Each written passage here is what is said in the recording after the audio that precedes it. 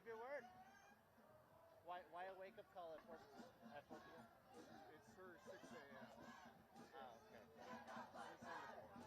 Oh, wow. So we have this little thing where we wake people up and tell them we love each other. That's nice. Well, it's what you would do in person. Good. You wake up and tell them you love them.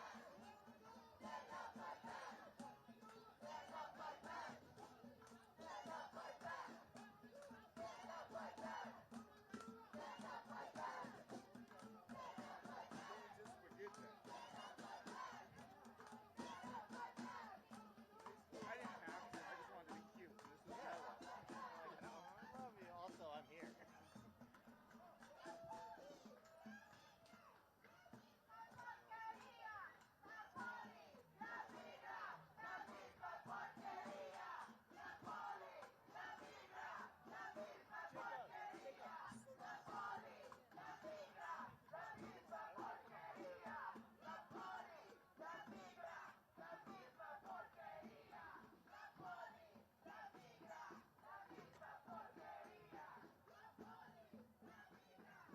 So within sight and sound of the United Center meant that one intersection, right?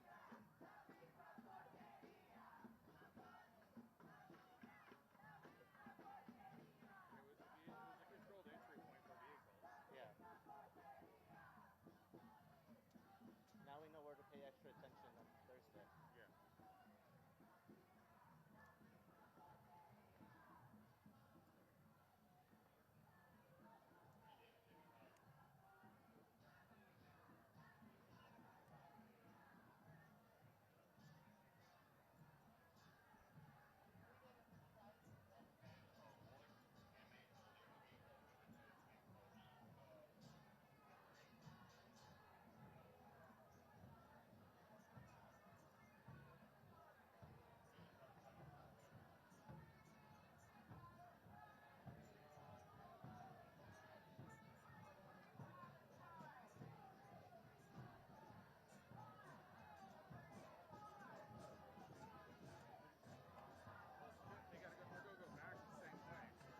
Yeah. Wait, what? They're going to go back the same way. No, they're going, it's a loop. So they go, oh, okay. Yeah. So they go back over there. Okay. Which is where I told Sandra's going to take over the live. Okay. And I told her just walk opposite of the route.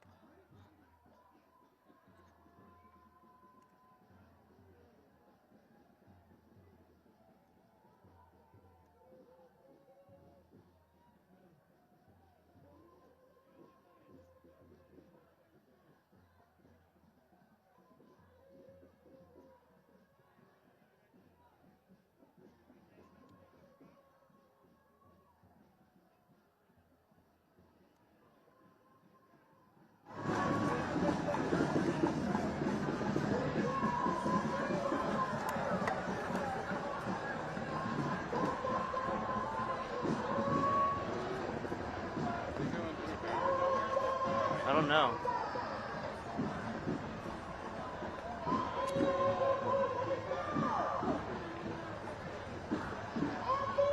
I think this is just like their second location.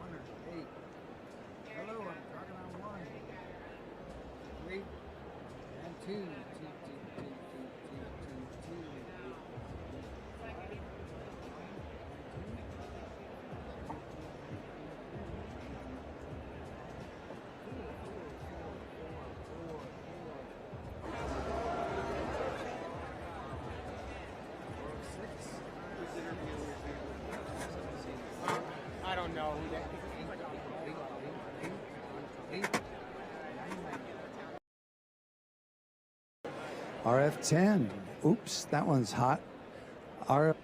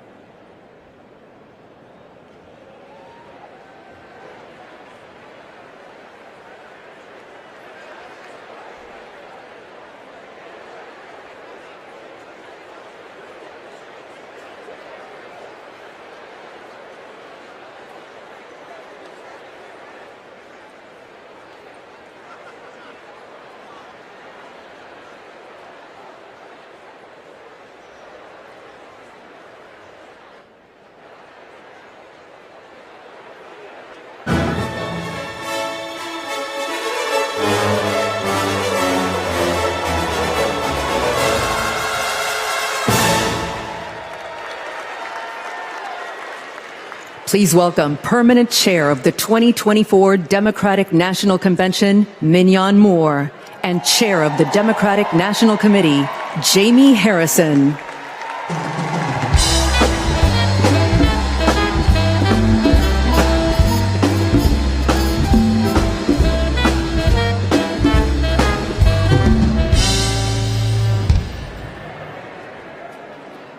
Hello, everyone.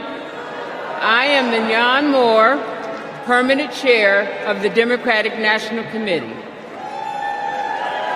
It is a pleasure to welcome you all to my hometown, Chicago. This convention is a celebration of our hard work and accomplishments and of the American spirit that makes this party and our country great. That's the spirit President Biden reignited when he told us we were in the battle for the soul of our nation. Throughout his term, he has brought us together and revived our country and our country's soul. And last month, in a true act of patriotism, he passed the torch to the next generation and the next President of the United States, Kamala Harris.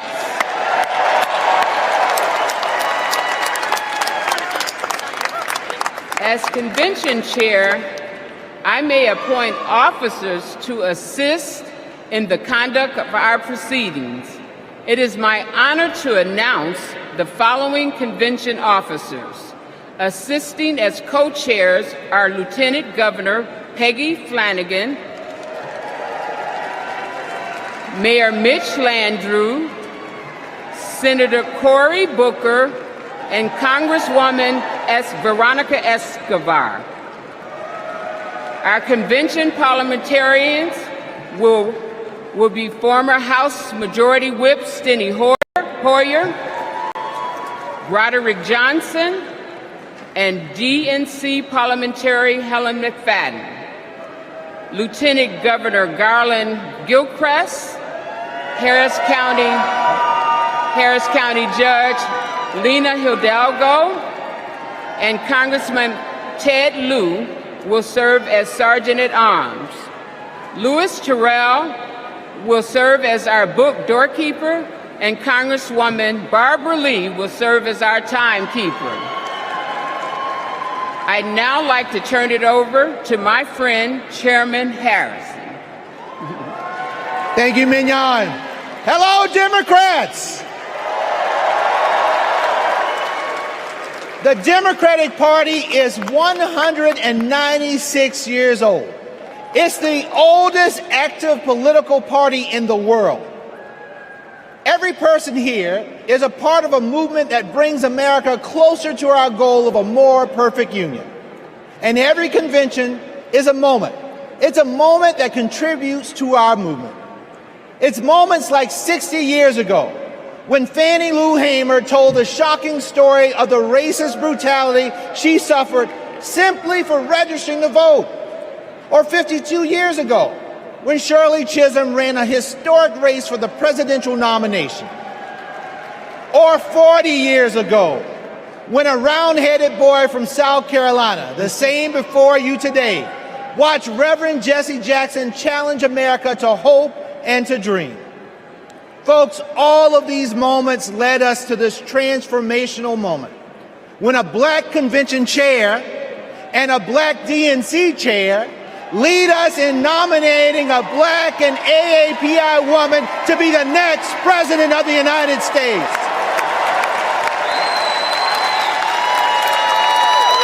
Folks, this is because the Democratic Party is and always will be for the people, for our future.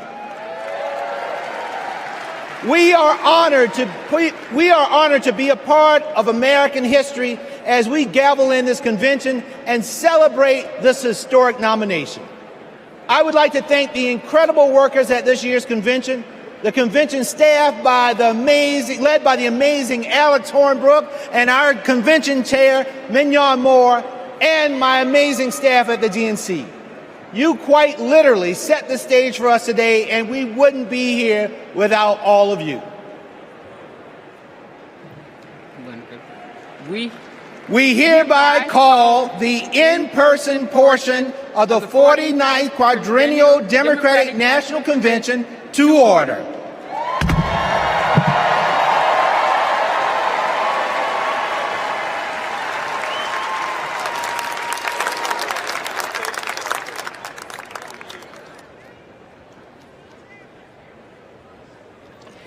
Please stand if you are able for this evening's invocation offered by Cardinal Blaise Joseph Supich, Archbishop of Chicago.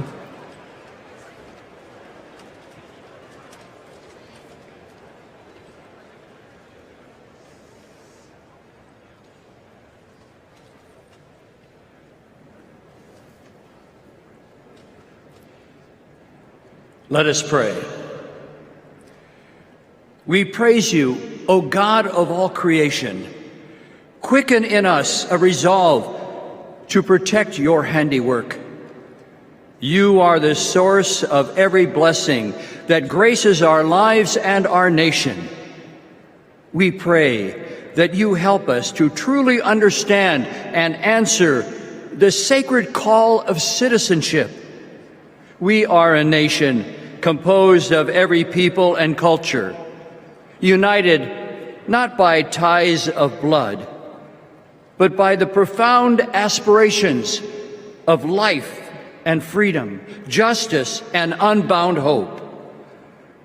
These aspirations are why our forebears saw America as a beacon of hope. And with your steady guidance, Lord, may we remain so today. In every generation, we are called to renew these aspirations, to reweave the fabric of America. We do so when we live out the virtues that dwell in our hearts, but also when we confront our failures to root out ongoing injustices in our national life, especially those created by moral blindness and fear of the other. We pray for peace, especially for people suffering the senselessness of war. But as we pray, we must also act. For building up the common good takes work, it takes love. And so we pray, may our nation become more fully a builder of peace in our wounded world, with the courage to imagine and pursue a loving future together. And may we as individual Americans become more fully the instrument of God's peace. Guide us, Lord, in taking up our responsibility to forge this new chapter of our nation's history. Let it be rooted in the recognition that for us, as for every generation, unity triumphing over division is what advances human dignity and liberty. Let it be propelled by the women and men elected to serve in public life, who know that service is the mark of true leadership. And let this new chapter of our nation's history be filled with overwhelming hope, a hope that refuses to narrow our national vision, but rather, as Pope Francis has said, to dream dreams and see visions of what, by your grace, our world can become. We ask all of this, trusting in your ever-provident care for us. Amen.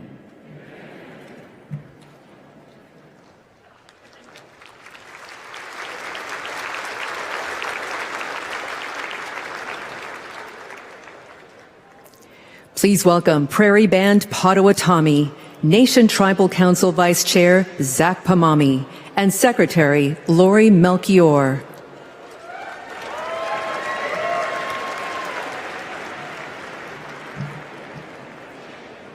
Here we are together on our ancestral homelands of the Prairie Band Potawatomi Nation and our sister Potawatomi nations. We also honor the spirit of the other tribal nations who traveled westward to this beautiful area. Welcome, 2024 Democratic National Convention, to our homelands.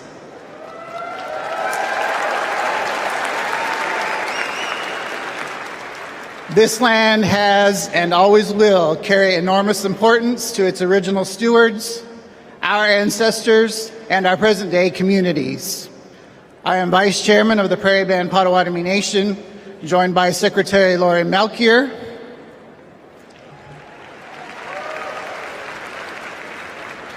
and our nation's Tribal Council, who are also with us in the audience. From time immemorial, our ancestors lived in the Great Lakes region. However, in 1849, an illegal auction by the U.S. government forcibly removed our tribe from our homeland. Since then, we have been working to reclaim it. Finally, this year, the Department of the Interior placed some of our ancestral lands west of Chicago into a trust.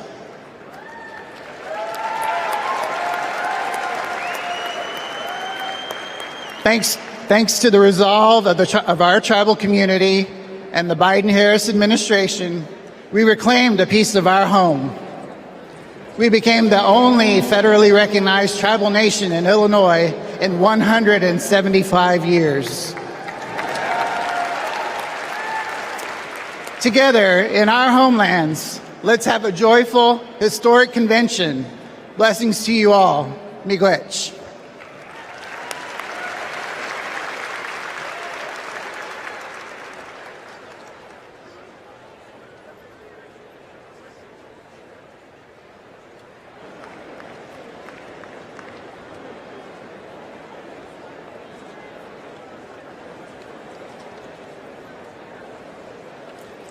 Please remain standing for the presentation of colors by the Illinois State Police Honor Guard.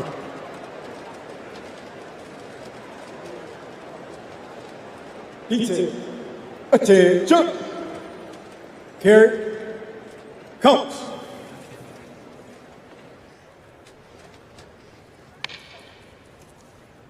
Forward. March. Left. Left.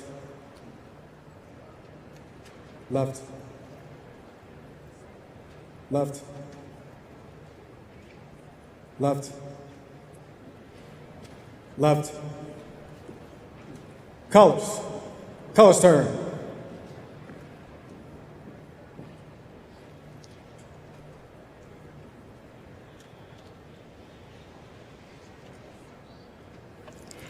Please welcome William and Charles Harrison from South Carolina to lead us in the Pledge of Allegiance.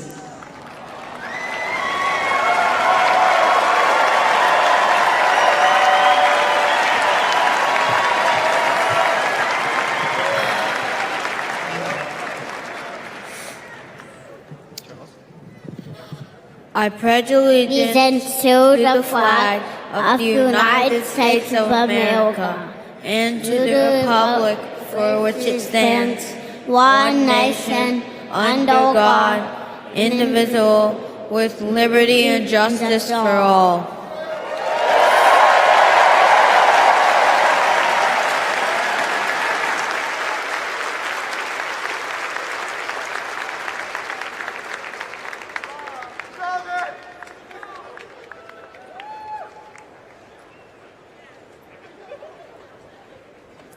Please welcome the Soul Children of Chicago to sing our national anthem.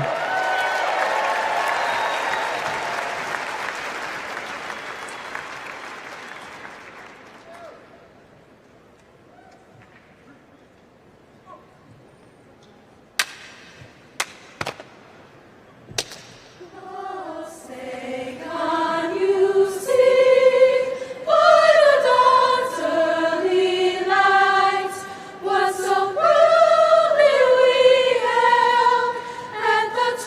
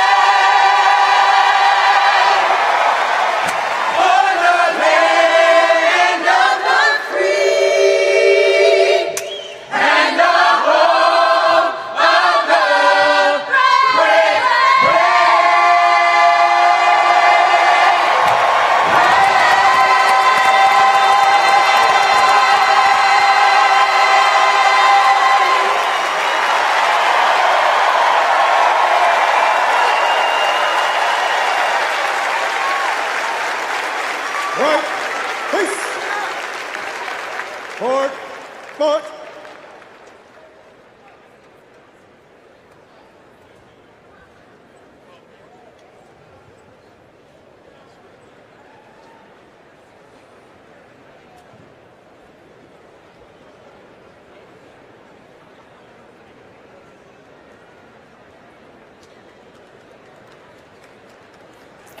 Please welcome Chicago Mayor Brandon Johnson.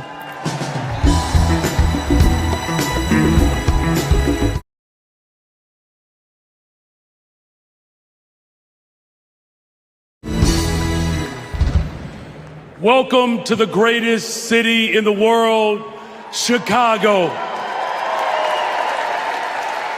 where Ida B. Wells and Jane Addams organized to deliver real transformative change across this country. Chicago, where Reverend Jesse Jackson united people from all different backgrounds to keep hope alive. And to a community organizer on the south side of Chicago, Barack Obama rose to the White House reminding us that yes, we can. And now Chicago, this city of hard work and caring people, is where Democrats will celebrate President Joe Biden and nominate President of the United States of America.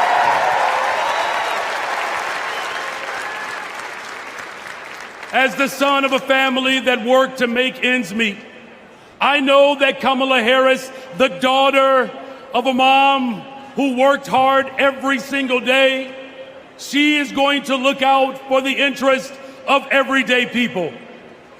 I know that as a fellow former social studies teacher, that Governor Tim Walz will never shrink from standing up for our democracy and for those most in need. And as a black man, raising a little black girl on the west side of Chicago, I know that my daughter Brayden will see not only a reflection of herself in the White House, but she will experience the deepest part of American values. Think about it. What will it take to build the middle class and make it easier for families not only to get by, but to get ahead? It will take someone with toughness to stand up for us. And let me tell you, America, Kamala's got it. What will it take to defend our fundamental rights and our freedoms? It will take someone with leadership who would fight for us. And let me tell you, America, leadership, Kamala, she's got it. And what will it take to defeat MAGA Republicans and move our country forward and not backwards? It will take everyone. And let me tell you all, Kamala, she's got us. From Mississippi to Pennsylvania to Delaware, Kamala Harris, she's got us. From Michigan to Wisconsin to Nevada to California and right here in Illinois, Kamala Harris, she's got us. To the child care workers, to the tip workers, Kamala Harris, she's got us. And to make sure that this country ensures that families will have access to real affordable housing, to create a pathway to the American dream, Kamala Harris, she's got us. Together we can build a better, brighter future. And there's no better place to start that than right here in the greatest freaking city in the world, the city of Chicago. God bless you all. Thank you.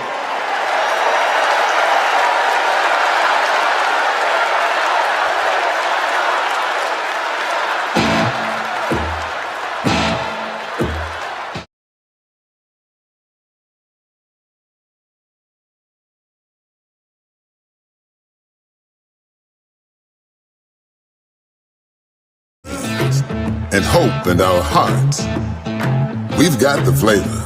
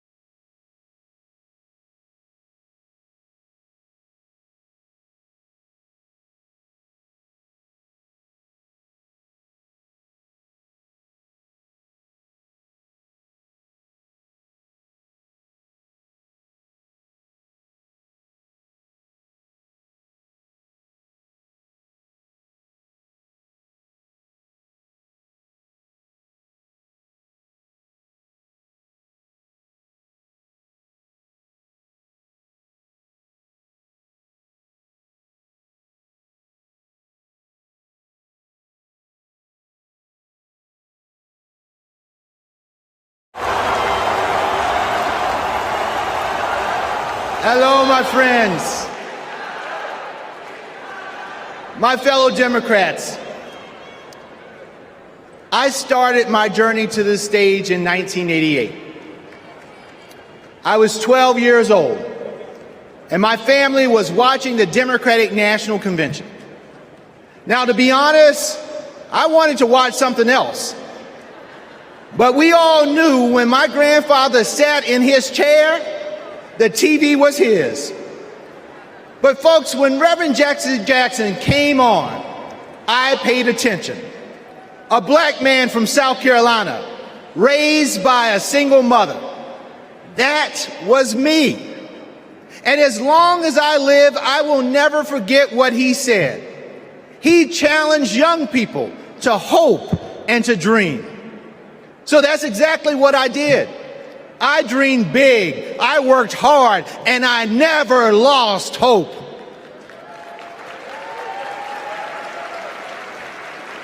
When our power was cut off, when there was nothing in the fridge, when we lost our home to a con man, I never lost hope. And now, my friends, I'm standing on the same convention stage that inspired me. And I'm the chair of the Democratic Party, the world's oldest political party. Folks, only in America. And that's the beautiful thing about this country that I love so much. Hope and hard work can take you anywhere. You can go to college, you can start your own business, you can even win the Olympics. That's the America Democrats believe in, and that's the America Democrats are fighting for. So 4 years ago, my friends, we were a country divided by fear, and we were stuck under a man who preached bigotry and hatred. Hope was lost. But my friends, we found hope in President Biden and Vice President Harris, and the 80 million Americans who stood by their side. And now we are united. We're united in our pursuit of progress. Because, my friends, they saw us. They fought for us. They heard us. And under their transformational leadership, we have forgiven billions in student loans. We have expanded access to health care, and we have strengthened the middle class. But the fight continues, and there is still more work to do. You know, I know that when we elect Kamala Harris and Tim Walz, they will build on our accomplishments, and they will create a country that works for every American. They will invest in our dreams and our futures, and hope will light our path forward. They will lead us in the fight for America, and believe me, when we fight, we win. And folks, we can never forget who we are fighting for. This election is about Americans who are watching right now, wondering, who's going to finally pave that dirt road, or make it easier to feed their family, or get medical bills under control?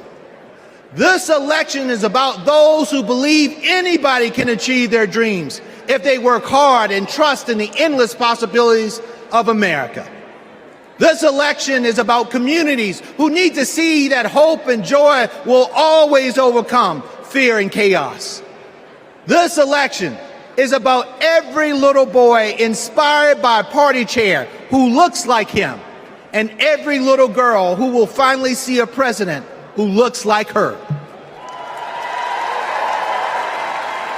My friends, we are paving a path for them. We're working toward a brighter future for them, and we need each and every one of you to join us.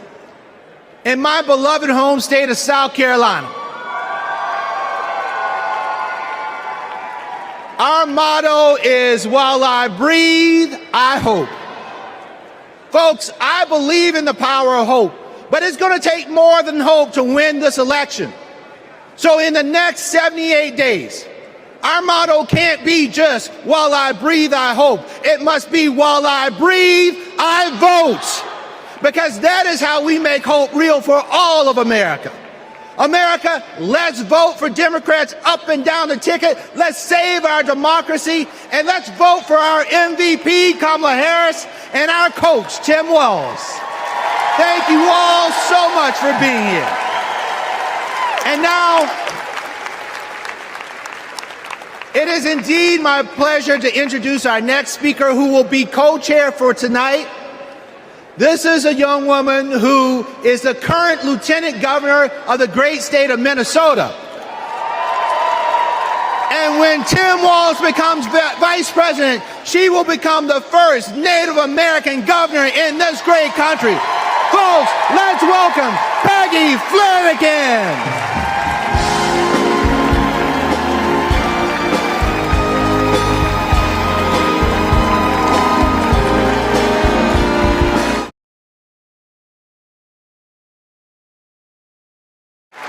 Thank you, Jamie. As we gather together on this historic night, we remember those who came before us, who fought and prayed this moment into existence.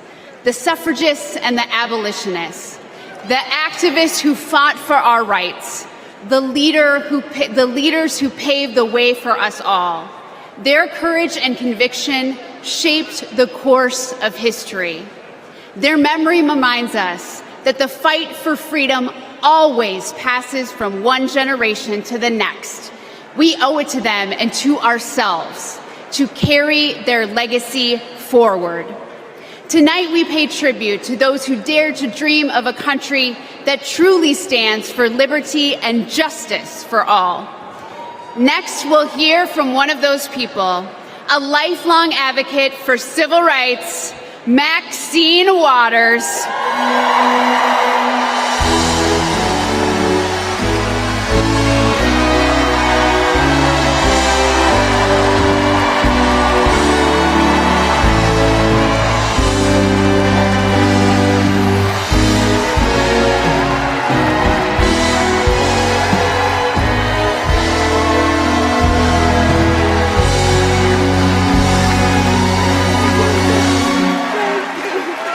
Wow. Hello, delegates. Now, you know, I've seen a lot in my lifetime. I was just 22 years old when Fannie Lou Hamer made her presence known at another Democratic convention. It was in 1964 in Atlantic City. And she arrived with a group of black delegates from Mississippi. And she simply asked that her delegates be seated in place of the state's all-white delegation. She told the people in the room about the violence she suffered at the hands of white police because she, a black woman, had demanded her right to vote. When she finished, she asked the country a simple but profound question. Is this America? She didn't get the outcome she was hoping for in Atlantic City, but you can bet that when the official Mississippi delegation was seated at the convention 4 years later, Fannie Lou Hamer was sitting there with them. Now here we are, 60 years later at another Democratic convention with Kamala Harris as our party's nominee. Oh, so I know there is no better leader to marshal us into the future. Kamala has been a courtroom prosecutor, a district attorney, an attorney general, a United States senator, vice president of the United States. And when the dust settles in November, and Americans of all stripes have elected her, their president, I know she'll be thinking about Fannie Lou who I happen to know is one of Kamala's heroes. In that moment, all of us, from New York to Pennsylvania, to Arizona, to California,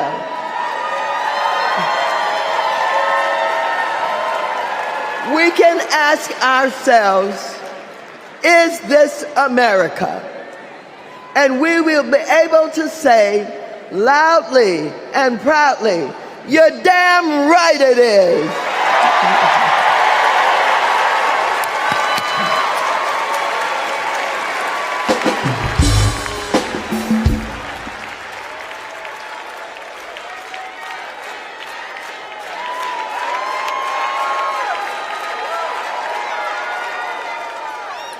Please welcome President and CEO of the NAACP, Derek Johnson, and President and CEO of the National Coalition on Black Civic Participation, Melanie Campbell.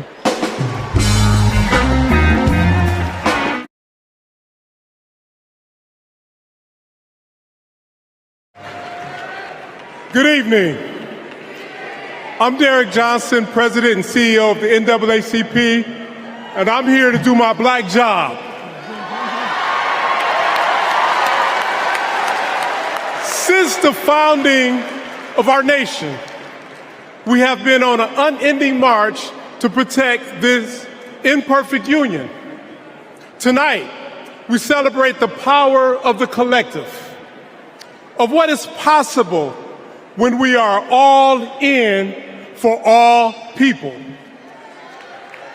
But as we do, let us not forget the history that preceded this moment or the history makers who prepared us for it.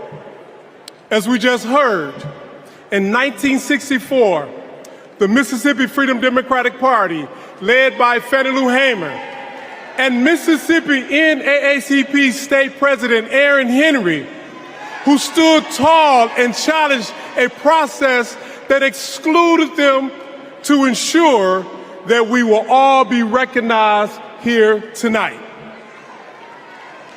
In 1973, the historic elections of Atlanta's Mayor Maynard Jackson, Detroit's Mayor Comey Young, and LA's Mayor Tom Bradley paved the way for another historic election just 10 years later, right here in Chicago, with the election of Harold Washington as the first black mayor of the city of Chicago.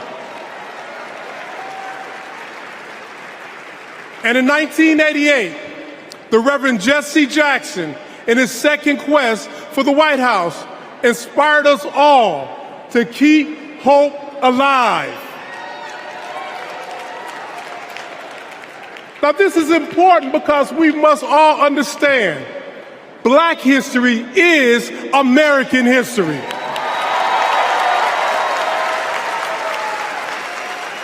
And in this historic moment, we will write the next chapter together.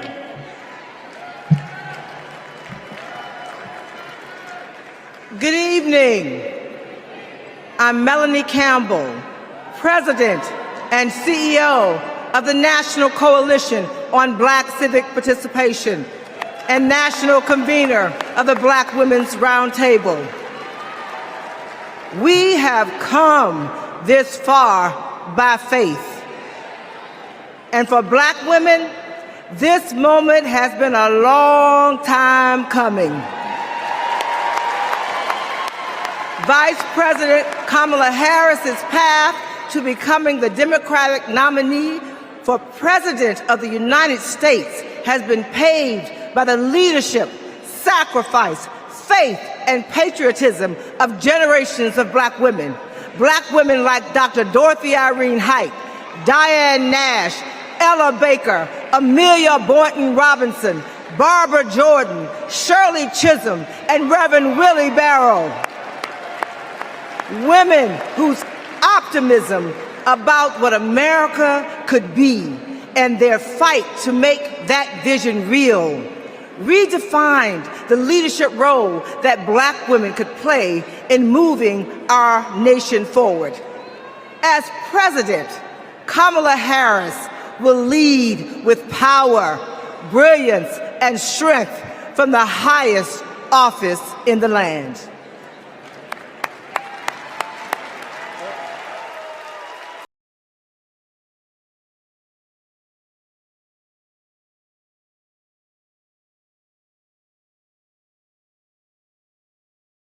Together.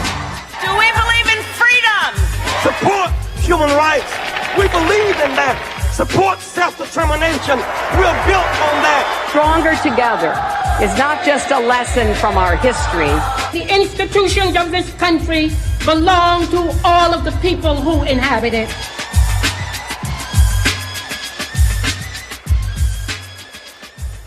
Jesse Jackson took to the stage at the Democratic National Convention in Chicago, knowing the uphill battle he would face in composing the score of a harmonious nation.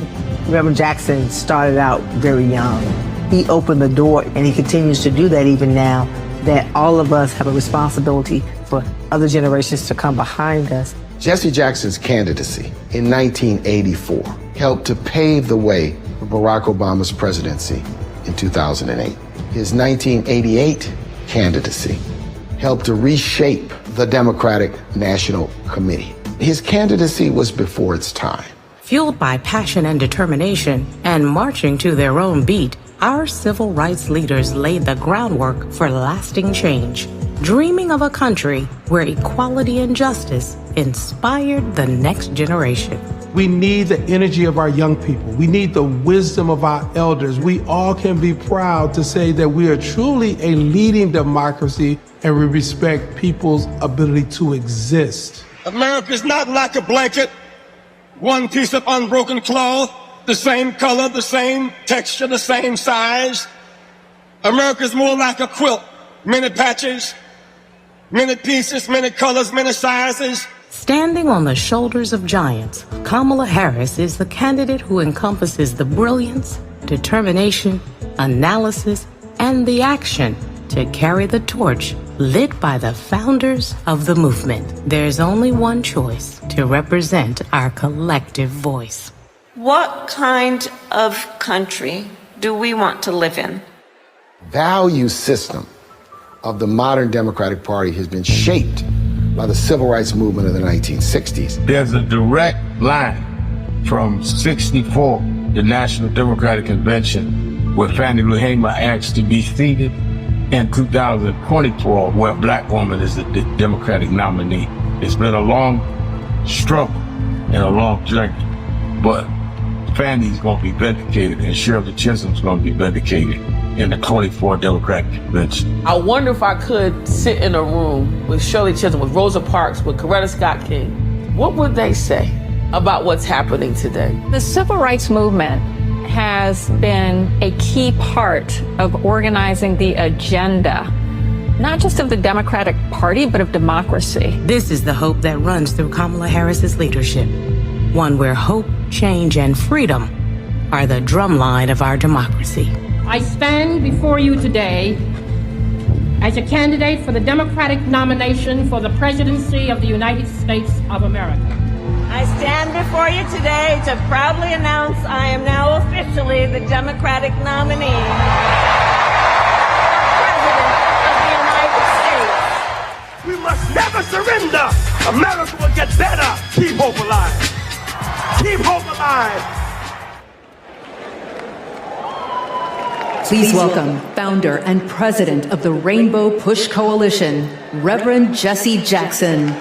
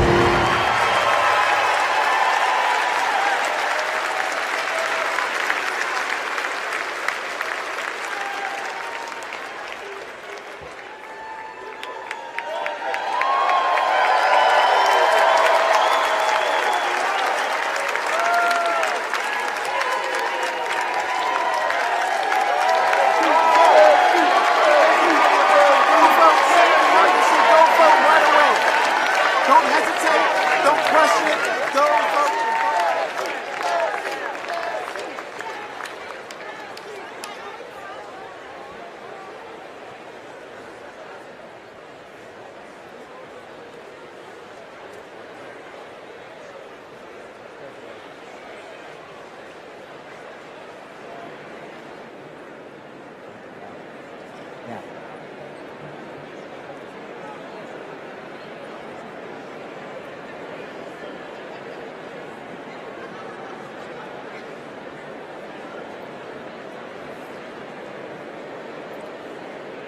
Democrats, our first order of business is adopting an up-to-date convention agenda. When the Convention Rules Committee met, everyone was working on updating plans based on the significant changes that had just occurred. When the committee approved an agenda, it was a work in progress that members knew would need to be revised accordingly. We now have an agenda for the next 4 days. The agenda is included in the Standing Committee report booklet emailed to each convention participant. In addition to fantastic speakers and performers, tonight's agenda provides for adopting the up-to-date convention agenda, hearing the Credentials Committee report, hearing the Rules Committee report, and considering a resolution as recommended by the committee, hearing the Platform Committee report, and considering our national platform as recommended by the Platform Committee, and holding a confirmatory and ceremonial vote for our vice presidential nominee. Tuesday includes a ceremonial roll call for the presidential nominee. Wednesday, we'll hear ceremonial nominating speeches for our vice presidential nominee, and Governor Walz will make his acceptance speech. And on Thursday, my friends, we'll hear a ceremonial nominating speech for our presidential nominee, and Vice President Harris will make her acceptance speech.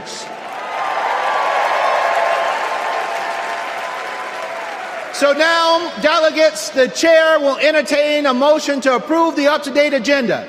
Is there a second? All in favor of approving the convention agenda, please say aye. Aye. All opposed, say nay. The ayes have it.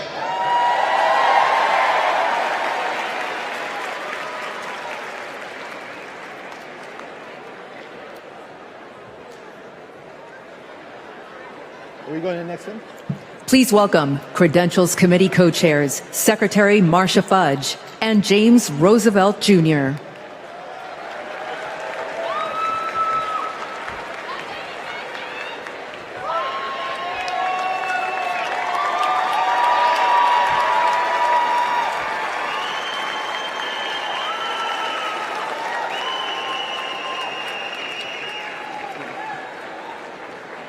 Greetings, my friends.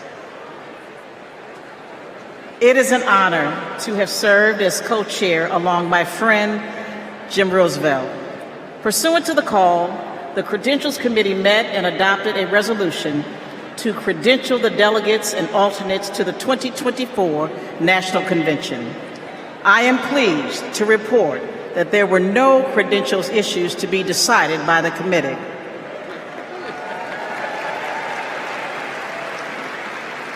Their work allowed us to nominate two champions for democracy and freedom, Vice President Harris and Governor Walz.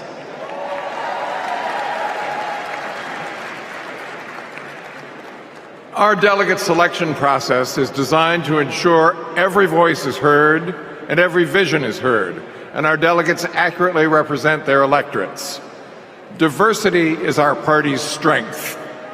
And I'm so proud to see the wonderful representation of our party and democracy here today. I am pleased to share that the Credentials Committee report was adopted and all delegates have been fully credentialed. In memory of Marvin Turner, we are going to have a great convention and we are going to win. Thank you.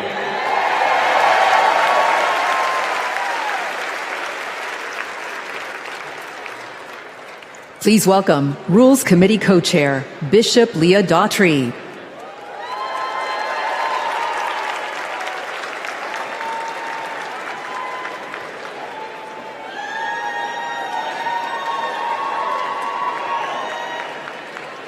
Hello, Democrats.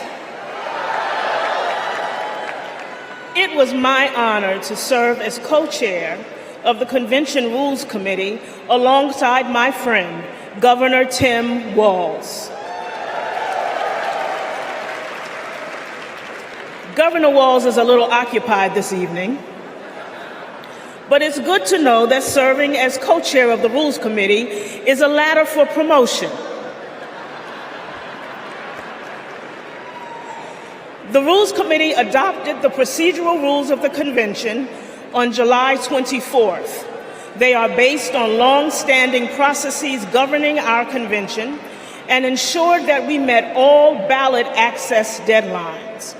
The rules established the virtual nominating process for the party's nominees and set the stage for in-person votes at the convention to adopt our platform and resolutions recommended by the Rules Committee, as well as to cast celebratory votes on our nominees and hear their acceptance speeches. Under the Rules Committee authority, the Rules Committee is recommending for your approval one resolution. Contained in the committee's report, the resolution supports the current practice regarding automatic delegates, as well as other reforms to make our party stronger. The co-chairs are pleased to move the adoption of this resolution on behalf of the Rules Committee. Thank you, Bishop Daughtry. The Rules Committee has moved the approval of the resolution. Is there a second? We have a second. I will now call for a voice vote on approving the resolution as recommended by the Rules Committee. All those in favor of the committee's recommendation to approve the unity resolution say aye. Aye. All opposed say nay. I'm pleased to report for the record that with a majority of delegates having voted in the affirmative, the resolution has been approved. My thanks to our Rules Committee co-chairs and members for your efforts to build a transparent and inclusive party. Thank you, Madam Chair.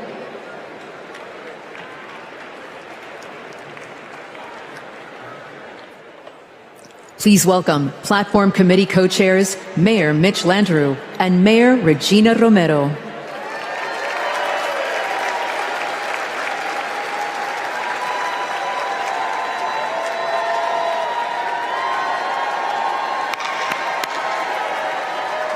Hello, delegates.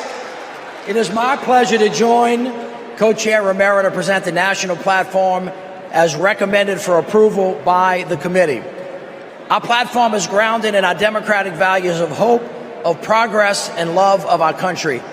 It makes a strong statement about the historic work that President Biden and Vice President Harris have accomplished hand in hand, and it presents a bold vision for our future. Kamala Harris will protect reproductive freedoms. Donald Trump will rip them away. Kamala Harris will lower costs for Americans, expand access to affordable health care, protect and strengthen Social Security and Medicare. Donald Trump will cut taxes for billionaires and big corporations, and he will pay for it by putting health care and Social Security on the chopping block. Kamala Harris is going to defend our democracy. Donald Trump is going to undermine it. The choice before us is clear, and the stakes could not be higher. Buenas noches, demócratas.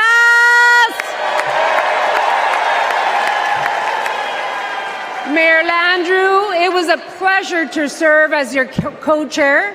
I also want to recognize Louisa Terrell and the drafting subcommittee for their work. This platform was passed by the Platform Committee on July 16, prior to the President passing the torch in an act of love and patriotism. And it's the product of a comprehensive process to engage with leaders from all corners of our winning coalition. Hundreds of submissions, hours upon hours of hearing and testimonies, countless conversations with community leaders and grassroots Democrats. All were essential to producing a forward-looking vision for our party that echoes the voices of all. Vice President Harris is now carrying the torch. And she and Governor Walz are committed to delivering results for the American people. Then you have Donald Trump. His extreme agenda is working against everyday Americans. He is fighting for big oil, big pharma, big banks.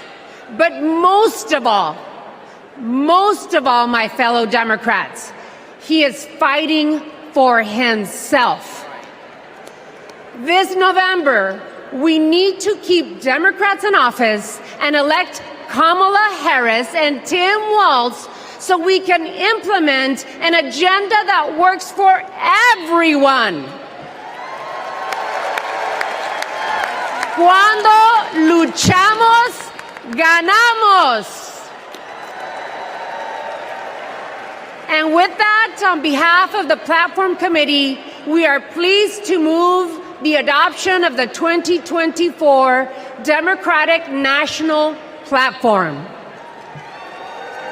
Thank you. The co-chairs have moved the approval of the national platform. Is there a second? We have a second. I will now call for a voice vote to approve the platform as recommended by the Platform Committee. All those in favor of approving the platform, please say aye. All opposed say no. Co-chairs, I am pleased to report for the record that with a majority of the delegates having voted in the affirmative, the platform has been adopted. Once again, thank you to our Platform Committee co-chairs and members, as well as the Platform Drafting Committee and its chair, Louisa Terrell.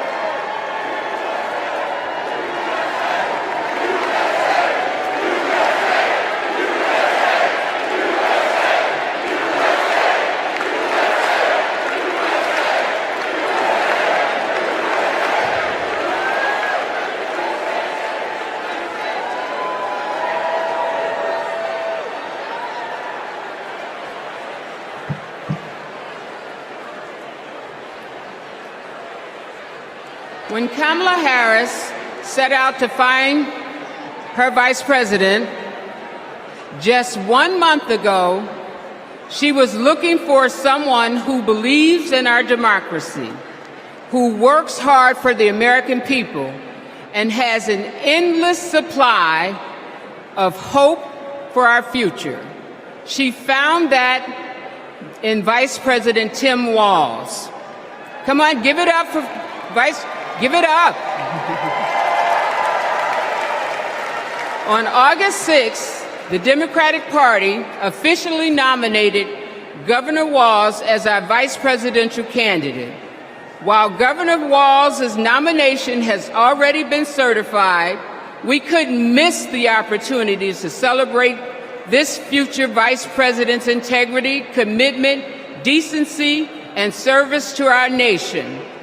The chair will entertain a motion to ceremonially confirm Governor Walz's selection as the Democratic Party's vice presidential nominee.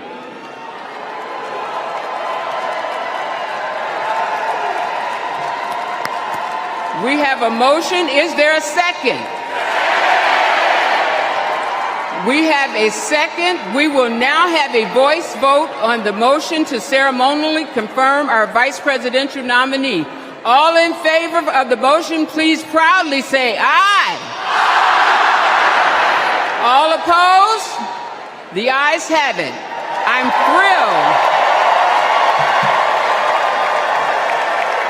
I'm thrilled to proudly reaffirm Tim Walz as our Democratic nominee for vice president.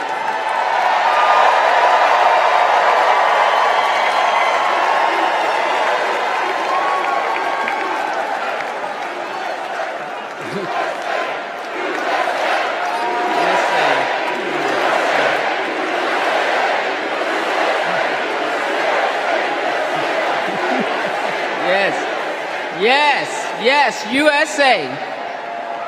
Pursuant to our convention rules, Governor Walz has been invited to make an acceptance speech, which he will deliver on Wednesday, August 21st. Thank you, my friends. Delegates, please welcome to the stage co-chair Peggy Flanagan to resume chairing our convention.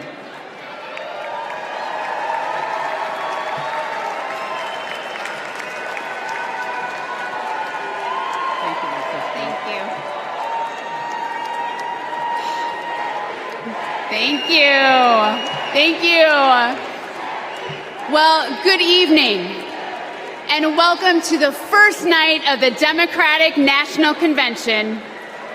I'm Peggy Flanagan, Lieutenant Governor of Minnesota, and I am thrilled to be here in Chicago with Democrats from across the country to rally around Kamala Harris and Tim Walz and their vision for America.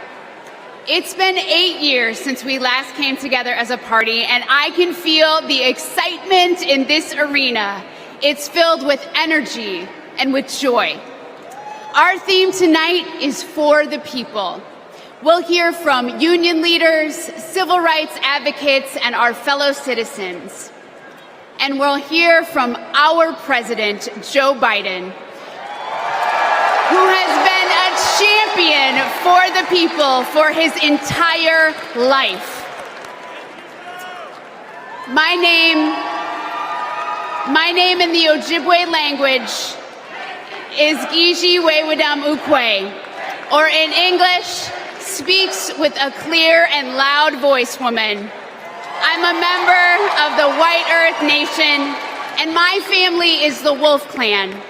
And the role of our clan is to ensure that we never leave anyone behind. That's why I am supporting Kamala Harris and Tim Walz to be the next president and vice president of the United States.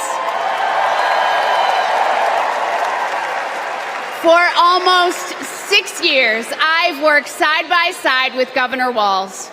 I've seen how hard he's worked for Minnesota to be the best place for kids to grow up. He does it all with a big heart, a buffalo plaid jacket, and a bottomless bag of snacks. Nutter Butters, cheese curds, and Diet Dew. Every time we meet, he brings something for me, because he's always got my back. And when he's vice president, he will always have yours. He and Kamala Harris have spent their lives fighting for you, for your family, for your future. So whether you're a lifelong Democrat or just tuning in, thank you for being part of this evening. 4 years ago, the COVID pandemic upended our lives. My brother Ron was the second person to die of COVID in the state of Tennessee. We couldn't see him. We couldn't have a memorial. And millions of American families went through the same thing. Our communities were suffering. Our economy was struggling. And Donald Trump was playing games. Our country was brought to the brink by his failure to respond. But the Biden-Harris administration stepped in with quick and decisive action. They contained the virus, created millions of jobs, and invested in our nation's future. Under their leadership, America began to heal.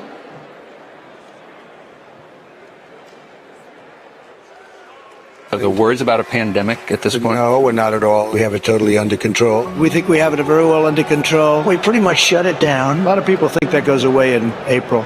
With the heat, we're in very good shape. Because of all we've done, the risk to the American people remains very low. View this the same as the flu. It's going to disappear. One day, it's like a miracle. It will disappear. We all together have done a very good job. We think the death will be at a very low number. I see the disinfectant. Is there a way we can do something like that by injection inside or almost a cleaning. I'm taking it. Hydroxychloroquine. When? Right now, yeah. You can test too much. You do know that. Who says that? Oh, just read the manuals, read the books. Manuals? Read the books. Manual? I think it's under control. I'll tell you what. How? 1,000 Americans are dying a day. They are dying. That's true. It is what it is. Help is on the way, and it is long overdue. The $1.9 trillion COVID relief bill to get stimulus aid directly to struggling Americans. Our plan is about what we need to do around a national strategy for contact tracing, for testing, for administration of the vaccine, and making sure that it will be free for all. Tonight, the U.S. is nearing a major milestone in the fight against the coronavirus. The U.S. is about to deliver the 200th million COVID shots since President Biden took office, beating his target by about a week. Millions of American students returned to school earlier this month after more than a year of remote learning. Sports venues are filling up and concerts are getting scheduled. I'm feeling great. Business is definitely ramped up. I'm so thankful. To be able to serve our customers again after all this, it's a blessing.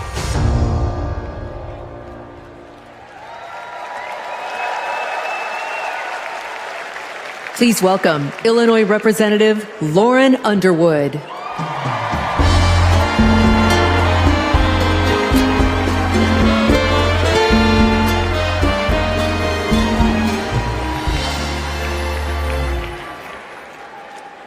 COVID was the worst public health crisis in a century.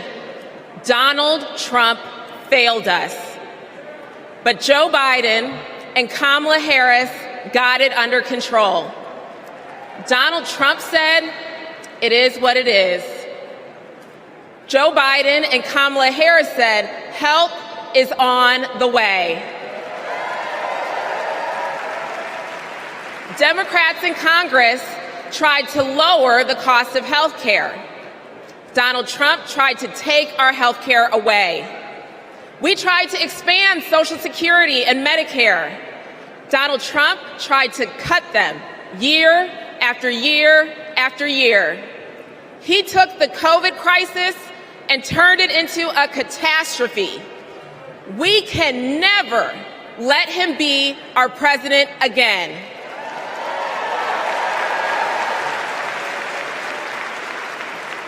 As a registered nurse, I care deeply about making health care more affordable. As someone with a pre-existing condition, I am determined to protect the people who are most at risk. And as the youngest Black woman ever elected to Congress, I am painfully aware that Black women, especially pregnant women and new moms, were more likely to die from COVID. I wrote the Momnibus to protect those women and to address the maternal health crisis. And that bill was introduced and championed by Senator Kamala Harris. Because she protects the people who are most vulnerable. She's done it for her whole career. As Vice President, she and President Biden passed my legislation to make health care more affordable. And now 4 out of 5 Americans can get covered through the Affordable Care Act for $10 or less per month. And under the Biden-Harris administration, the number of uninsured Americans hit an all-time low. 4 years ago, it was not safe to hold a convention like this. But tonight, thousands have gathered in this arena in my home state of Illinois to make sure Kamala Harris is the next president of the United States.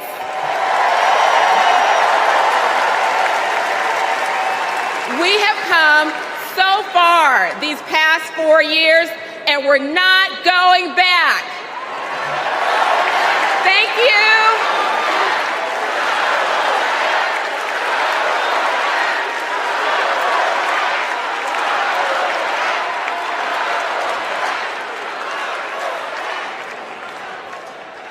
My name is Rich Logis. I live in Florida, and until 2 years ago, I was a full-fledged member of MAGA. I believe Trump. I was a MAGA pundit. I had my own podcast. I was in a state of panic, terrified that Democrats were destroying our country. When the pandemic hit, we needed leadership, but we were given almost nothing. It was a major betrayal to the country. So I finally stepped outside the MAGA echo chamber. I stopped listening to what Trump said and looked around with my own eyes. And I realized he had been lying about pretty much everything. Lying is Trump's toxic superpower. He's ripped apart families, communities, our whole country. So this is my message to all the Republicans and independents who are watching. People like me who voted for and believed in Trump. I made a grave mistake, but it's never too late to change your mind. You don't need to agree with everything you hear tonight to do what is right. We need to be able to trust our leaders. That's why I'm all in for Kamala Harris. Please welcome California Representative Robert Garcia.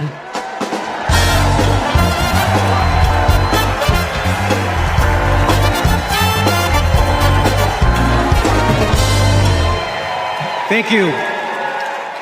Thank you. We all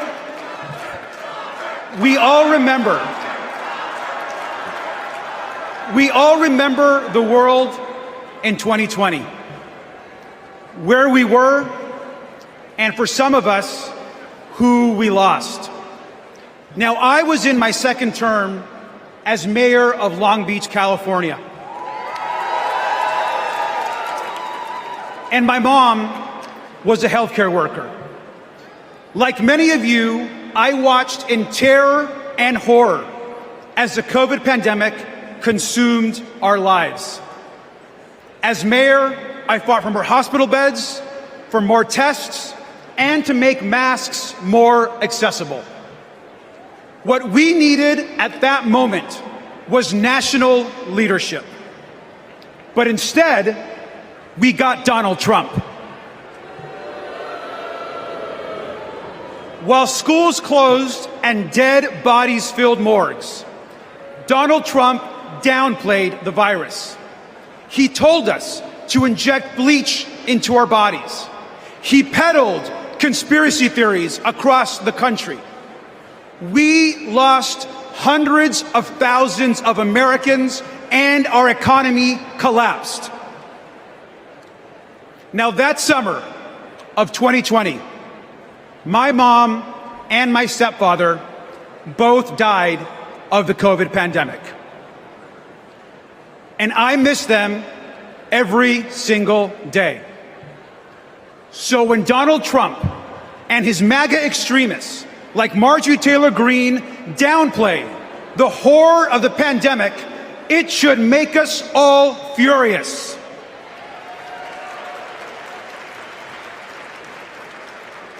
Now, I will never forget when Kamala Harris called me after my parents died. She told me about her own story, about losing her own mother, and that she was praying for me at that very moment. Now, we all know that later that year, Joe Biden and Kamala Harris were elected president and vice president. And what a difference they made together. They got people vaccinated. They got the virus under control. They safely reopened our schools. And they passed the American Rescue Plan. A historic economic package that helped small businesses and created jobs all across the country. Thank you, Joe Biden and Kamala Harris.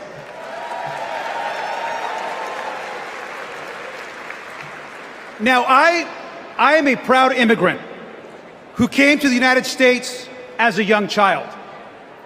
We grew up poor. English was our second language, and we often, like many immigrant families, struggled to get by.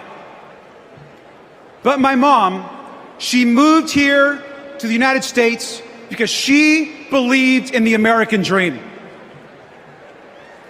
I'll never forget the day that I became a United States citizen. I raised my right hand and I pledged an oath to protect and to love this country. It was the proudest day of my life.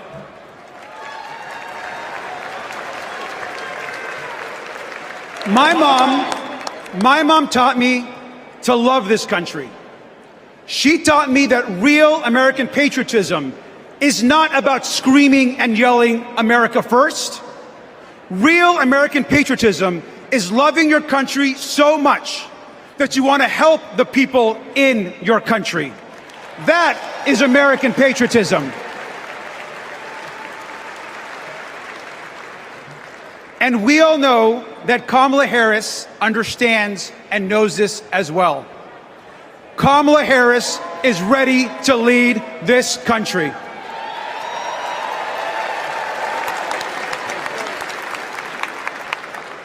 We can all remember 2020. We can all remember the horrors of Donald Trump. But let's remember, most importantly, tonight and every single day this week, that we are not going back. Thank you.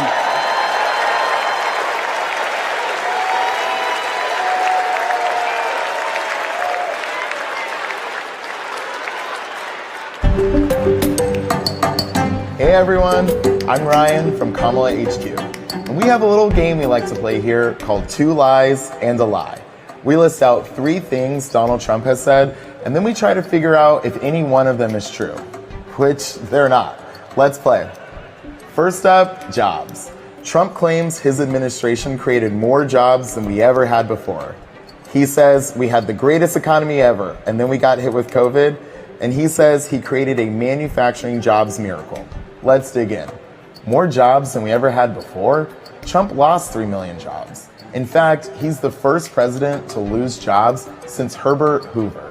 What about this claim that it was the greatest economy ever and only COVID tanked it? Once again, no. Let's take a look at his track record on jobs before COVID as compared to the Biden-Harris administrations. What do you know? Hardly the most successful ever. And about his supposed manufacturing miracle, Trump talked a big game, but actually lost 178,000 manufacturing jobs. And just to be clear, it wasn't just COVID here either. Manufacturing jobs were already on their way down before the pandemic. So that's round 1. And it looks like what we have here is 2 lies and another lie. You get the hang of it? I'll see y'all in a little bit.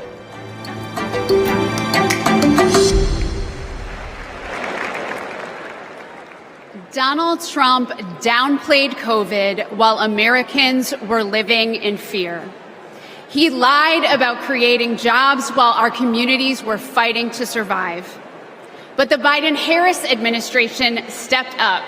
They actually took decisive action to create jobs, support small businesses, and rebuild a stronger and more resilient economy. Kamala Harris is a leader we can trust, even in our most challenging moments, especially in those moments. Donald Trump dithers, Kamala Harris delivers. Donald Trump abandons vulnerable people, Kamala Harris protects them. Donald Trump bullies scientists, Kamala Harris believes them. Our next 2 speakers will tell us why that's so important. Please welcome Brian Wallach and Sandra Abravaya.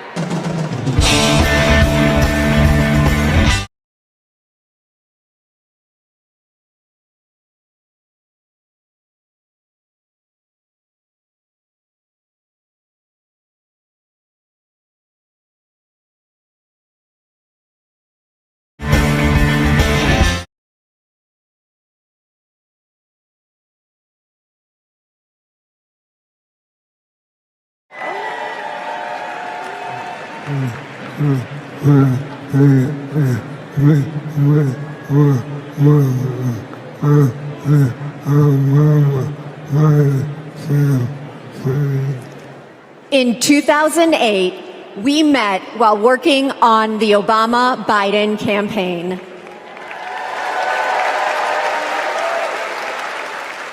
We found our way there because we believe in the power of organizing.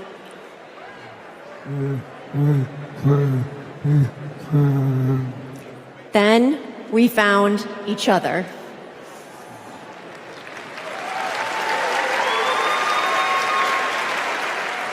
The day we brought our second daughter home from the hospital, Brian was diagnosed with ALS.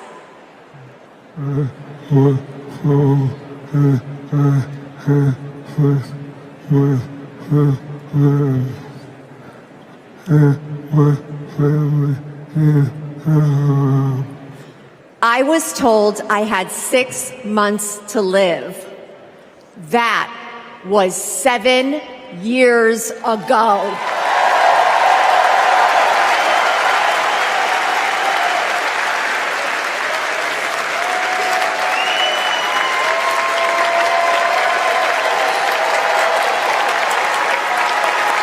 We could not change Brian's diagnosis, but we knew how to organize. So we co-founded a nonprofit called I Am ALS, and thousands of terminally ill patients fought for new therapies, $1 billion to fund ALS research, and earlier access to treatments, all of which President Biden signed into law.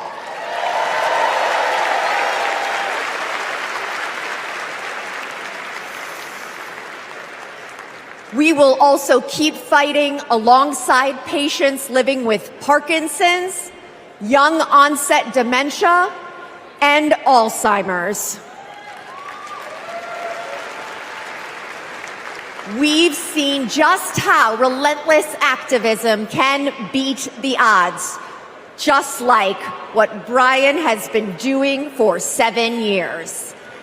And that is what we need right now to elect Kamala Harris. She's the daughter of a breast cancer researcher.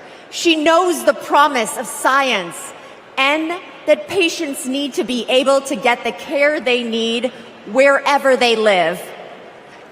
We all want to make life better for the next generation and believe that people like Brian can be the first generation of survivors.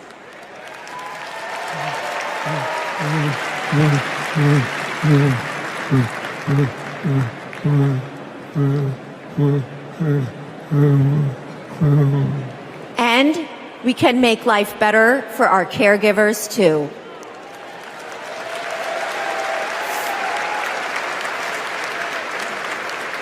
Brian and I are still driven by hope and by faith in what we can do collectively, and that includes the power of our vote. This November, we are voting for our future.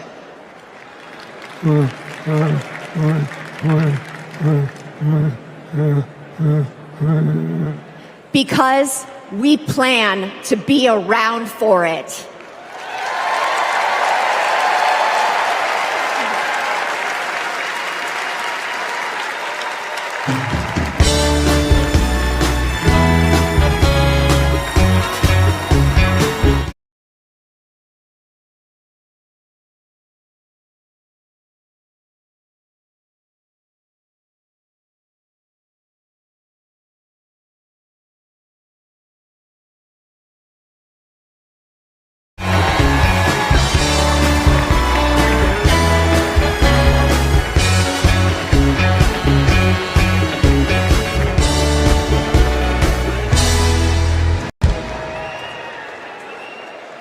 I've known Brian and Sandra for years. In fact, Sandra was my personal press secretary. You will not find a more courageous couple. Let's give Brian and Sandra another round of applause.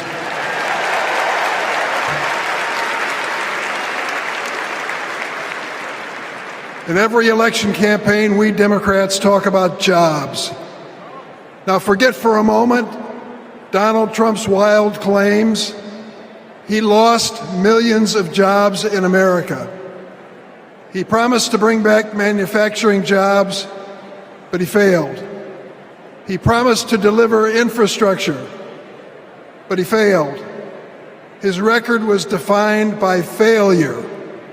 To put it another way, Donald Trump is like a bad boss.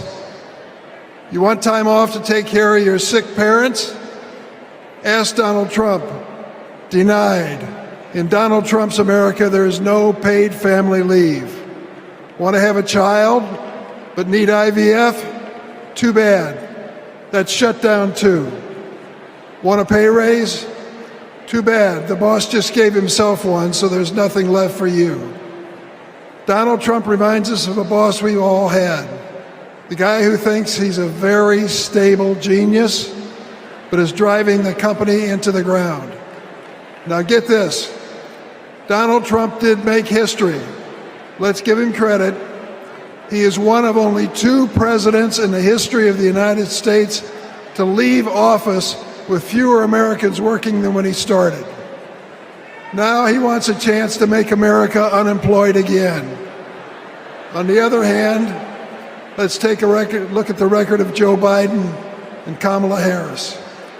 They recovered all those millions of jobs that Trump watched slip away.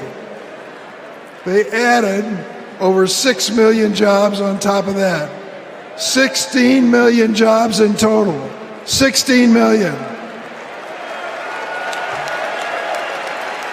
Today, more roads are getting fixed, more factories are being built, more Americans are working construction, and more auto workers are making cars than on any month when Trump was president. And we know behind every job is a person or community forever changed. Data centers in Wisconsin, semiconductors in Pennsylvania, electric vehicles in Michigan. Yes. Hello, Michigan.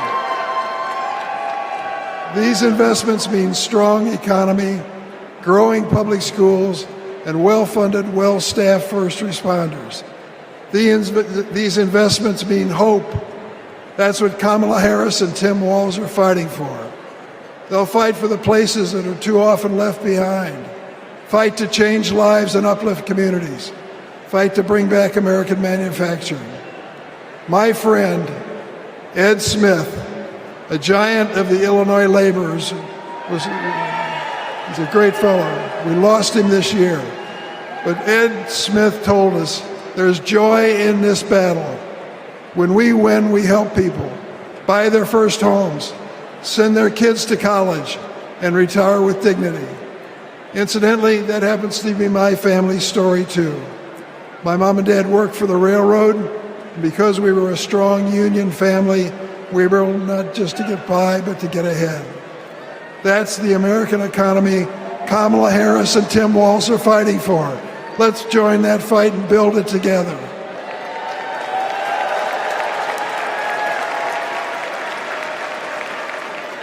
Now let's hear from some union workers on the ground in Arizona, thanks to the Biden-Harris administration investment in America.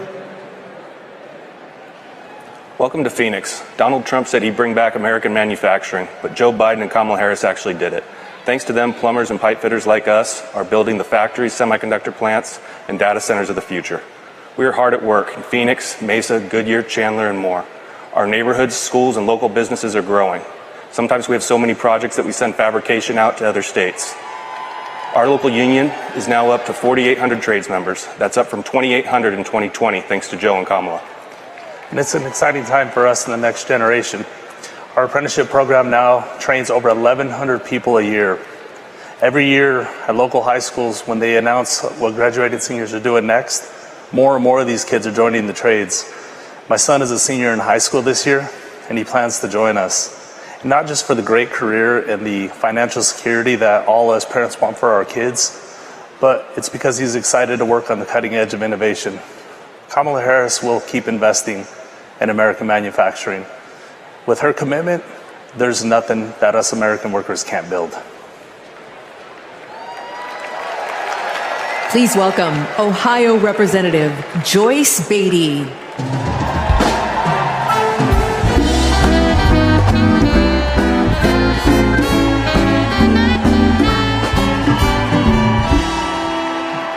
Good evening.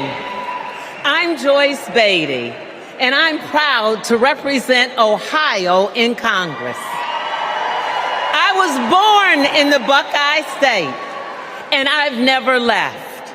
Now, J.D. Vance likes to talk about how he's from Ohio, but as soon as he could, he ran away to Yale and Silicon Valley, cozying up with billionaires while trashing our communities.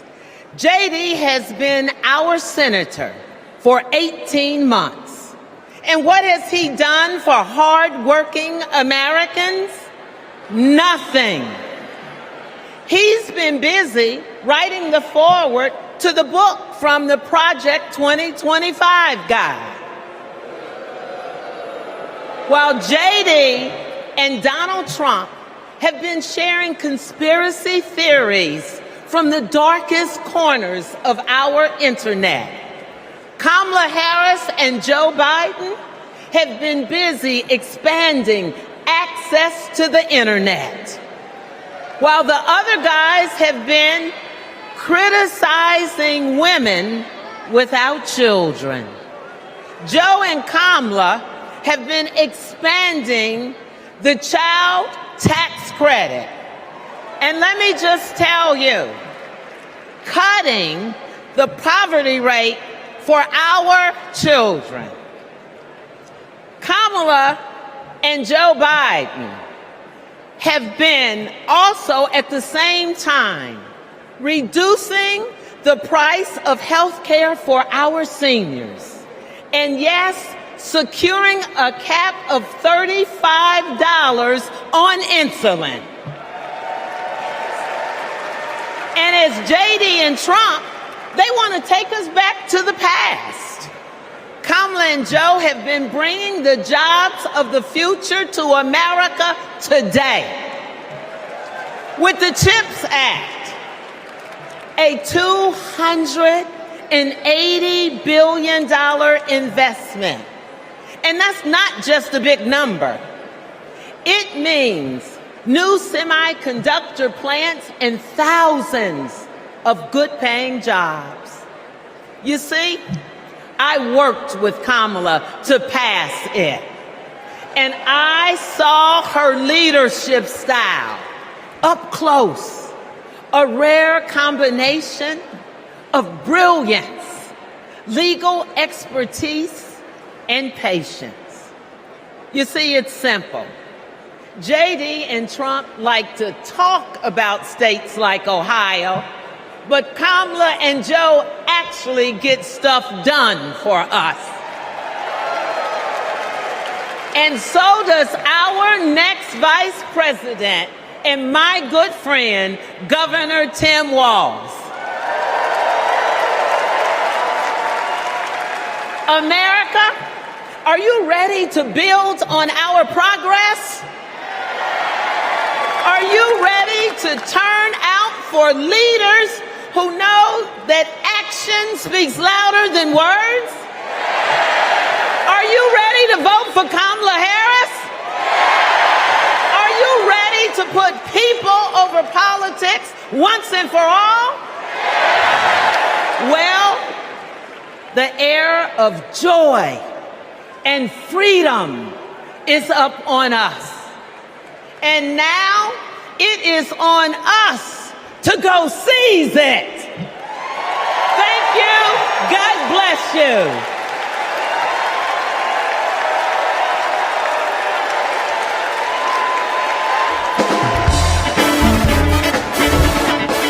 Please welcome AFSCME President Lee Saunders, SEIU President April Barrett, LIUNA General President Brent Booker, IBEW International President Ken Cooper, CWA President Claude Cummings, and AFL-CIO President Liz Schuler.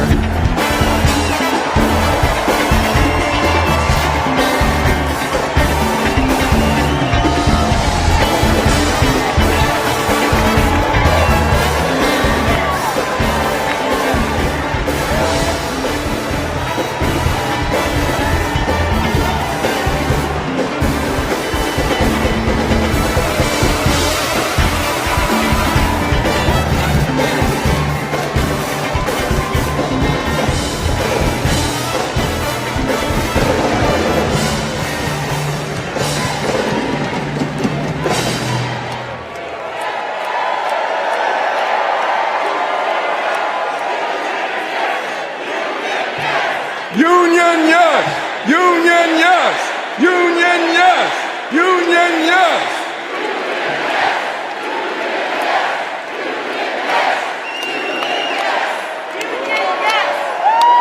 All right. I'm Lee Saunders, president of AFSCME, a union of 1.4 million public service workers in healthcare, corrections, sanitation, and more. 4 years ago, we faced a pandemic and a recession with a president who didn't care one bit what working people were going through. Enter Joe Biden and Kamala Harris. Within weeks, they passed the American Rescue Plan, pulling the economy back from the brink and putting us back to work. They're guided by a basic principle: more freedom for working people, including the freedom to join a union.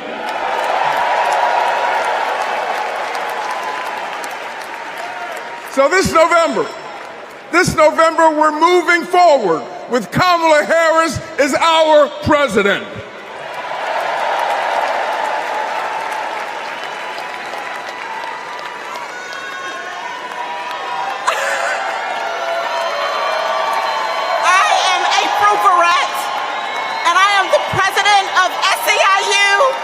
Representing 2 million service and care workers. We're all in for Kamala Harris because Kamala Harris has always been all in for us. Vice President Harris joined fast food workers on the picket line, and she walked a day in the shoes of a home care worker.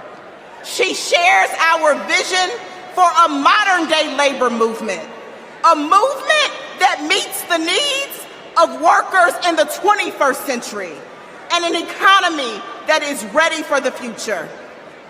It is going to be together that we write new rules to make it easier for all workers to join a union.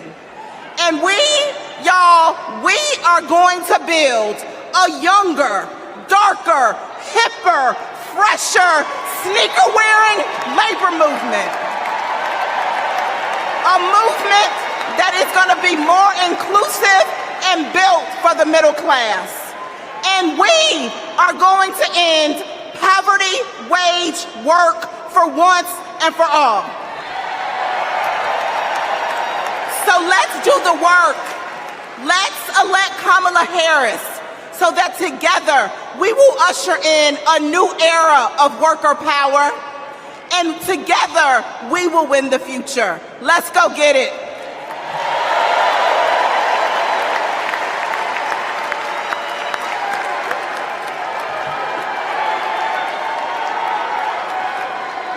I'm Brent Booker, and I'm proud to represent LIUNA, the Laborers International Union of North America. We're construction workers, public employees, and postal mail handlers. For decades, we've fought for more investment in our infrastructure. While Trump made empty promises, the Biden-Harris administration delivered. Now we're rebuilding highways, bridges, and tunnels, and powering a clean energy and manufacturing boom. Thanks to them, our members can buy a home, put their kids through school, retire with dignity. As president, Kamala Harris will keep fighting for workers who are building America.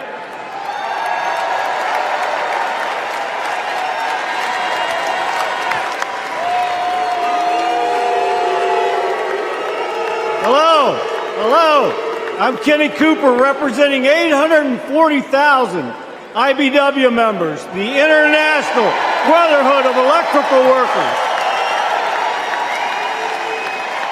The IBW powers America, from fire alarms to solar farms, nuclear plants to battery plants, storm restoration to power lines, and we've been doing it for over 130 years.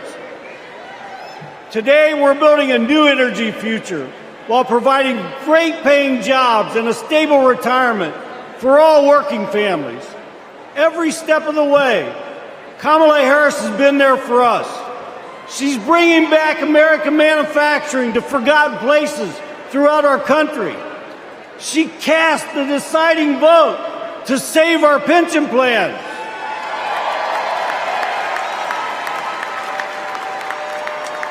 She's lifted our apprentices up all over the nation. And guess what? She's not afraid to use the word union.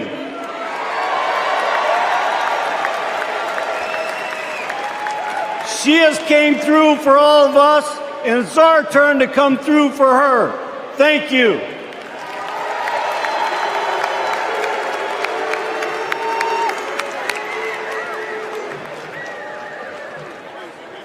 Hi, I'm Claude Cummings Jr., President of CWA, the Communication Workers of America. We all saw the digital divide during the pandemic.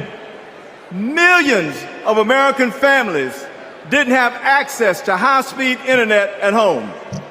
Too many kids were forced to go online class in McDonald's parking lots. But as Vice President, Kamala Harris helped pass the largest investment in broadband ever. She gave CWA members a seat at the table so we could work to connect every household to the internet while creating good union jobs. Listen, we don't play at CWA. And we're fired up. Are you fired up tonight? Are you fired up? Are you fired up? We're fired up to work with our next president, Kamala Harris.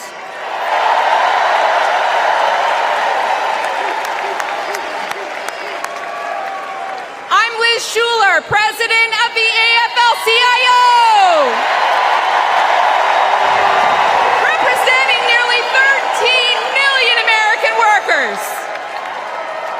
This election is about two economic visions. One where families live paycheck to paycheck, where people have no right to join a union. A CEO's dream, but a worker's nightmare. Or an opportunity economy, where we lower the costs of groceries, prescriptions, and housing. Where we go after big pharma, corporate landlords, and price gougers.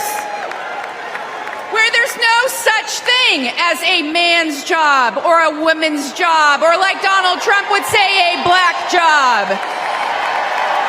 Just a good union job. That's the future our President Joe Biden has fought for. And that's the future Kamala Harris and Tim Walz will keep fighting for. Let's build it together.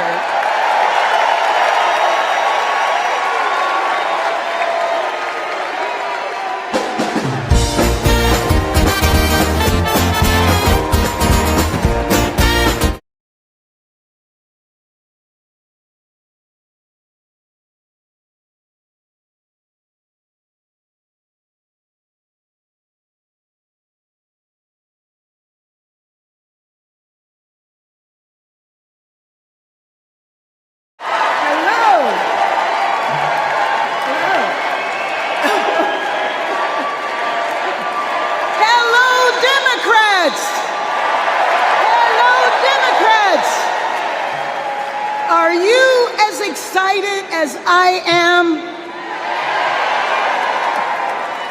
I've known Kamala Harris for almost 20 years.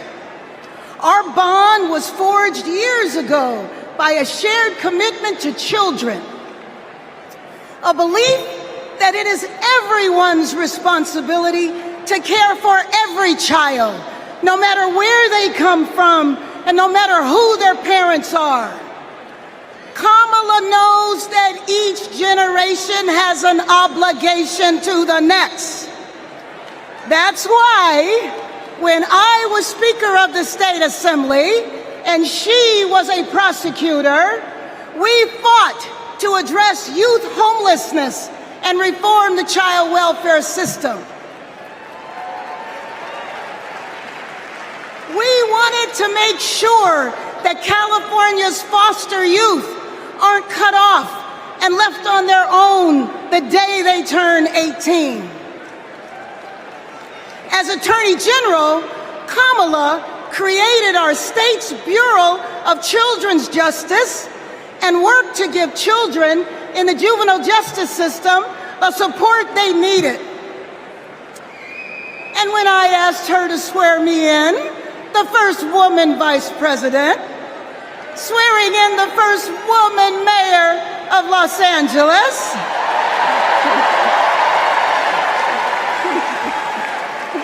we knew we were sending a message to young girls everywhere that they too can lead.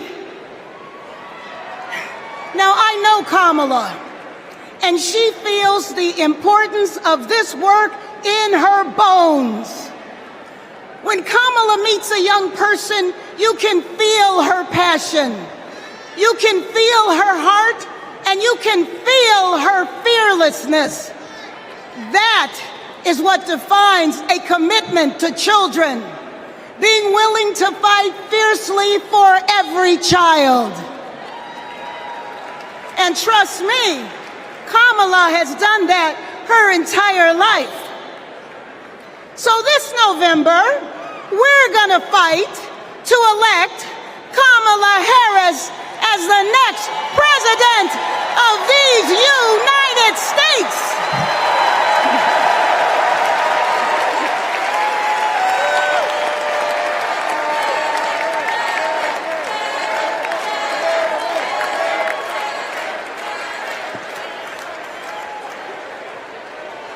Please welcome Grammy-nominated country music star, Mickey Guyton.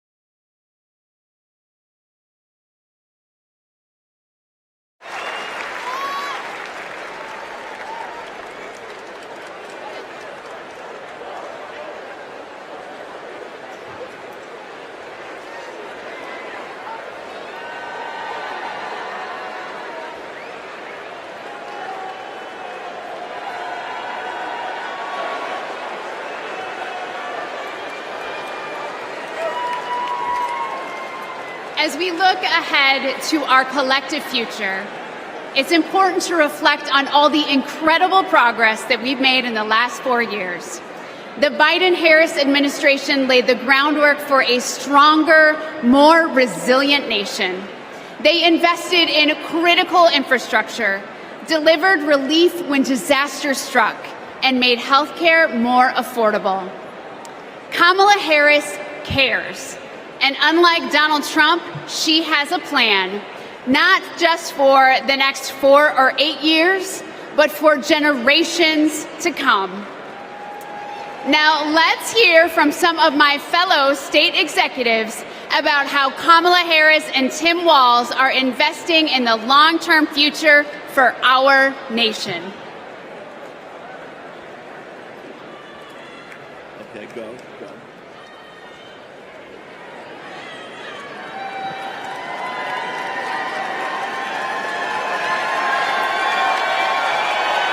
I'm Pennsylvania's Lieutenant Governor Austin Davis. I'm the proud son of a union bus driver from Pittsburgh. Every day, my dad would come home and tell me about how our roads and bridges were in disrepair. President Trump promised us Infrastructure Week over and over again. He really didn't care, though, and it never happened. But President Biden and Vice President Harris are on our side. They brought together Democrats and Republicans to get it done. We got I-95 in Philly fixed in less than 2 weeks. We repaired the Fern Hollow Bridge in Pittsburgh in record time. Right now, we're repairing roads and bridges across Pennsylvania, including in Pittsburgh, the city of bridges. And Vice President Harris is looking forward. She's committed to keeping our infrastructure safe and modern. When I think about the future, I think about my daughter Harper and all of America's children. Investing in them means investing in our infrastructure. It means replacing millions of lead pipes. It means providing clean air, clean water, safe roads and bridges, not just for us, but for generations to come. That's the legacy that President Biden is leaving our children. Let's keep building bridges to the future with Kamala Harris and Tim Walz. Let's work.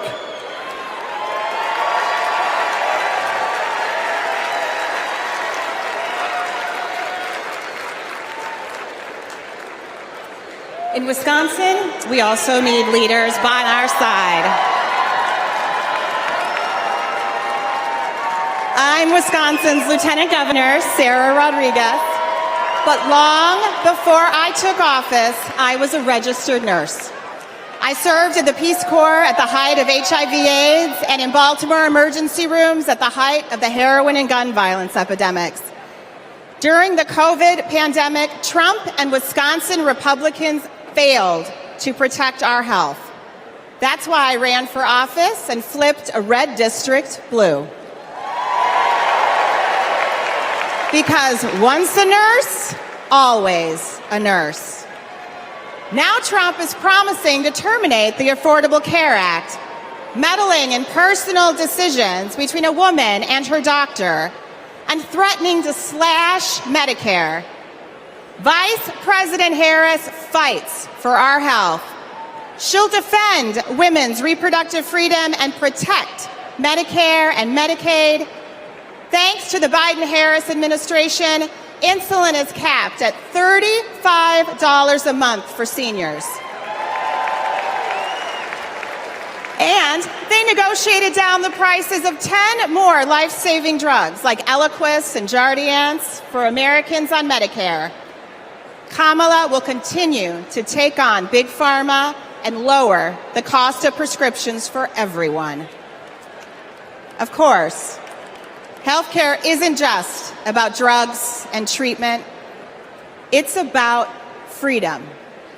The freedom to make your own choices and the freedom to get the care you need without worrying about the cost. Kamala Harris is fighting for that healthy future.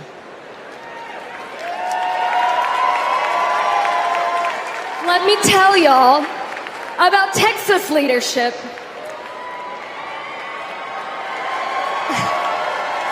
I'm County Executive Lena Hidalgo, and I serve the 5 million residents of Harris County.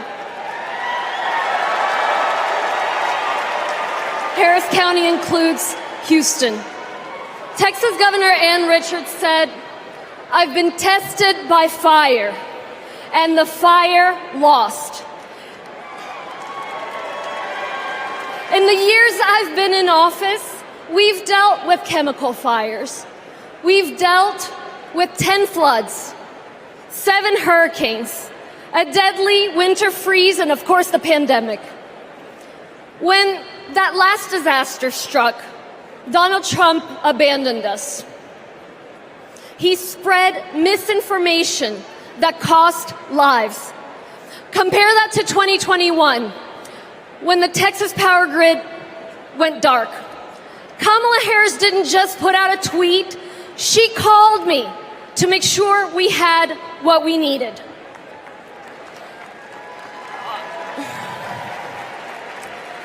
Over the years, I've learned that Kamala Harris always calls. And not only does she call, she delivers. The very week she launched her campaign, she was down in Texas with vital FEMA assistance right after Hurricane Beryl. Kamala Harris cares. She will never risk lives for the sake of politics. And she's leading the charge to protect our communities from extreme weather. The Biden-Harris administration have announced at least $1 billion to help us with just that. And Houston is thriving. We deserve leaders who acknowledge the threats, heck, the existence of climate change. We deserve tough leaders who have our backs. We deserve compassionate leaders ready to help. That's Kamala Harris and Tim Walz. I can personally attest that Kamala is a leader who has our back. I'm California's Lieutenant Governor Eleni Kounalakis, but I hold another title just as dear to me, Kamala Harris's friend. I met her when we were both young women trying to navigate the halls of power. I worked in housing. She had just been elected district attorney. We got frequent lunches together, and she was funny and fun. She was also a great mentor. Once, I told her about a professional experience of being minimized because I was a woman. She put her fork down and said, "Eleni, never let anybody make you feel small." I saw her put that creed into action. When Wall Street foreclosed on millions of homes, Washington wisdom was that $4 billion was the best you could do. Other attorneys general agreed.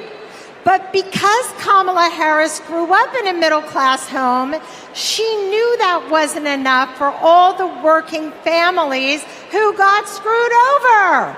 So she put her foot down and refused to settle for less. Kamala Harris won $20 billion from the big banks for California homeowners. And that's because she cares. She cares so much that if you're lucky enough to be her friend, she calls you on her birthday, and sometimes she sings to you. She called me on mine right when I had decided to run for lieutenant governor. She asked tough questions. I promised I'd follow her lead and invest in the future. Together, we shattered that glass ceiling, California, and got to work. I am so glad the country is getting to see the Kamala that I've known for decades. For Californians and Pennsylvanians, for Texans and Wisconsinites, for states red and blue and everything in between, President Biden and Vice President Harris have been investing in our future and are on our side, and we are not going back.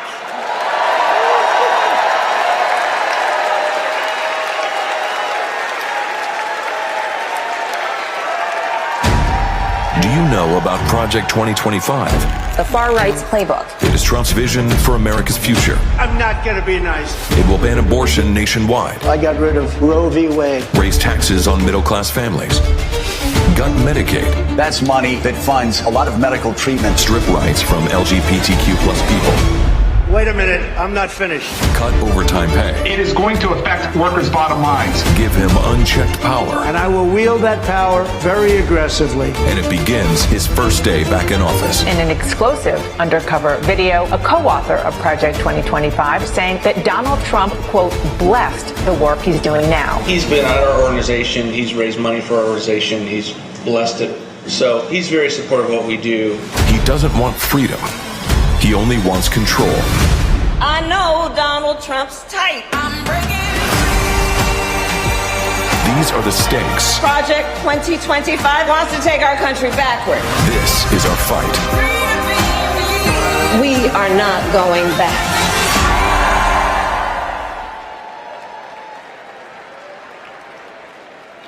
Please welcome Michigan State Senator Mallory McMorrow.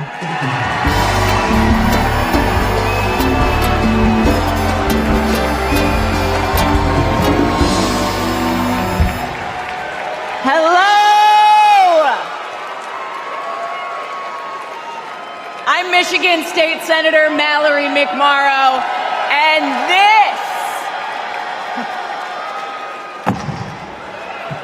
this is Project 2025.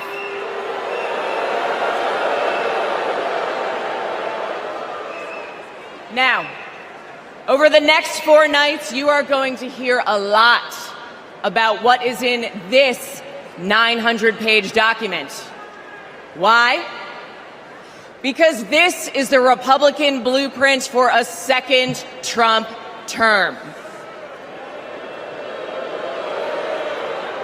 That's right. They went ahead and wrote down all the extreme things that Donald Trump wants to do in the next 4 years. And then they just tweeted it out, putting it out on the internet for everybody to read. So, we read it. And whatever you think it might be, it is so much worse. Tonight, I want to tell you about just one aspect of Project 2025. Its plan to turn Donald Trump into a dictator.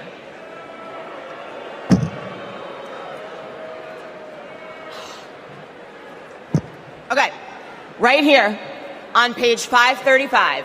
It says, quote, reissue Trump's Schedule F executive order to permit discharge of non-performing employees. Now that doesn't sound that scary, right? But here's what it actually means in plain English. If Donald Trump gets back into the White House, he's going to fire civil servants like intelligence officers, engineers, and even federal prosecutors if he decides that they don't serve his personal agenda.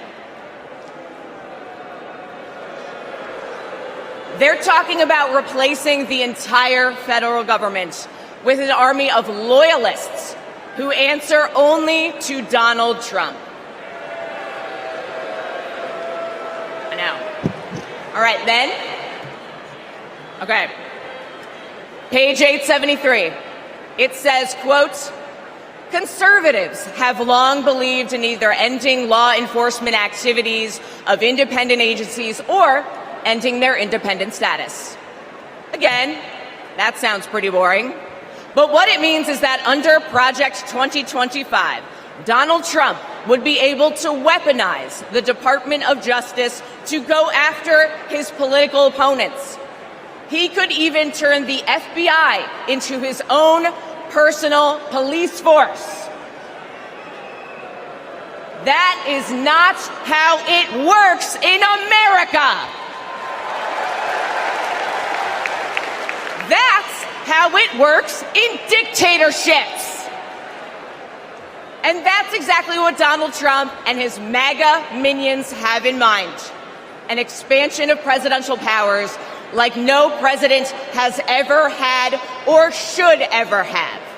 Now, by the way, if you're asking if any of this is even legal, well, remember, thanks to Donald Trump's hand-picked Supreme Court, he's now completely immune from prosecution, even if he breaks the law.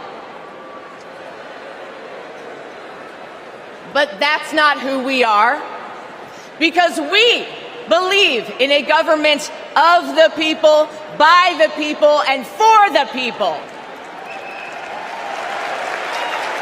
Not the government of Donald Trump, by Donald Trump, and for Donald Trump. We believe in the separation of powers and the rule of law. We believe in a system built up to serve everyone, not breaking a system to serve one petty, selfish man. The truth is, there's only one way to stop him, and to stop Project 2025. How do we do it? We elect Kamala Harris this November!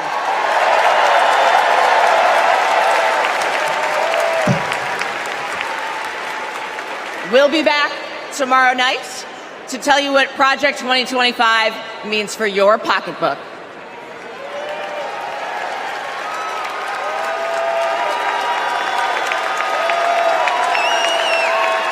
Please welcome California Senator Laphonza Butler.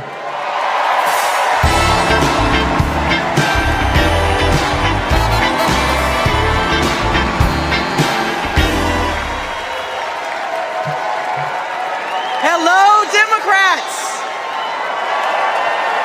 California delegates, make some noise. It's great to see so many familiar faces.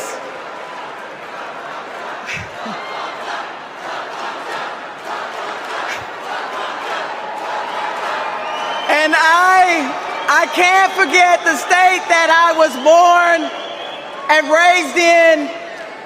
Mississippi Democrats, let everybody hear you.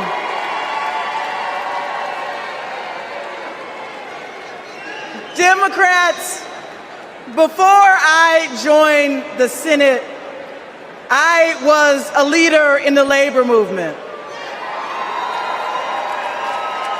So I know a champion for the people when I see one. I met Kamala Harris when she was district attorney, and I was president of a large care workers union. We hit it off right away. What really impressed me was how well she got to know my family. My wife, Naniki, but especially our daughter, Nyla. And as soon as Nyla heard that Miss Kamala was running for president, she asked if she could be vice president. So, no disrespect to Governor Walz, but Nyla put her name in first.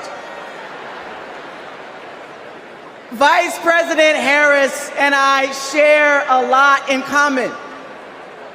We both graduated from historically black colleges. Me from Jackson State University. the vice president from Howard University. We were both raised by mothers who worked fiercely to provide for us. And we both believe that every single one of us has the power to change the world when we choose to do it together. You see, Kamala Harris has always understood the assignment.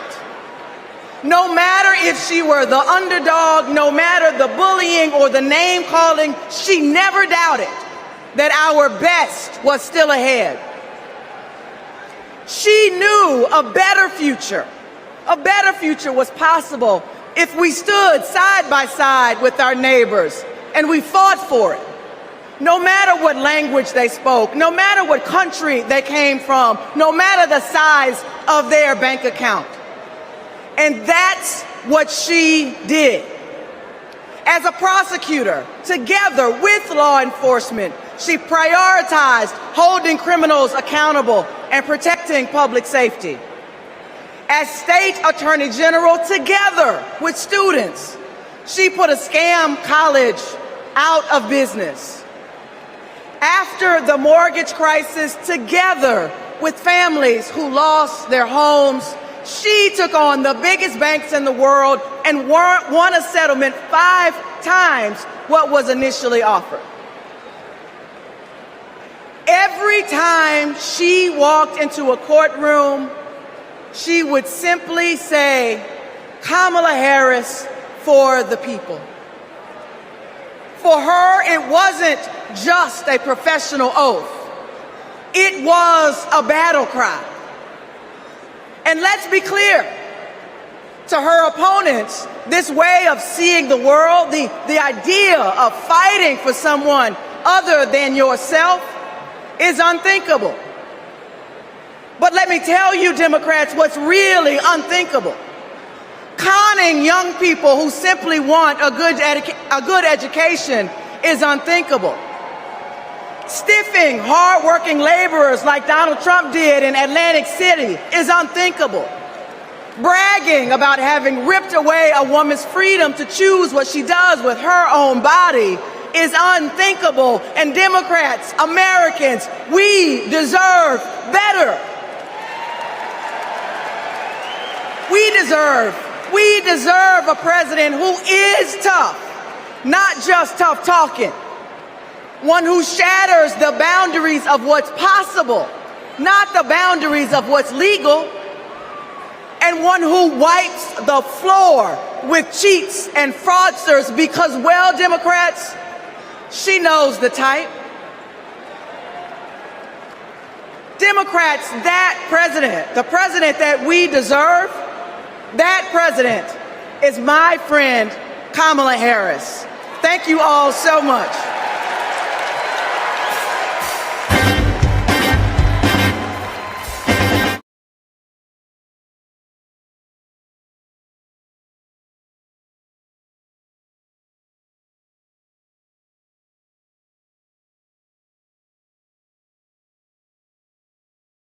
So excited to be here today from Arizona. That's right. That's where I was born and raised by a single mom. I was a free lunch kid, raised in public housing, and I got my health care at Planned Parenthood. Because of policies that lift people up, I walked through the gates of my dream school as a first-generation college student.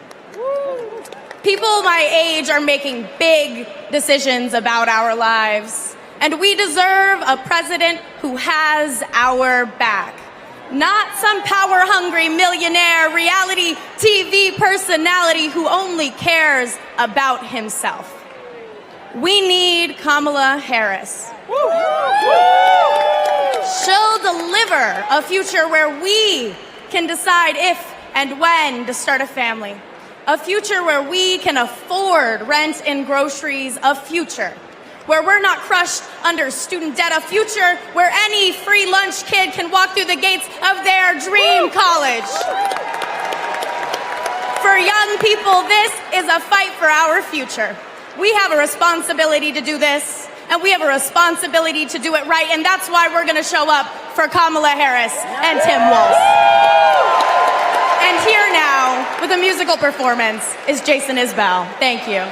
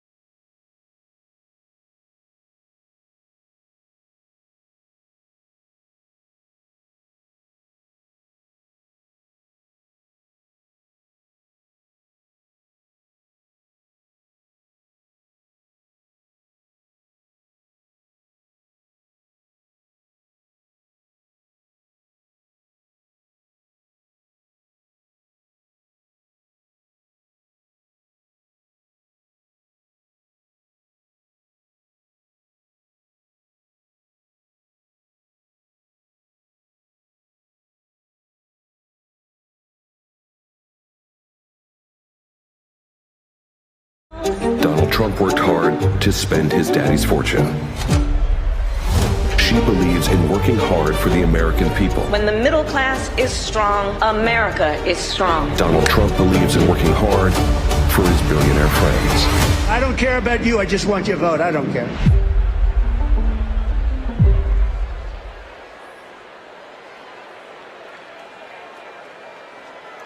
Please welcome former Rhode Island Governor Gina Raimondo.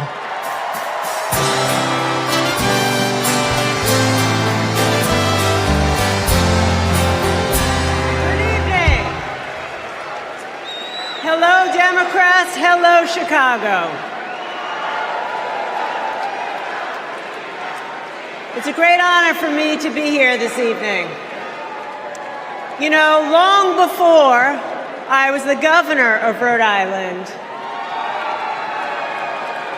I was a little girl growing up there in a middle-class family. My dad found his American dream in a watch factory in Providence. And that job gave him a way to provide for our family, a community for him to belong to, and so much pride.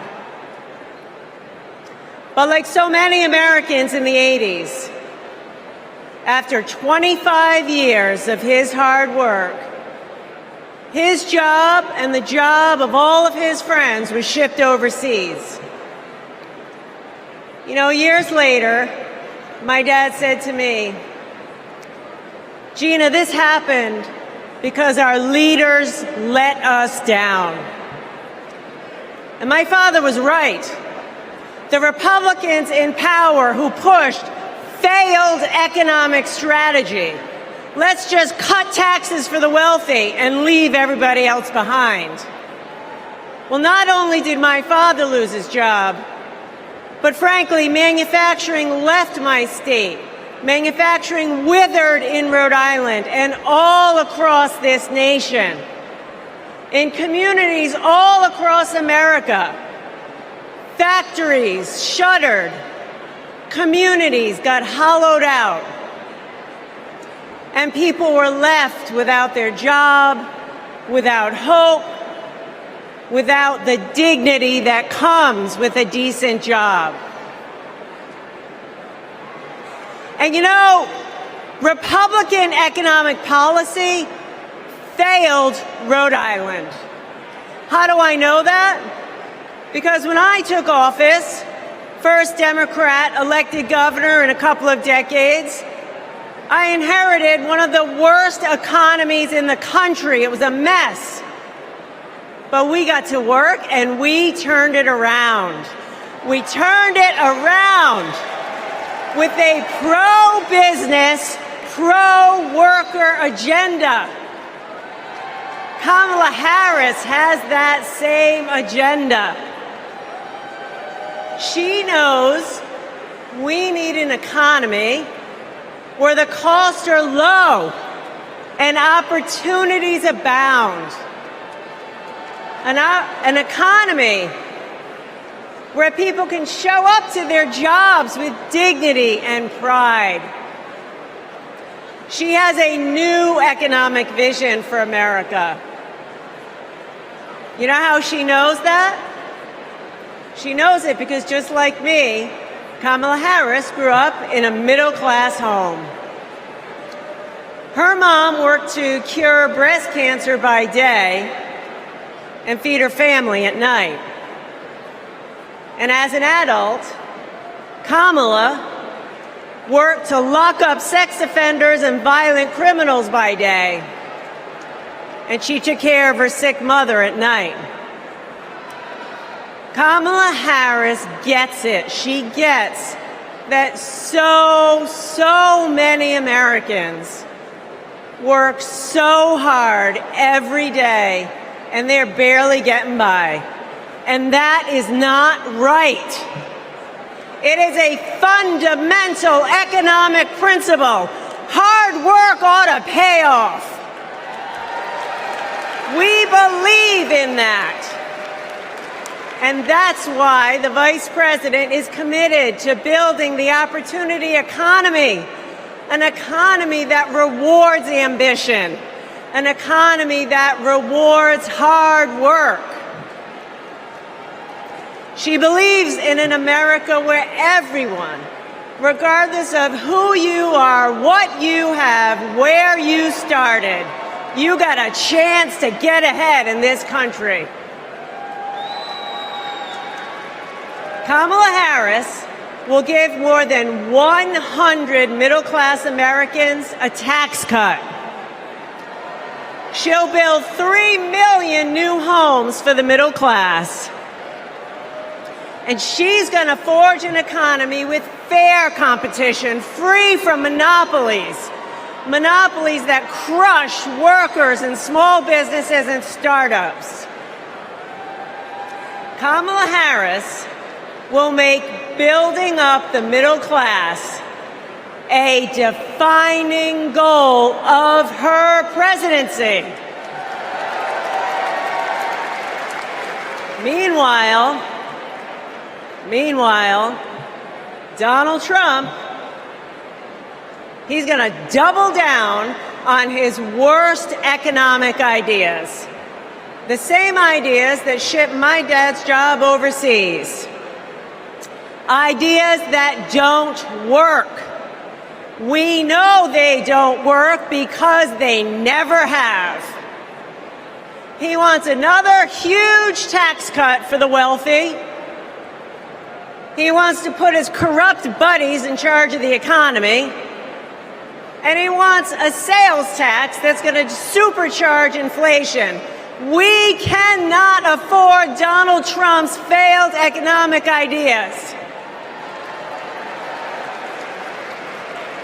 But here's the thing. The most important thing. Kamala Harris works for the people. Kamala Harris works for you. And Donald Trump is in it for himself. As our president, Kamala Harris will build an economy where everyone, and she means everyone, can find and live their American dream. So let's put her in the Oval Office. Thank you.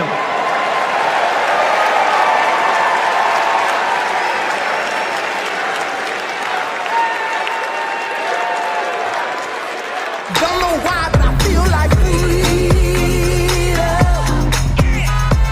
I am a lifelong Republican, a former Trump voter, and I will not be voting for Trump in 2024. My name is Norma. I'm from Carson, Washington, and I am a two-time Trump voter. I will not be voting for Trump this time around. I'm actually embarrassed to say that I did vote for Trump in 2016. Donald Trump has nothing but contempt for the American people, and ironically, for those who claim to be his base. He's only interested in benefiting himself personally. Everything he said he would do, he did not do. I do not trust that he can do the right thing anymore. We've seen what Donald Trump really is, and it disgusts me to my core. I don't think the man can be trusted. He talks out of both sides of his mouth. He's a very dishonest person. I hate the way he disrespects women.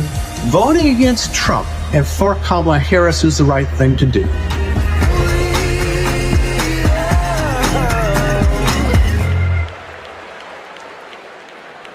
Please welcome New York Governor Kathy Hochul.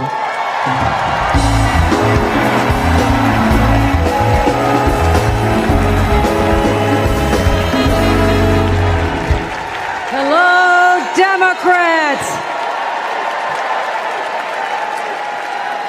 Are you ready to elect Kamala Harris, the first president of the United States? Yes, you are.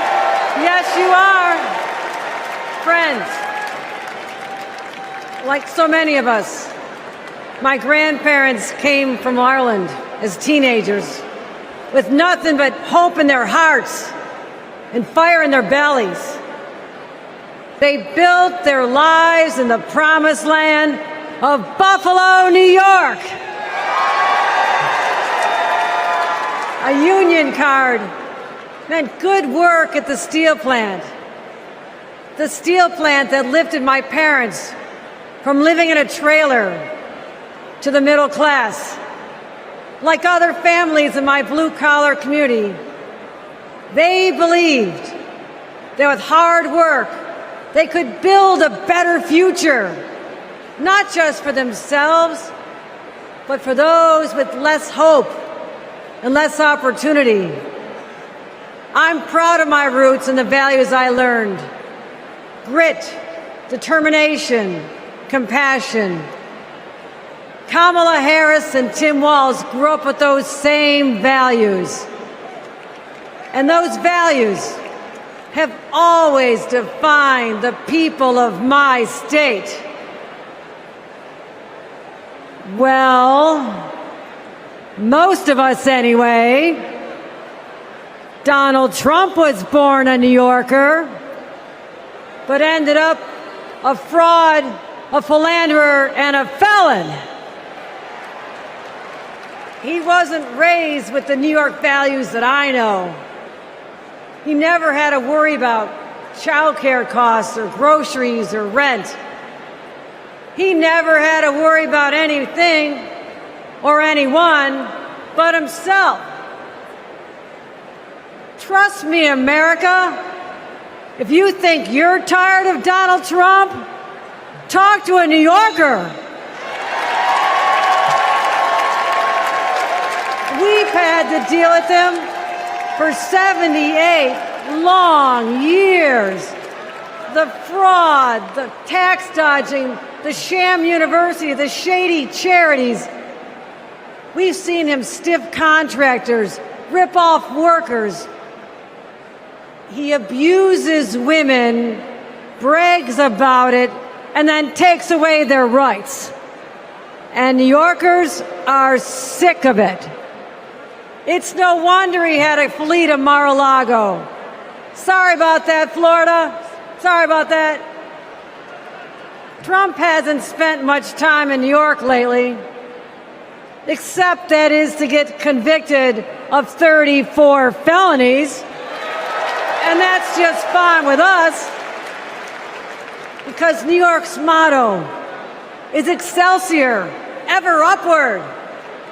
And Trump takes us ever downward. Because here's what Trump never understood. America isn't a luxury good to be bought and sold by the privileged and powerful few. America, we just can't afford another 4 years of that. We have kids to feed, roads to build, jobs to create, real problems to solve. And we need leaders who can get it done. Trump talked big about bringing back manufacturing jobs. But you know who actually did it? President Biden and Vice President Kamala Harris. Thank you, Joe. Thank you, Kamala.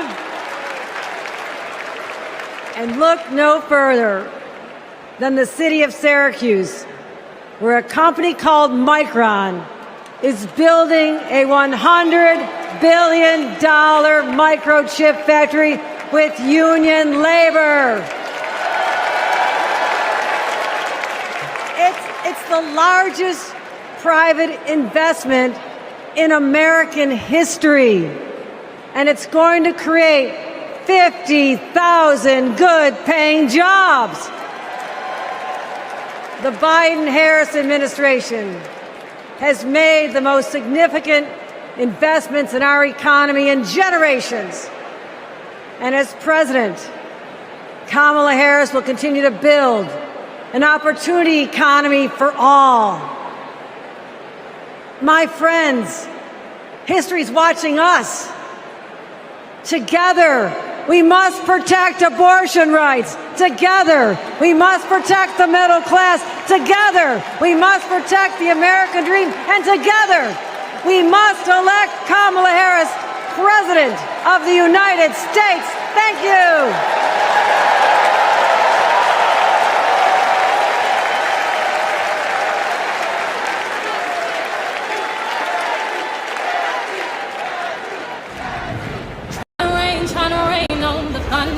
Tell a storm I'm new.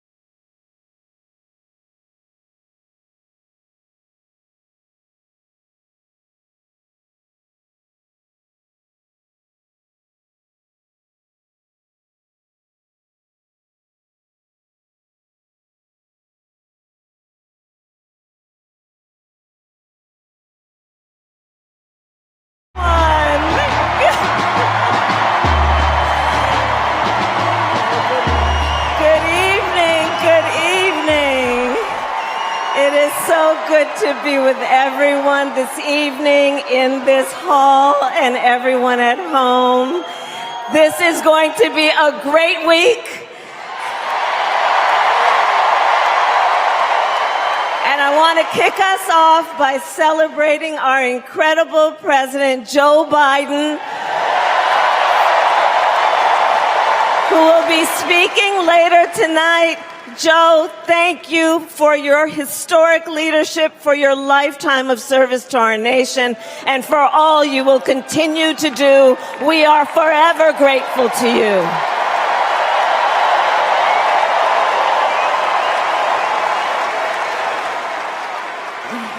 Thank you, Joe. And looking out at everyone tonight, I see the beauty of our great nation. People from every corner of our country and every walk of life are here, united by our shared vision for the future of our country. And this November, we will come together and declare with one voice, as one people, we are moving forward. With optimism, hope, and faith, so guided by our love of country, knowing we all have so much more in common than what separates us. Let us fight for the ideals we hold dear, and let us always remember, when we fight, we win. God bless you. God bless the United States of America. Good night, everyone.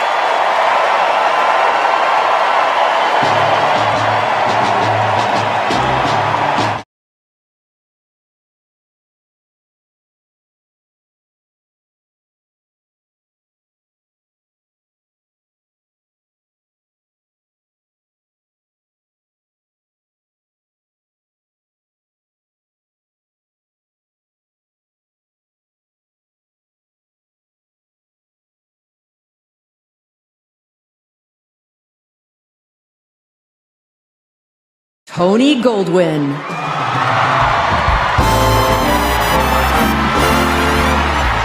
Hello, Chicago. And hello to everyone tuning in from all across America. Welcome to the first night of the Democratic National Convention. Now, how was that for an opening act? I'm just saying. Now, as our Vice President just said, over the next 4 days, we will be bringing folks together from all around the country, people from every walk of life, to talk about this nation we love and about a candidate who has devoted her life to public service, who never shies away from a righteous fight, and who always stands up for the people. We are going to talk about the choice America faces in this election. It's a choice not just between two very different candidates, but between two very different futures. We will hear from everyday Americans about what is truly at stake in this campaign. The future of our middle class, the future of reproductive rights, the future of our climate, our security, our schools, the future of our freedom, the future of our very democracy. We will see the vision of our nominee. It is a vision of stability, security, and opportunity for everyday Americans, where we continue to grow this economy by growing the middle class, and where the safety of our children, our families, and our communities are a fundamental civil right. It is a future where, instead of scoffing at allies and fawning over dictators, our president stands up for our friends, faces down our adversaries, and American democracy remains a beacon of hope and inspires the world to take on our biggest challenges together. We'll learn the story of a leader who has dedicated her life to doing the work of making good on the promise of America. A leader who understands the middle class because she grew up in the middle class. A leader who has taken on powerful interests at every step of her career and fought for the rights and freedoms of all of us. And then, of course, we will hear again from the Democratic nominee herself, the next President of the United States of America, Kamala Harris. Because she has a message for us. It is a message that's joyful, not mean-spirited. A message of public service, not self-service. A message of optimism and opportunity, not chaos and division. A message that has woken us up to who we are, to who we've always been. Because Americans are not a cynical people. We are not small-minded. And whether we realize it right now or not, we are currently already writing a new chapter of the American story. And we can dream as big as we want. So I just want to ask you, are you excited? Yeah? Well, good. Are you ready? Okay. Well, then I challenge you to make this the moment you get off the sidelines and into the game. So I want you to text JOIN to 30330 and get involved. Because when we fight, what happens? We win. And we are going to win this thing together. And while we're doing it, we are going to have a whole lot of fun. So let's get started.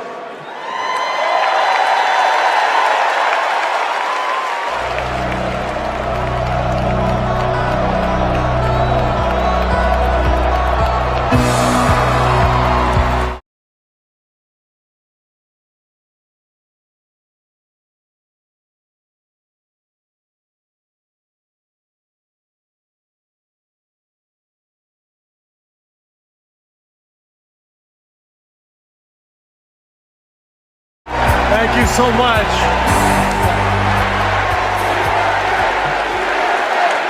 Thank you. It is so fun to be back here in the United Center. And as you guys know, a lot of good stuff has happened in this building, especially in the 90s. You young people, Google Michael Jordan and you can read all about it, okay? So there was an amazing vibe in this building back in those days, and I feel that same winning spirit here tonight. So the last time I was in a packed basketball arena was in Paris, France.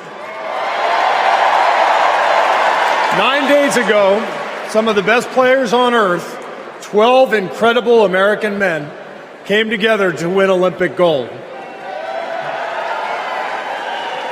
And the next night, I was back in that same building watching 12 more of the best players on earth, our incredible American women, do the same thing. And I cannot think of a better metaphor for what this country is all about than the way Team USA came together at the Olympics. We had players from across our wonderful country, players who have trained and fought relentlessly, shed tears trying to beat one another throughout their careers, joining forces to wear the red, white, and blue. And when we won, the American flag raised to the rafters, the national anthem playing, gold medals draped around the necks of our players, whose hands were held over their hearts. It was the proudest moment of my life. Thank you.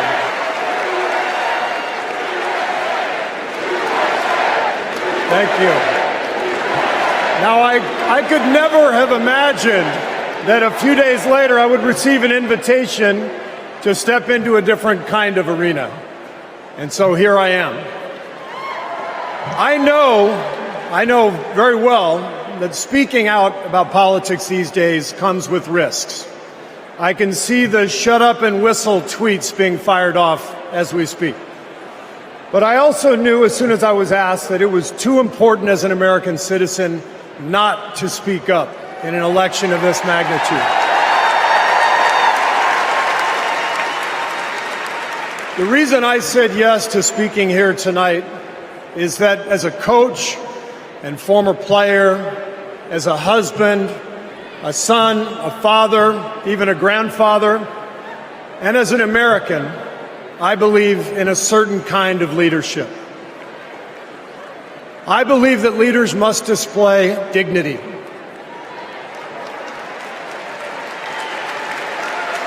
I believe that leaders must tell the truth.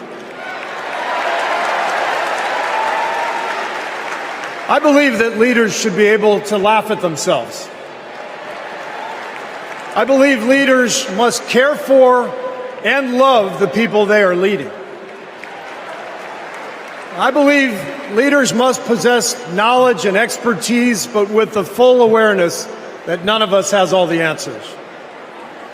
And in fact, some of the best answers often come from members of the team. And if you look for those qualities in your friends or your boss or an employee or your child's teacher or your mayor, then shouldn't you want those same qualities in your president?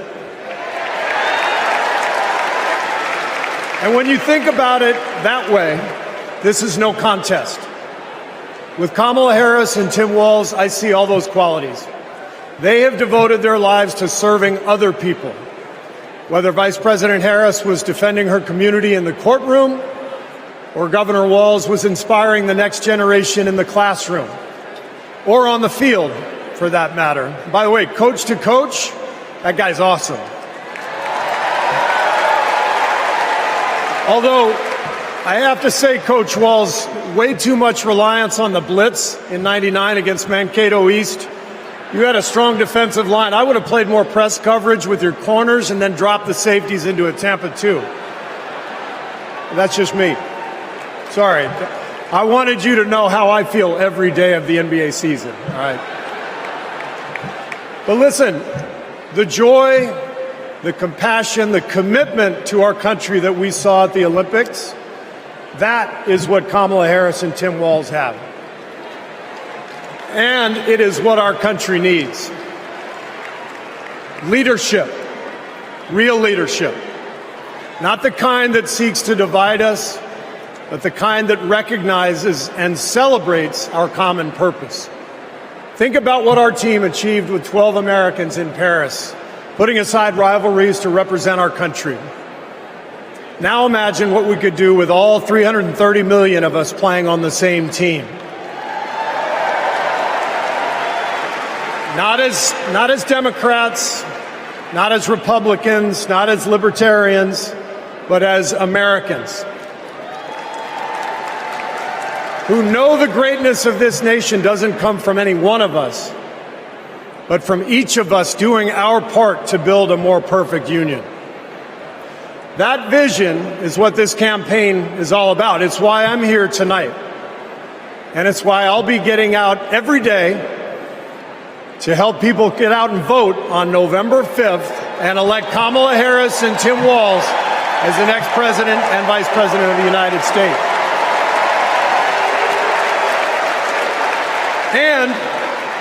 And after the results are tallied that night, we can, in the words of the great Steph Curry, we can tell Donald Trump, night, night. Thank you.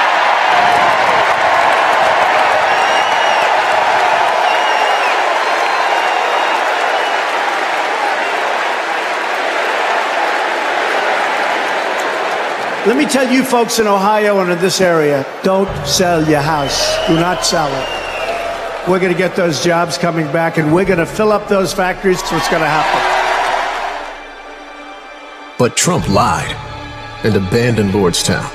This is about a community. It's going to be a big change to go somewhere else. The GM factory in Lordstown did close, putting thousands of people out of work. Because Donald Trump doesn't care about our communities. All those jobs went away, and he did nothing. He did not do one thing for those workers there. He didn't come and make promises. He came and made false promises. Kind of lost hope in everything. I don't really want to leave. But then something changed. Instead of lies and broken promises, Joe Biden and Kamala Harris got to work and brought U.S. manufacturing jobs back, including to Lordstown. Kamala will continue to have workers' backs and get the job done. American workers deserve a fighter, and that's exactly what Kamala Harris is. Do we believe in opportunity? Are we ready to fight for it?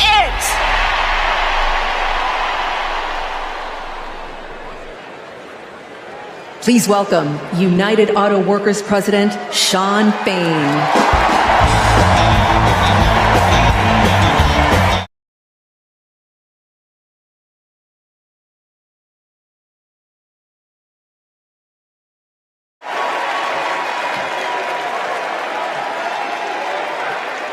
All right. All right. Yeah.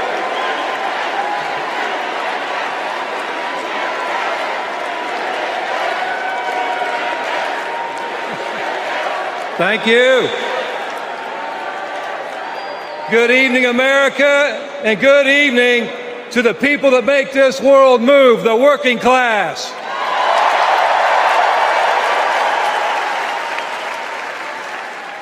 On behalf of 1 million active and retired members of the UAW, I am honored to support Kamala Harris and Tim Walz to be our next president and vice president.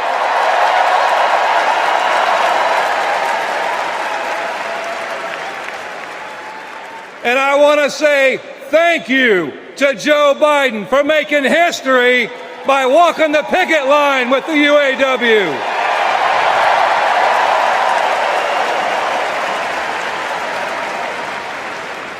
For the UAW and for working class people everywhere, this election comes down to one question. Which side are you on? On one side, we have Kamala Harris and Tim Walz, who have stood shoulder to shoulder with the working class. On the other side, we have Trump and Vance, two lapdogs for the billionaire class who only serve themselves. So for us in the labor movement, it's real simple. Kamala Harris is one of us.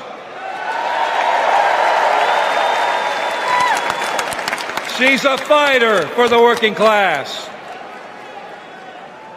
And Donald Trump is a scab.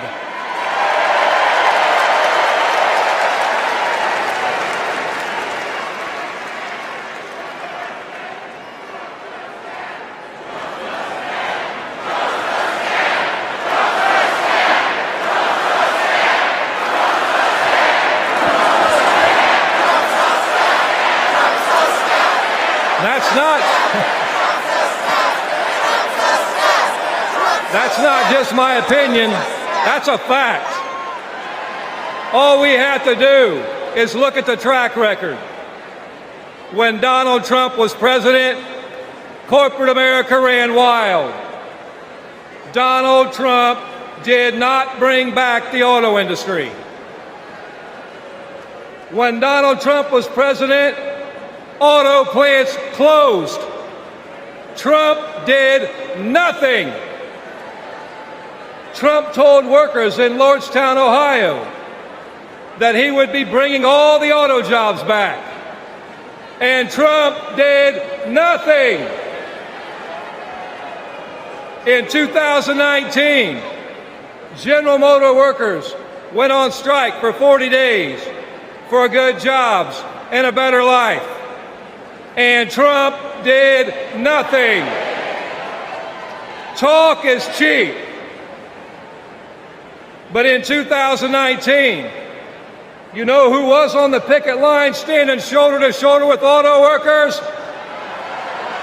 I'll give you a clue. Her initials are Kamala Harris.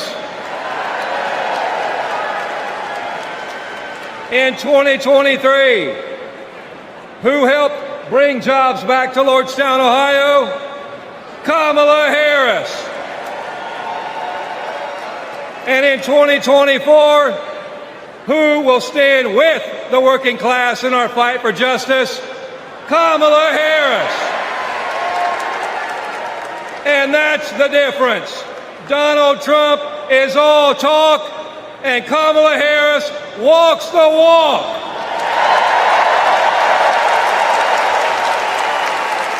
Woo. In the words of the great American poet, Nellie, it's getting hot in here.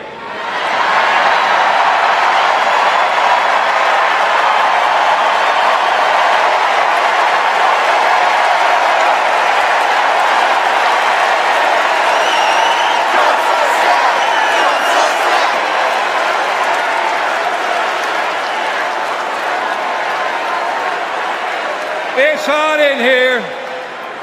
It's hot in here because you're fired up and you're fed up, and the American working class is fired up and fed up. The American working class is in a fight for our lives. And if you don't believe me, just last night, blue-collar workers, the UAW members at Cornell University had to walk out on strike for a better life because they're fighting corporate greed. And our only hope is to attack corporate greed head on. Corporate greed turns blue-collar blood, sweat, and tears into Wall Street stock buybacks and CEO jackpots. It causes inflation. It hurts workers. It hurts consumers, and it hurts America. And corporate greed is alive and well in the auto industry. You know, last fall, we achieved life-changing gains in our strike at the Big Three. We even won a commitment to reopen a closed plant not too far from here. We were able to do that thanks to the support of Kamala Harris and Joe Biden and the thousands of auto workers that went on strike.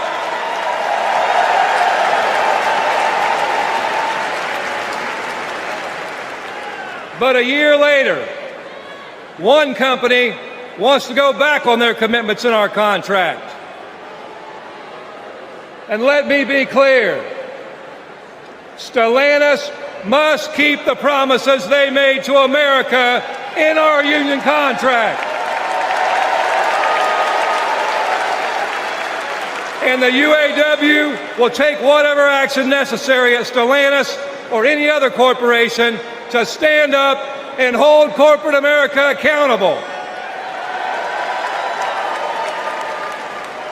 And when the UAW stands up, we know who stands with us and who stands against us. Donald Trump laughs about firing workers who go on strike.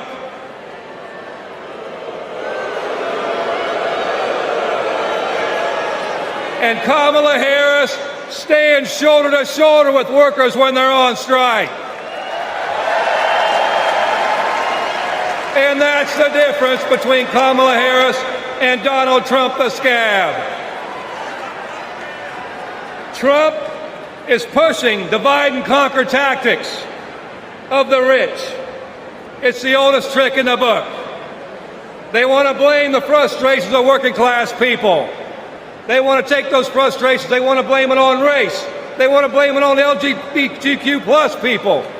They want to blame it on some destitute and desperate person at the border. They do that because they want working class people to be divided and to focus and keep the focus off the one true enemy, corporate greed.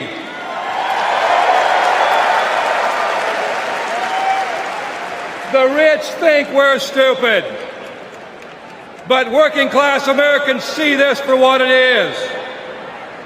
This is our generation's defining moment. So I have a question for you.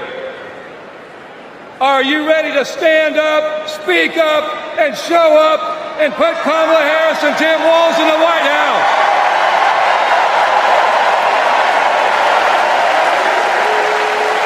We We need a defender of the working class in the White House, someone who is one of us and someone who knows how to fight. And that fighter is the next President of the United States, Kamala Harris. Thank you.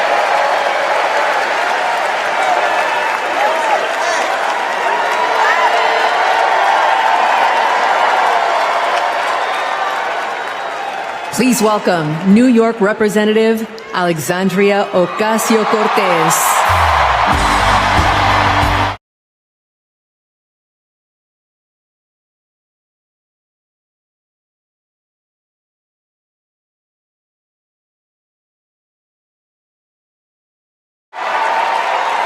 Thank you, Chicago, for your energy. Thank you, Kamala Harris and Tim Walz, for your vision.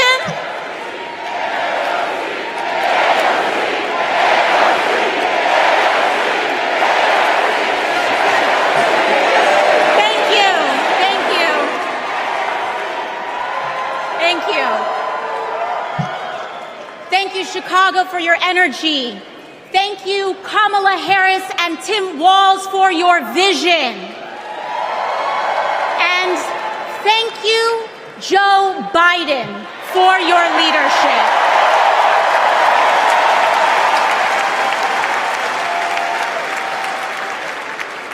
You know, 6 years ago, I was taking omelet orders as a waitress in New York City. I didn't have health insurance. My family was fighting off foreclosure, and we were struggling with bills after my dad passed away unexpectedly from cancer. Like millions of Americans, we were just looking for an honest shake. And we were tired of a cynical politics that seemed blind to the realities of working people. It was then, only through the miracles of democracy and community, that the good people of the Bronx and Queens chose someone like me to elect them in Congress.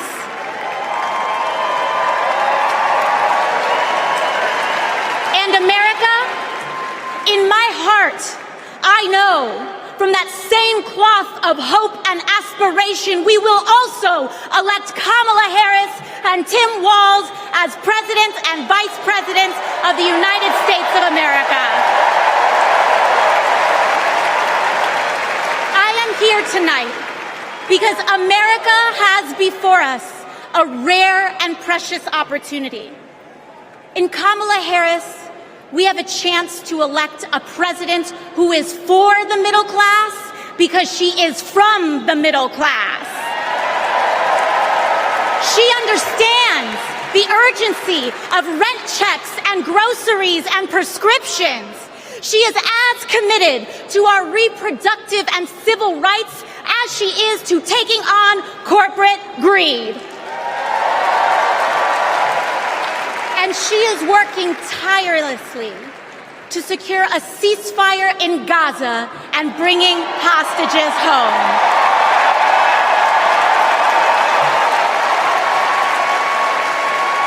In Kamala Harris, I see a leader who understands. I see a leader with a real commitment to a better future for working families. And Chicago, we have to help her win. Because we know that Donald Trump would sell this country for $1 if it meant lining his own pockets and greasing the palms of his Wall Street friends. And I, for one, am tired of hearing about how a two-bit union buster thinks of himself as more of a patriot than the woman who fights every single day to lift working people out from under the boots of greed, trampling on our way of life. The truth is, Don, you cannot love this country if you only fight for the wealthy and big business.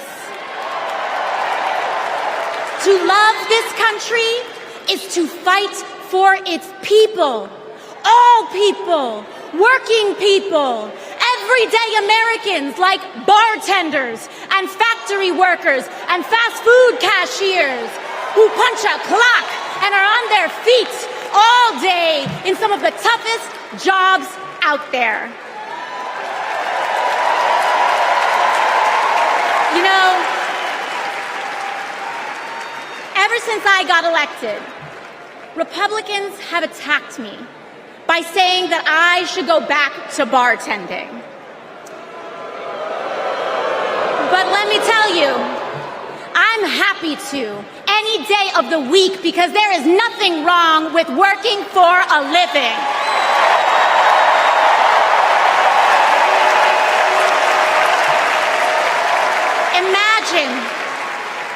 Imagine having leaders in the White House who understand that. Leaders like Kamala and Tim. But Chicago, just because the choice is clear to us does not mean that the path will be easy. Over the next 78 days, we will have to pour every ounce, every minute, every moment into making history on November 5th. But we cannot send Kamala and Tim to the White House alone. Together, we must also elect strong Democratic majorities in the House and in the Senate so that we can deliver on an ambitious agenda for the people. Because if you are a working parent trying to afford rent and childcare, Kamala is for you. If you are a senior who had to go back to work because your retirement didn't stretch far enough, Kamala is for you. If you're an immigrant family just starting your American story, Kamala is for you. America, when we knock on our neighbor's door, organize our communities, and elect Kamala Harris to the presidency on November 5th, we will send a loud message that the people of this nation will not go back. We choose a new path and open the door to a new day, one that is for the people and by the people. Thank you. Thank you very much. God bless. God bless you all.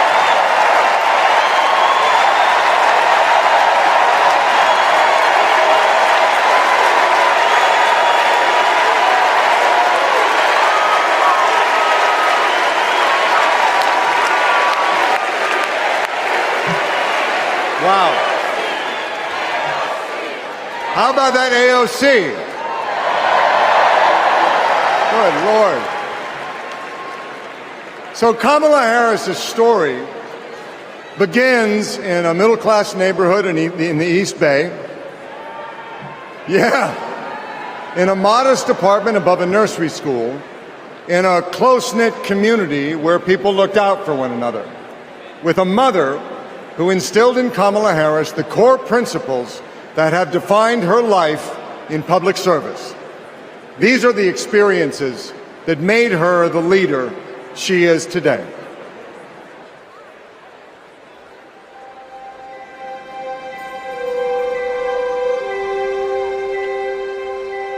The neighborhood we grew up in was a very hardworking, middle-class, tight-knit community.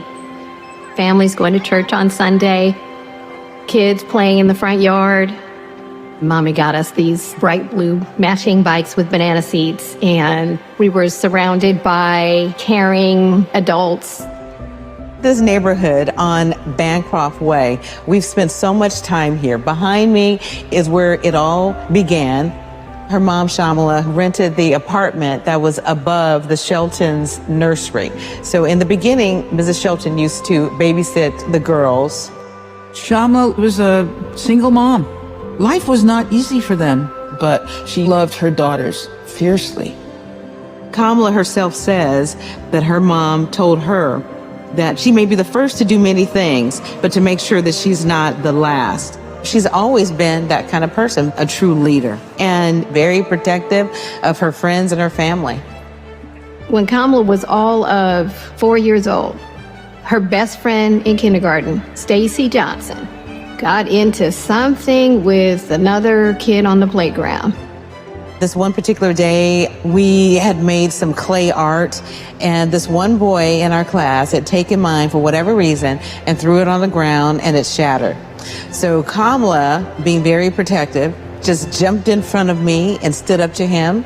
To me, that shows the kind of person that she has always been, to stand up to the bully and to stand up for the underdog and to stand up for what is right. Kamala carries the lessons of our mother, the fighting spirit of our mother, the compassion, and I have seen it over and over again in our growing up. When we were in high school, my sister's friend, Wanda, was being molested by a family member, and Kamala just jumped in. She wanted her to come and stay with us, and Mommy said, of course. That is Kamala. She can't help herself from standing up for people and standing up for what she thinks is right. She has been that way our whole lives. Being a protector is what led her to become a prosecutor. Looking back now, I could say it was her calling.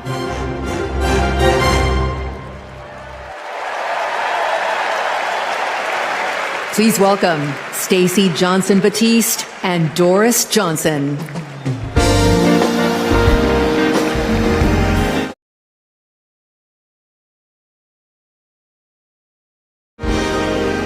Good evening. I'm Stacey Johnson Batiste, and this is my mom, Doris Johnson.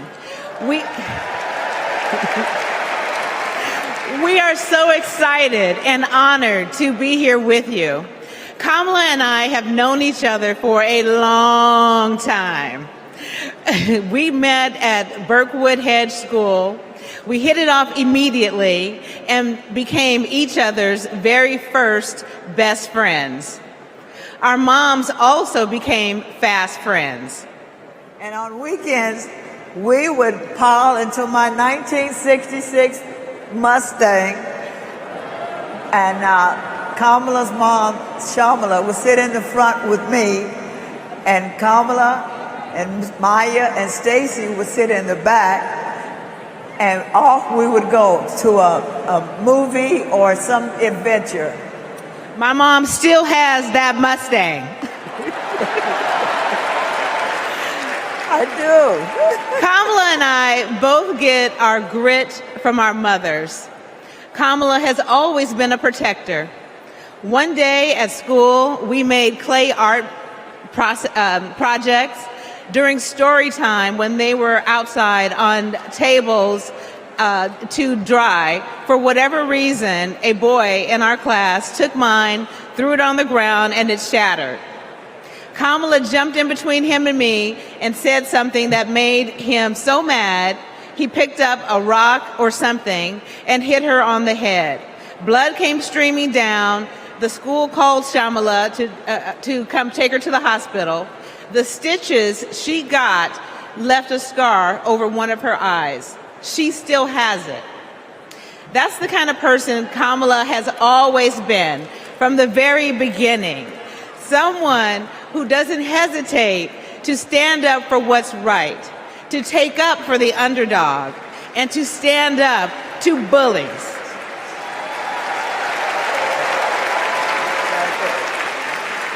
I have seen it time and again, whether the bully is an individual, a gang, or a corporation. She fights for all of us. Before we go, I know my mom has one more thing to say.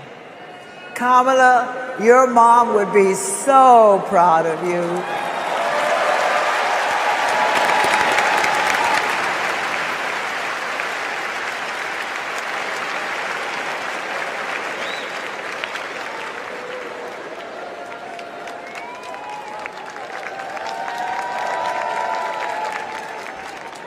Please welcome former Secretary of State Hillary Clinton.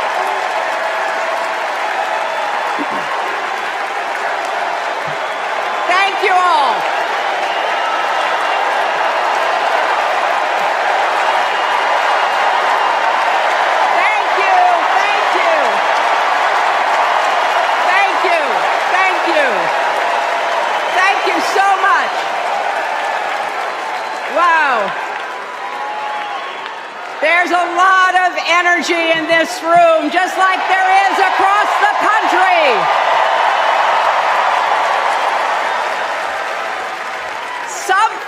Something is happening in America.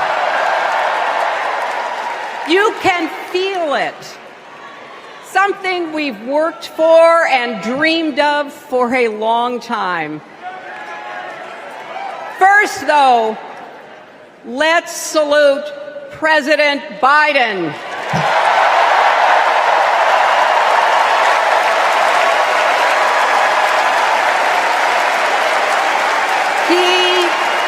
He has been democracy's champion at home and abroad. He brought dignity, decency, and competence back to the White House. And he showed what it means to be a true patriot. Thank you, Joe Biden, for your lifetime of service and leadership.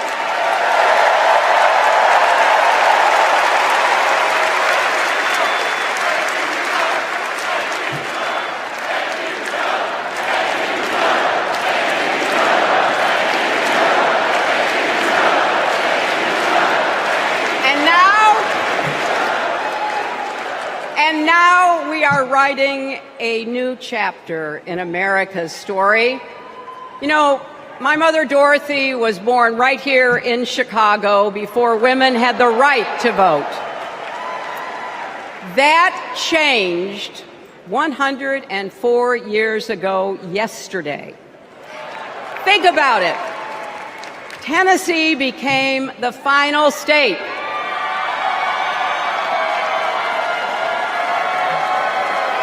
to ratify the 19th Amendment to the Constitution. The state legislature was deadlocked until one lawmaker's mother, a widow who read 3 newspapers a day, sent a letter to her son. "No more delays," she wrote. "Give us the vote." And since that day, every generation has carried the torch forward. In 1972, a fearless black congresswoman named Shirley Chisholm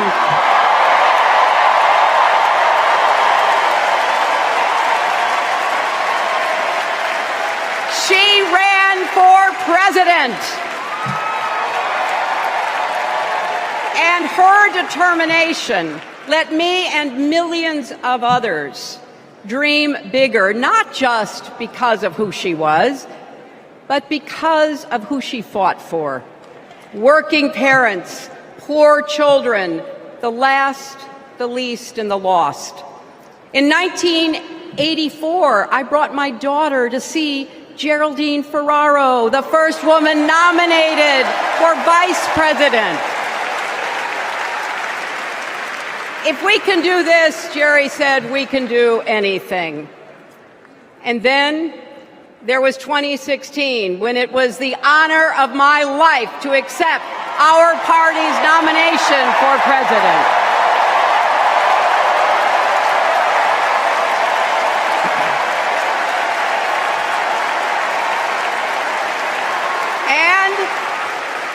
And nearly 66 million Americans voted for a future where there are no ceilings on our dreams.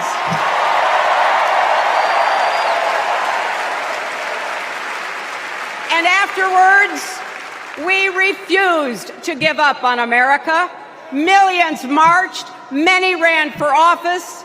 We kept our eyes on the future. Well, my friends, the future is here.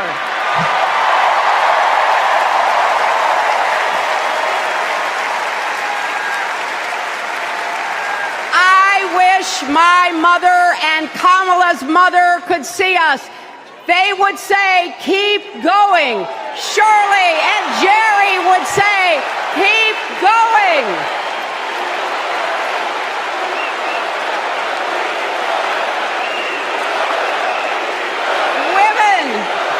Women fighting for reproductive health care are saying, keep going. Families building better lives. Parents stretching to afford child care, young people struggling to pay their rent. They're all asking us to keep going. So, with faith in each other and joy in our hearts, let's send Kamala Harris and Tim Walz to the White House.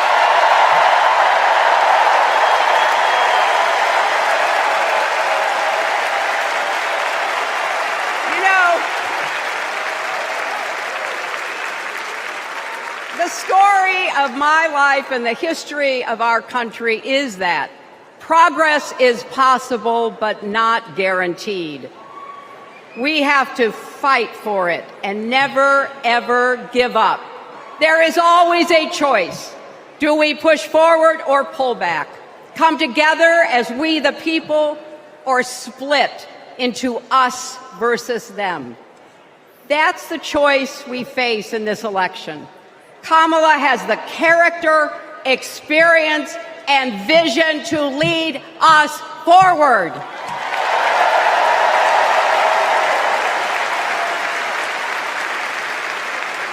I know her heart and her integrity. We both got our start as young lawyers, helping children who were abused and neglected. That kind of work changes a person. Those kids stay with you. Kamala carries with her the hopes of every child she protected, every family she helped, every community she served. So as president, she will always have our backs, and she will be a fighter for us. She will fight to lower costs for hardworking families, open the doors wide for good-paying jobs, and yes, she will restore abortion rights nationwide.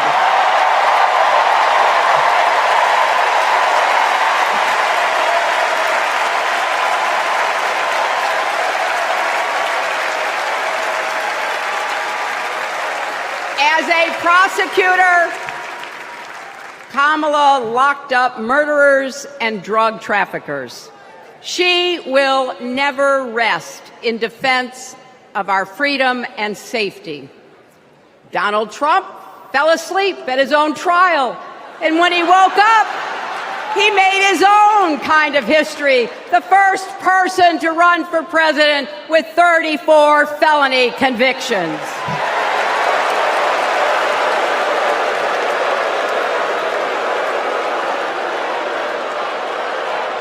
As Vice President, Kamala sat in the Situation Room.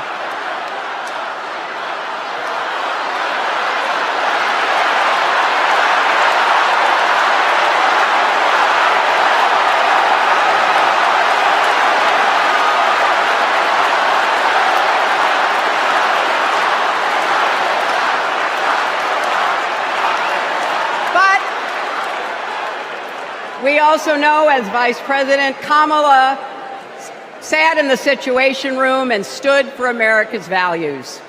I know what it takes, and I can tell you, as Commander-in-Chief, Kamala won't disrespect our military and our veterans.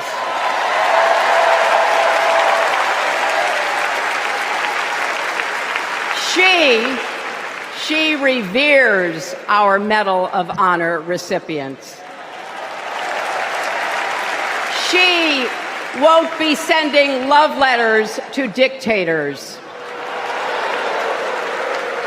She will defend democracy and our Constitution and will protect America from enemies, foreign and domestic.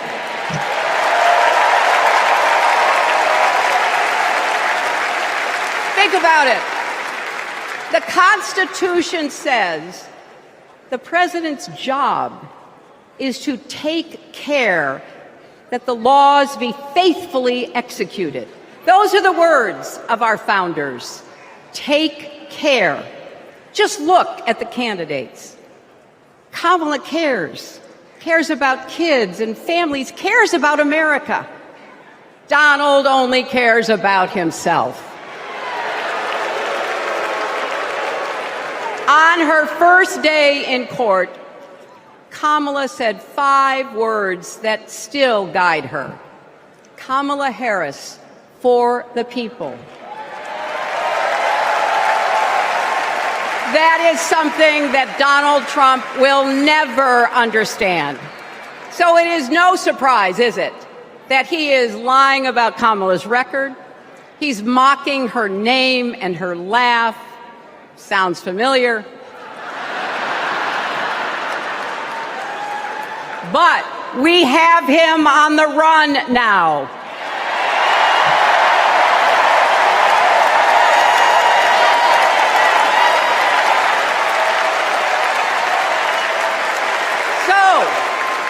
So, no matter what the polls say, we can't let up. We can't get driven down crazy conspiracy rabbit holes. We have to fight for the truth. We have to fight for Kamala as she will fight for us. Because you know what? It still takes a village to raise a family, heal a country, and win a campaign.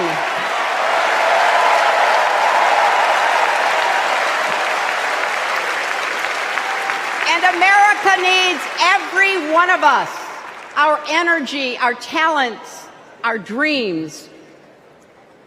We're not just electing a president, we're uplifting our nation.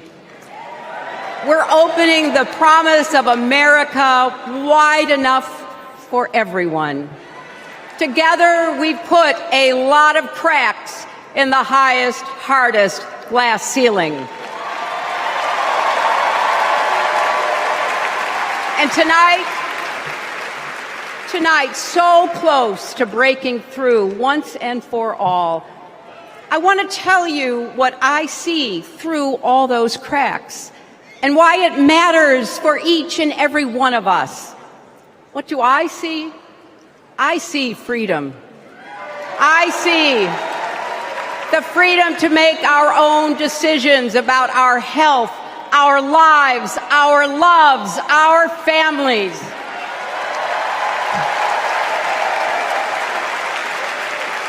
the freedom to work with dignity and prosper, to worship as we choose or not, to speak our minds freely and honestly. I see freedom from fear and intimidation, from violence and injustice, from chaos and corruption. I see the freedom to look our children in the eye and say, in America, you can go as far as your hard work and talent will take you, and mean it. And you know what? On the other side of that glass ceiling is Kamala Harris raising her hand and taking the oath of office as our 47th President of the United States.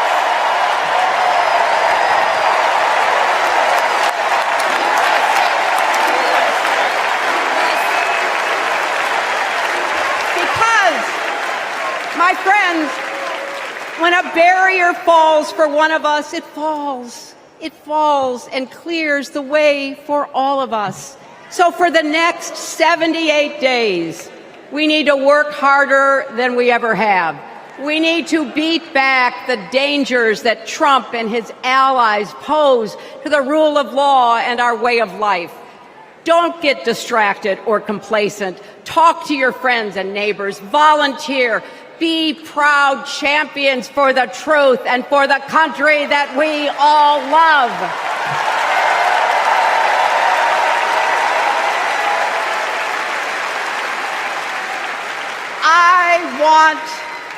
I want my grandchildren and their grandchildren to know I was here at this moment, that we were here, and that we were with Kamala Harris every step of the way.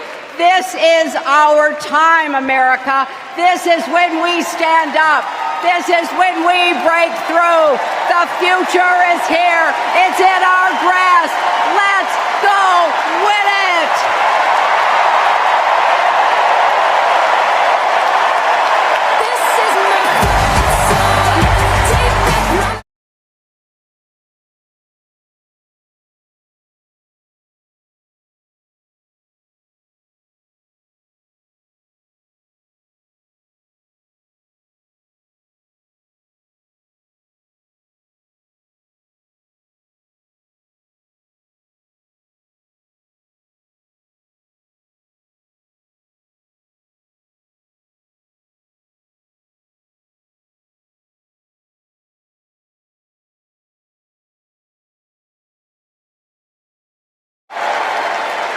So, I'm just checking.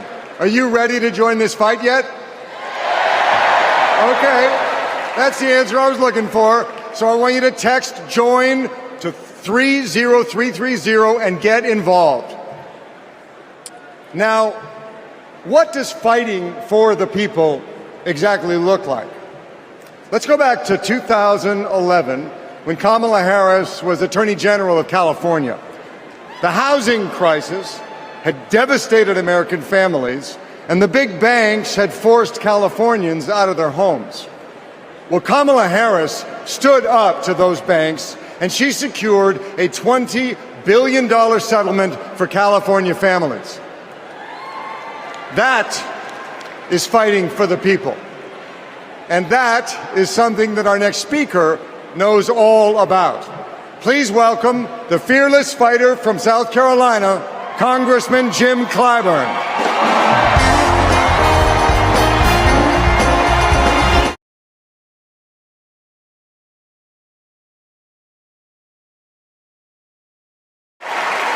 Thank you, thank you, thank you.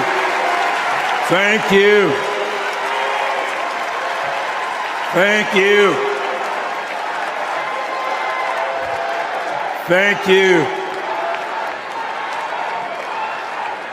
Thank you, and good evening.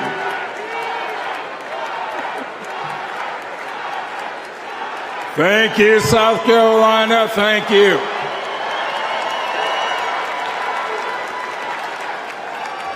Four years ago, Americans were experiencing high anxieties and great uncertainties. A deadly virus raged, schools closed, businesses shuttered. Donald Trump mismanaged the crisis from day one, looking out for himself instead of the country. The American people responded to the crisis in leadership by electing new leaders. Thanks to Joe Biden and Kamala Harris, we reopened our schools, brought back our businesses, and restored our faith in the American can-do spirit. Thanks to Joe and Kamala, we reduced the price of prescription drugs, repaired roads and bridges, and replaced lead pipes. Thanks to Joe and Kamala, we are honoring our heroes in uniform and expanded benefits to over 1 million veterans. Thanks to Joe and Kamala, Make It in America is no longer just a slogan, but a movement that is bringing millions of manufacturing jobs back to America. For President Biden's lifetime of achievement in service of his country, we owe him a great debt of gratitude.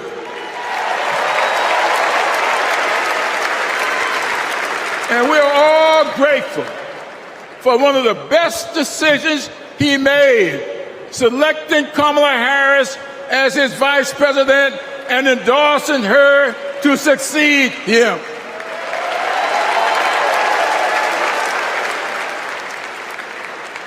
I often say that we are but the sum of our experiences. In the introduction of my memoir, I wrote, "All my experiences have not been pleasant, but I consider all of them to be blessings." So has been the case with Kamala. Her experiences have prepared her for this moment. Kamala Harris is a true battle-tested leader, a district attorney, attorney general, senator, and vice president who gets things done. While Donald Trump has been bragging about how he overturned Roe, Kamala has been fiercely advocating for the respectation of reproduction freedoms. While Trump has been looking out for himself and his billionaire buddies, Kamala has been fighting to lower costs for all Americans. And while Trump falsely pleads ignorance of Project 2025, which in my opinion is Jim Crow 2.0, Kamala has been offering the American people enlightened proposals and visionary leadership. Having grown up in a parsonage, I often look to the good book for understanding and guidance. As 2 Corinthians informs, we are troubled on every side, yet not distressed. We are perplexed, but not in despair, persecuted, but not forsaken, cast down, but not destroyed. Our great democracy has been tested, and so has the basic goodness of the American people. But our resolve to remain a great country with freedom and justice for all will not falter. We will continue our march toward a more perfect union, united in our common purpose and emboldened by our resolve to elect Kamala Harris and Tim Walz as the next president and vice president of these United States of America. Thank you and Godspeed.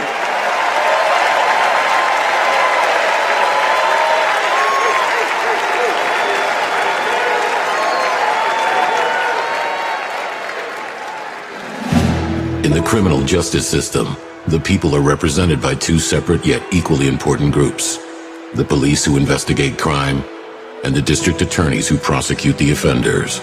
This is the story of Donald Trump. His entire life, Trump has believed he's above the law, that no one would ever dare hold him accountable. He lies. He rips off workers. He sexually abuses women. Hey, when you're a star, they let you do it. You can do anything. He cheats in business. He cheated on his wife with a porn star and paid her off so the American people wouldn't find out during an election. But in the criminal justice system, ordinary Americans have had the courage to find him accountable, time and time again. Guilty. Guilty.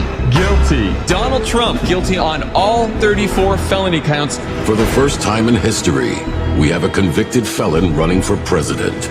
And to take on this case, we need a president who has spent her life prosecuting perpetrators like Donald Trump. He tried overturning Georgia's free and fair election. I just want to find 11,780 votes. He's tried to escape any responsibility for instigating the January 6th attack on our Capitol. We're going to walk down to the Capitol, and I'll be there with you. And if elected, Trump has promised to overturn laws that would keep him accountable and exact retribution on anyone he considers an enemy, even warning of a bloodbath if he doesn't get his way. So we, the people, have a chance to render our own verdict on Donald Trump. We are the jury he most fears. When we vote this November, we vote for justice, accountability, and the rule of law that keeps America free.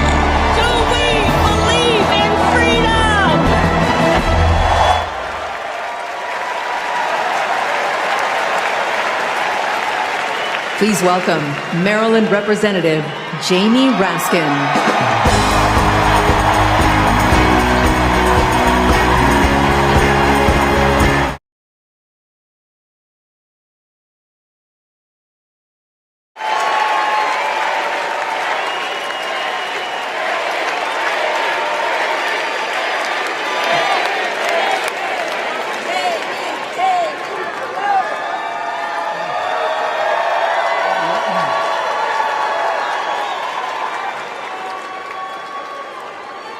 Hello, America,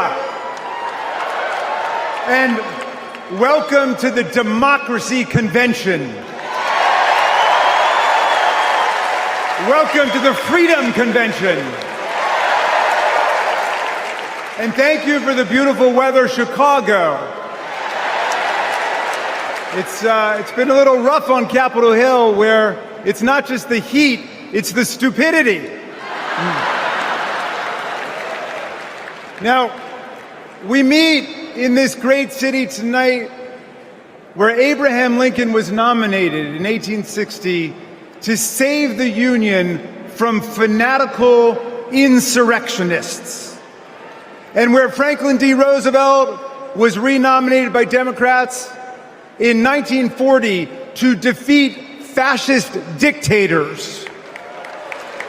Now, we fight in our time to defend our freedom and our democracy against the banana Republicans who have converted Lincoln's party into a dangerous cult of personality.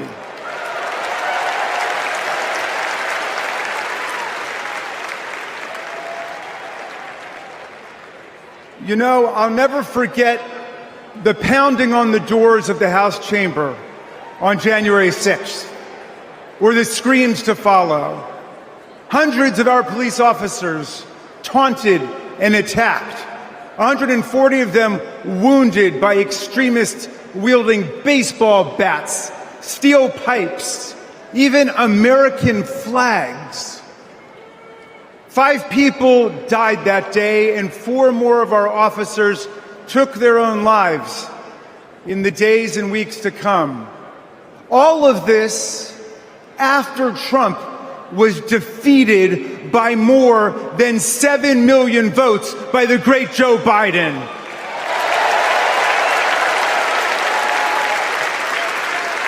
It was after 80 judges rejected every ridiculous claim raised by this sore loser who does not know how to take no for an answer from American voters, American courts, or American women.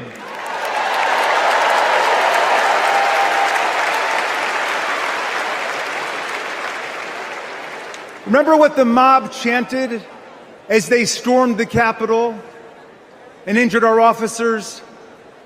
Hang Mike Pence.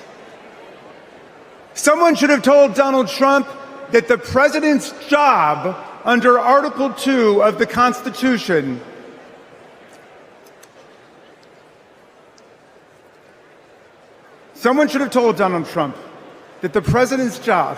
under Article 2 of the Constitution is to take care that the laws are faithfully executed, not that the vice president is executed.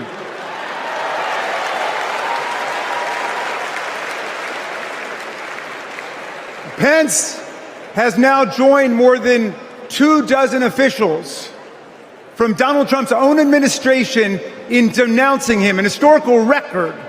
And Pence is the first vice president in more than 2 centuries not to support the president he served with in a general election. And by the way, J.D. Vance, do you understand why there was a sudden job opening for running mate on the GOP ticket? They tried to kill your predecessor. They tried to kill him because he would not follow Trump's plan to destroy and nullify the votes of millions of Americans. Your votes, Pennsylvania. Your votes, Michigan. Your votes, Georgia, Nevada, Arizona. Are we going to go back to the days of election suppression and violent insurrection?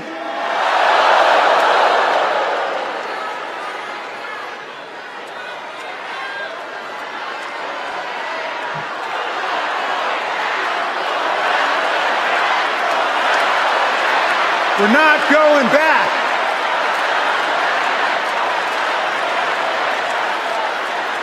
Well, look. 1 week after that beautiful day, as Trump calls it, the Republicans, 10 Republicans, joined all of the Democrats to impeach Trump for the worst high crime and misdemeanor ever committed by a president, inciting insurrection against our own Constitution. Make no mistake, a man who uses fraud, theft, and violence to take power will commit any crime to keep it. And now Trump's promising to pardon hundreds of his fellow criminal convicts and insurrectionists. He calls for, quote, the termination of all rules, regulations, and articles, even those in the Constitution. My friends, are we the people going to let Donald Trump terminate our Constitution and obliterate the blessings of liberty for our posterity? That's right. We're going to elect Kamala Harris. We're going to elect the career prosecutor and inspiring public servant and Coach Walz, and we're going to defeat Donald Trump, the career criminal and incorrigible recidivist con man, and his pet chameleon, J.D. Vance.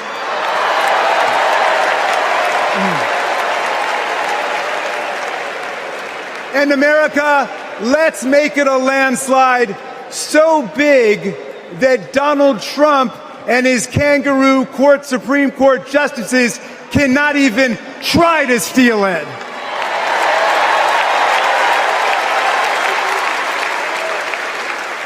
Let's make every vote count. Let's make sure every vote is counted. Let's let freedom ring, and let's let democracy work in America.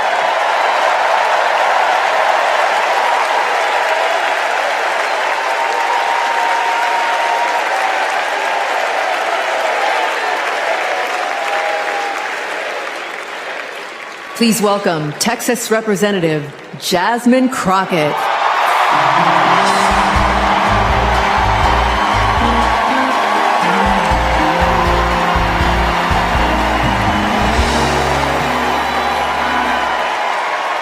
Well, good evening, America!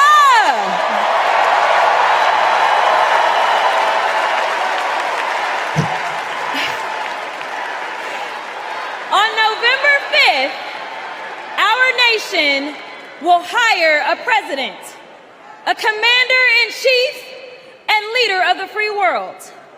So let's compare their resumes, shall we? One candidate worked at McDonald's while she was in college at an HBCU. HU. The other was born with a silver spoon in his mouth and helped his daddy in the family business. Housing discrimination, that is. She became a career prosecutor while he became a career criminal. With 34 felonies, 2 impeachments, and 1 porn star to prove it.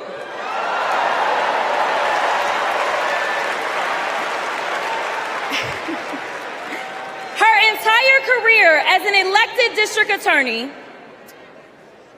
attorney general, and senator, she's always worked for one client, the people. Meanwhile, he's a 78-year-old lifelong predator, fraudster, and cheat, known for inciting violent mobs.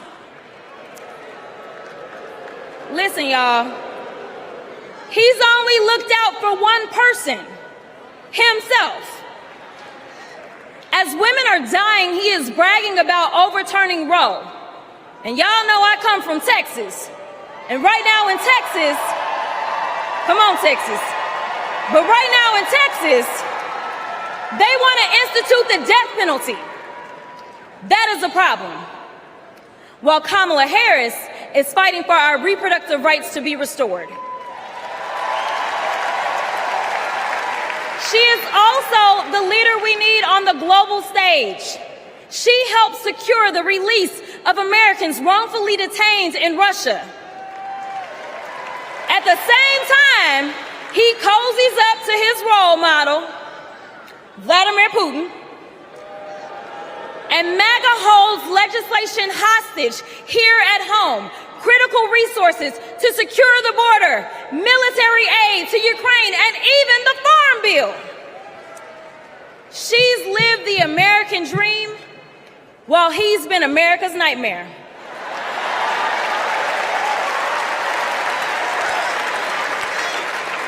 America, looking at the 2 choices before you, who would you hire? Donald Trump or Kamala Harris?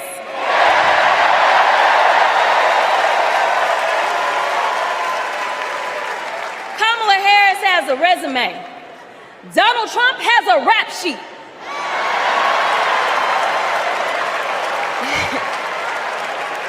She presides over the Senate while he keeps our national secrets next to his thinking chair. Y'all know what I said that other time. In Mar-a-Lago. Well, Donald Trump wants to put our 1787 Constitution through his Project 2025 paper shredder and make every day January 6th. Kamala Harris is fighting to fulfill the promise of America. In the real world, this wouldn't even be close. But this election is. Don't make a mistake. We are the underdogs in this fight, even though there is only one person qualified, only one person who's done the work, and who has delivered the results. And she needs you. She needs your one vote this November. Can we count on you?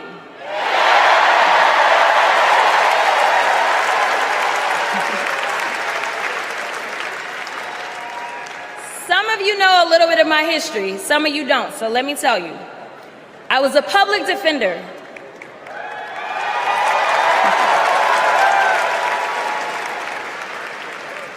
I did criminal defense as well as practiced civil rights law for almost 2 decades. I know a good prosecutor when I see one. Kamala Harris is the kind of prosecutor we long for in the cases like those of Breonna Taylor. Yeah. She was the first attorney general in the nation to order that her officers wear body cams, and she started the Back on Track program to reduce recidivism.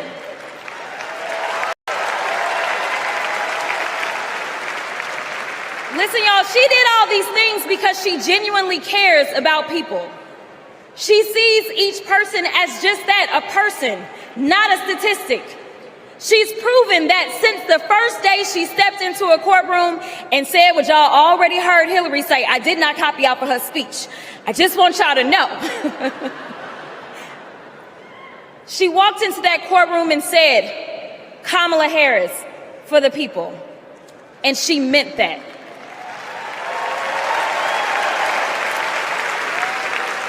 Many of you know her credentials. But what I love about Kamala Harris goes beyond her resume. Is that she sees the humanity in everyone. She's the only candidate in this race who is capable of empathy. When I first got to Congress, I wasn't sure I made the right decision. The Chaos Caucus couldn't elect a speaker, and the Oversight Committee was unhinged. I was going through all of this when I visited the Vice President's residence for the first time. As I approached Vice President Harris for our official photo, she turned to me and asked, "What's wrong?" Mind you, we'd never met, but she saw right through me. She saw the distress. I immediately began crying.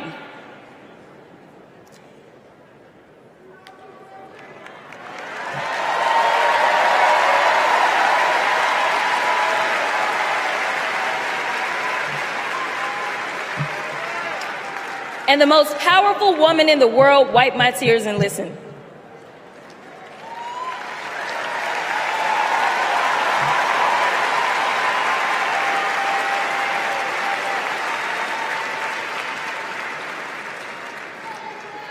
It's so hard for me to tell this story. She then said, among other things, "You are exactly where God wants you. Your district chose you because they believe in you, and so do I."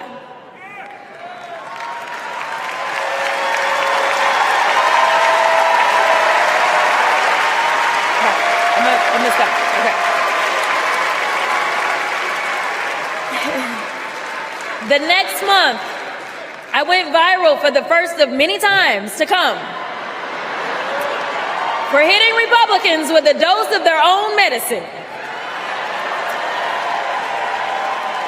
That brief but impactful interaction gave me my legislative legs, and I've been running ever since.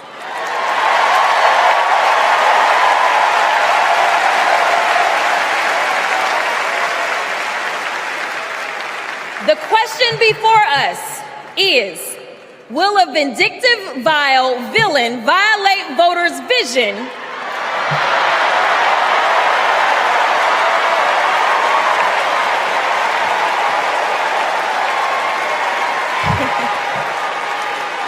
for a better America or not? I hear alliterations are back in style. We deserve better. We deserve a president who can be a bright light in a sea of darkness. One who will pull us forward, because we won't go back.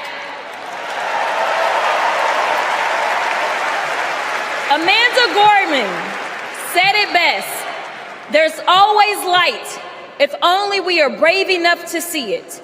If only we are brave enough to be it. Kamala Harris showed me that light. And America, when she is our president, together we will shine as that beacon of hope and freedom around the world once more. God bless y'all.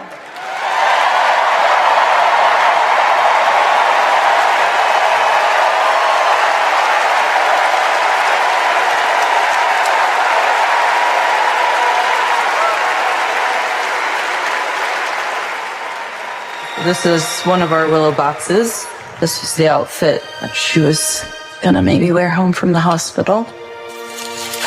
Here's her little... the blanket that she was in. It's okay. I know. For 54 years, they were trying to get Roe v. Wade terminated, and I did it. And I'm proud to have done it. I was punished for 3 days having to wait for either my baby to die or me to die, or both. I was stuck in this horrific hell of both wanting to hear her heartbeat and also hoping I wouldn't. There has to be some form of punishment. For the woman. Yeah, there has to be some form. I almost died because doctors were forced to follow Trump's abortion ban. Kamala will protect a woman's right to choose. We trust women to make decisions about their own body and not have their government tell them what to do. I have so much faith in her. And when Congress passes a law to restore reproductive freedoms as President of the United States, I will sign it into law. We have to fight for Kamala Harris. Our rights, our freedoms, and frankly, our lives. Everything is on the line.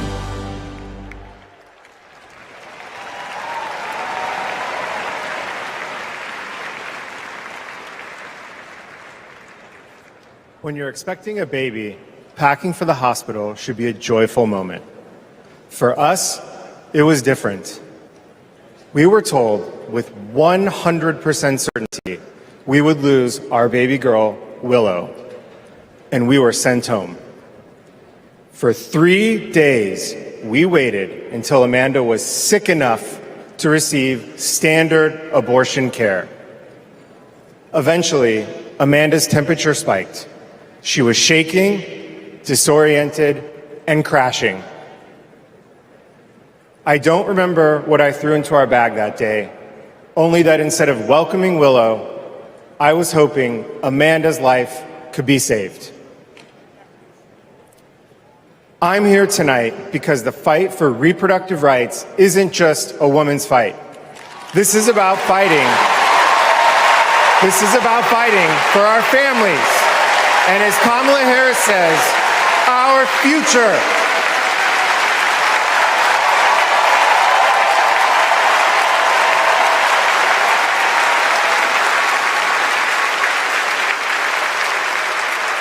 Every time I share our story, my heart breaks. For the baby girl we wanted desperately, for the doctors and nurses who couldn't help me deliver her safely, for Josh, who feared he would lose me too. But I was lucky. I lived. So I'll continue sharing our story, standing with women and families across the country. Today, because of Donald Trump, more than 1 in 3 women of reproductive age in America lives under an abortion ban.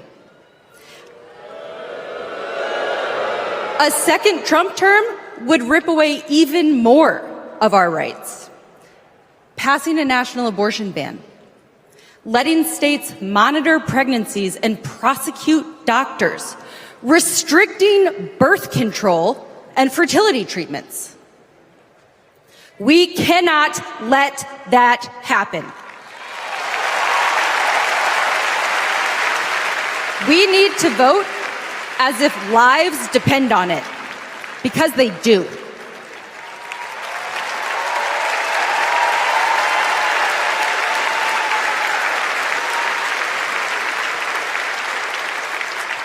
years ago, my husband and I were expecting our second child. Our daughter, Lauren, couldn't wait to be a big sister. I was getting ready for her 4th birthday party when something didn't feel right. 2 emergency rooms sent me away. Because of Louisiana's abortion ban, no one would confirm that I was miscarrying. I was in pain, bleeding so much my husband feared for my life. No woman should experience what I endured, but too many have. They write to me saying, what happened to you happened to me. Sometimes they're miscarrying, scared to tell anyone, even their doctors. Our daughters deserve better. America deserves better.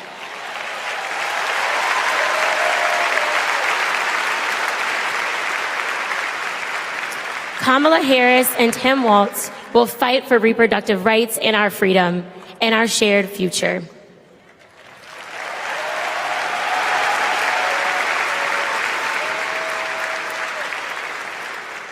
Growing up, I was an all-American girl. Varsity soccer captain, cheerleading captain, homecoming queen, and survivor.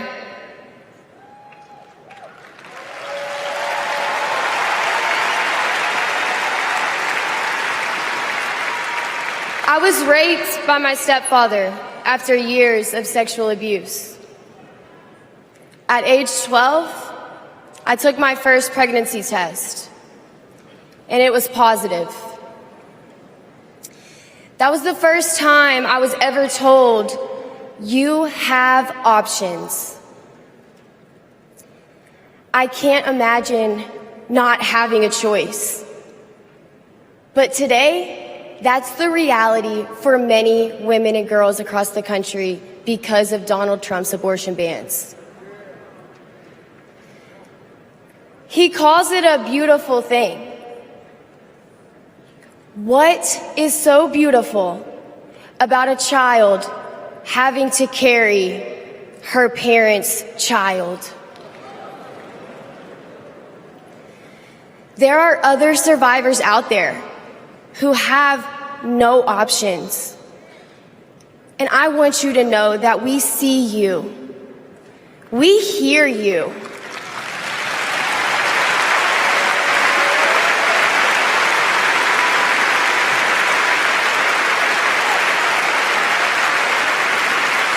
Kamala Harris will sign a national law to restore the right to an abortion.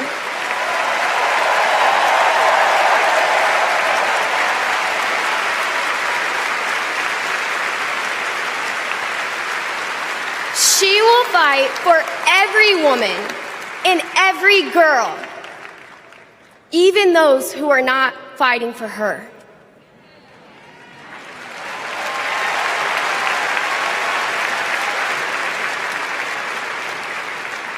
And now, I am honored to introduce another champion for women, a leader who's fought for me and for so many others, Governor Andy Beshear.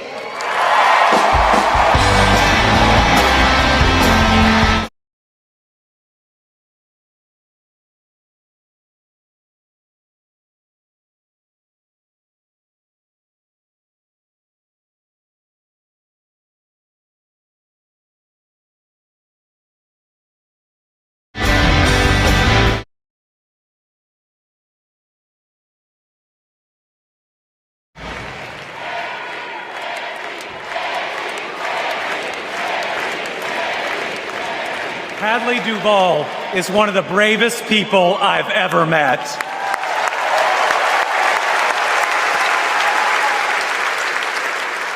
I'm amazed at the courage it takes to share her pain, to share her truth. Yet Donald Trump brags about tearing a constitutional right away from Hadley and every other woman and girl in our country. That's why we must tear away any chance he can ever be president ever again.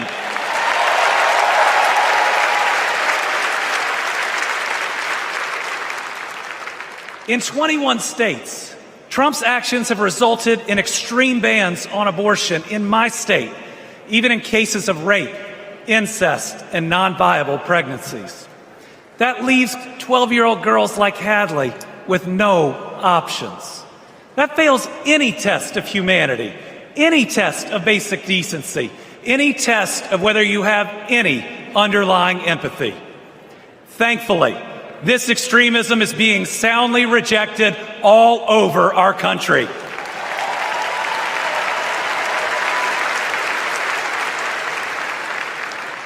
In Kentucky, we put reproductive freedom on the ballot last November, and I beat Donald Trump and Mitch McConnell's hand-picked candidate by more than 5 percentage points.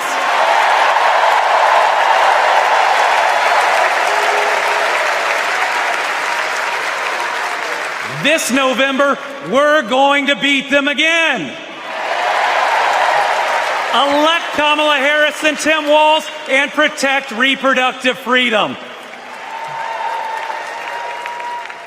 Folks, Donald Trump appointed the Supreme Court justices who got us into this mess. His Project 2025 goes even further. Here's the thing. Trump and Vance simply don't believe in your freedom. Trump says people are absolutely thrilled that women have their basic rights eliminated. J.D. Vance says women should stay in violent marriages and that pregnancies resulting from rape are simply inconvenient. Their policies give rapists more rights than their victims. That's not inconvenient, it's just plain wrong.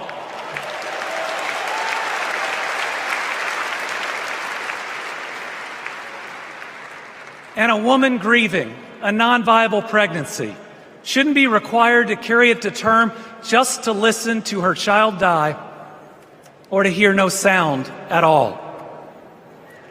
All women should have the freedom to make their own decisions. Freedom over their own bodies. Freedom about whether to pursue IVF. Freedom about whether to have children at all.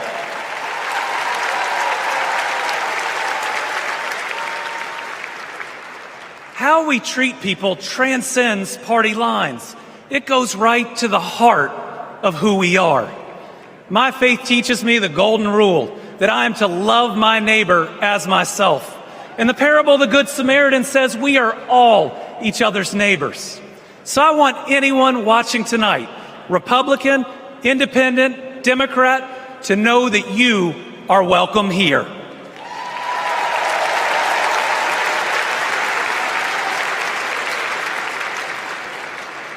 We believe in America where we live out our values, end anger politics once and for all, and move beyond this us versus them by remembering we are all Americans.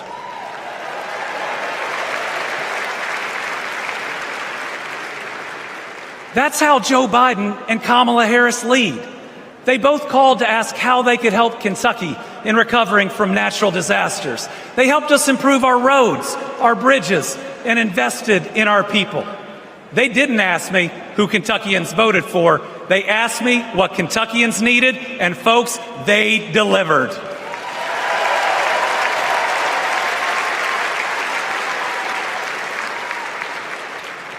Kamala Harris gets it. She knows we must move beyond anger, extremism, and division, that everyone has dignity and deserves respect.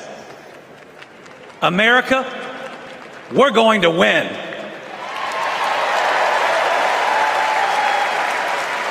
And we're going to win by staying true to our values of compassion, empathy, and doing right by our neighbors. I'm so proud to be all in for the next President of the United States, Kamala Harris. Thank you.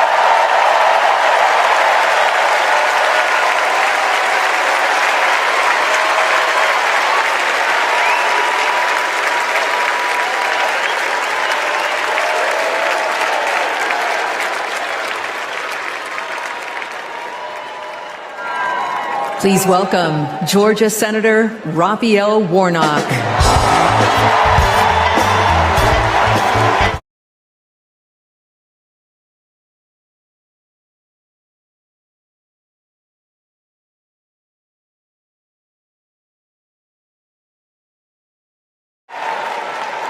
Well, hello, America.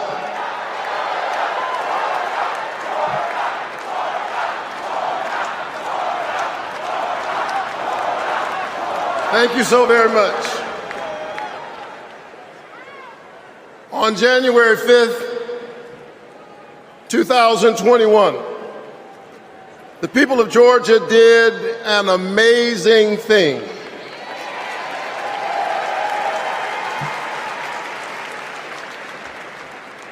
They sent a black kid who grew up in public housing and the Jewish son of an immigrant to the United States Senate in one fell swoop.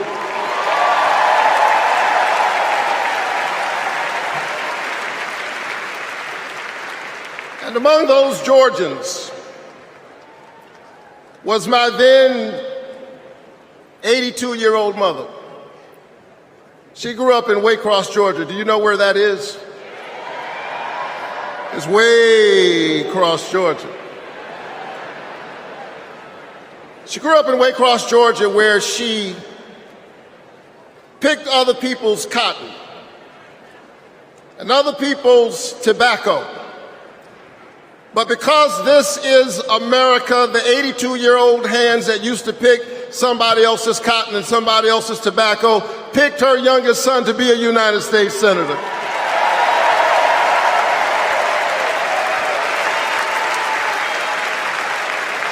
This is my America. Thank you, Mom. Thank you, Georgia. Thank you, America, for raising your voice and using your vote. A vote is a kind of prayer for the world we desire for ourselves and for our children, and our prayers are stronger when we pray together. And so together we flipped the Senate, held the House, and we sent Joe Biden and Kamala Harris to the White House. Together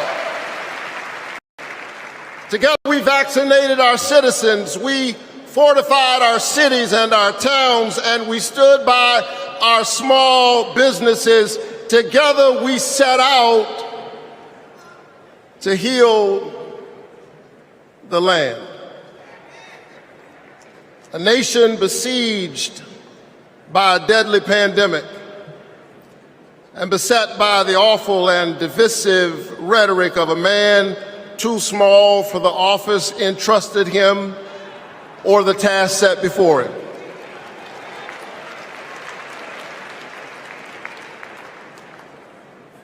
The day after my January 5th election, he instigated an insurrection, a violent assault on our nation's capital and the peaceful transfer of power, all driven by the big lie. But behind the big lie was an even bigger lie.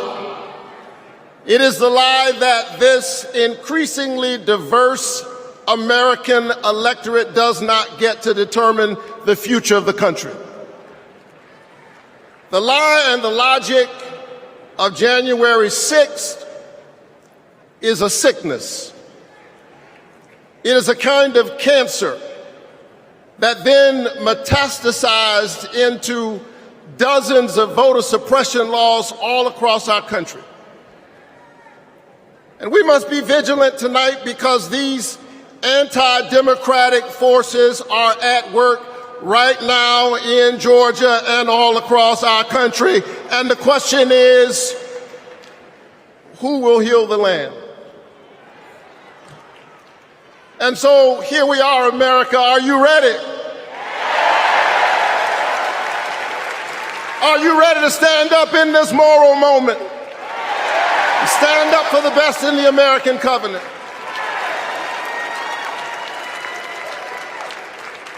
Elections are about the character of a country. And we must decide Again, we are the latest generation of Americans who get to decide what kind of country we want to be. And we must choose between the promise of January 5th and the peril of January 6th. A nation that embraces all of us or just some of us. Donald Trump's America is the America of January 6th.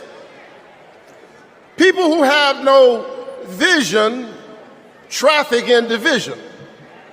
He does not know how to lead us, and so he wants to divide us. America, make no mistake, Donald Trump is a plague on the American conscience.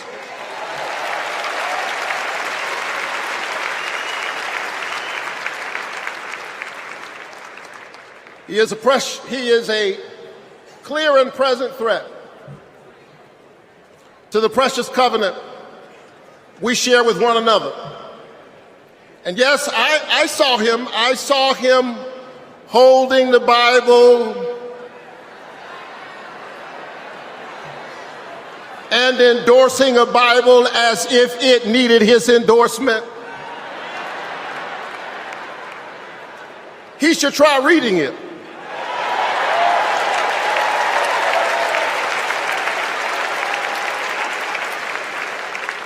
It says, do justice, love kindness, and walk humbly with your God. He should try reading it. It says, love your neighbor as yourself. It says, inasmuch as you've done it unto the least of these, you have done it also unto me.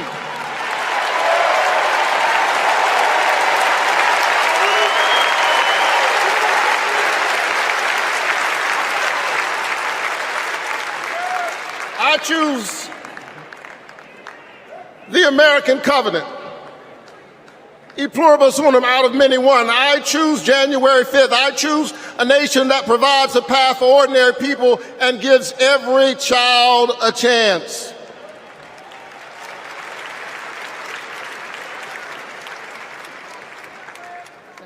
And that's Joe Biden's America. And he's been fighting for it for more than a half century. President Biden, America is so much better because of you, a true patriot who has always put the people first. Thank you, Joe.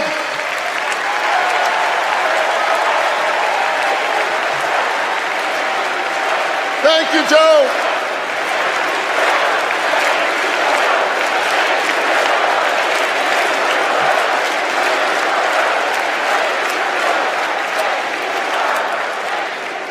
But I'll tell you something else. Not only is that Joe Biden's America, that's Kamala Harris's America.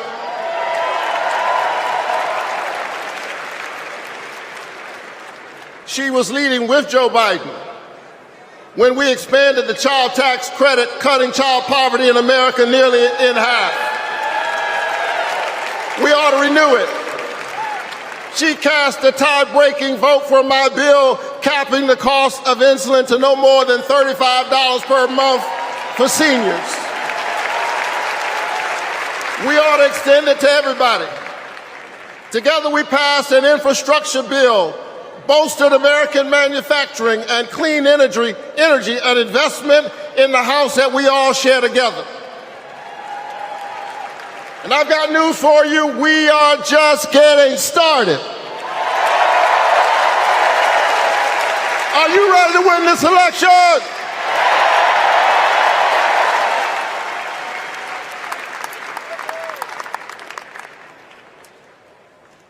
Kamala Harris and Tim Walz represent the new way forward.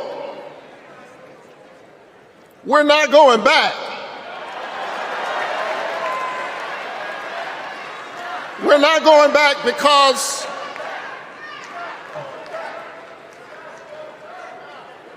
we are the United States of America. We always dream about the future.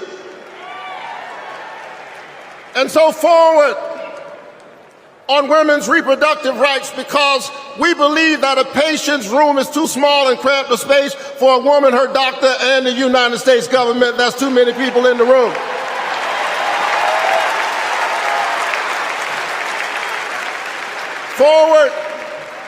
Forward on worker rights, because most people do not mind working. They just want to share in the prosperity that they are creating for others. Forward on voting rights, forward on affordable housing and access to health care. We are moving forward.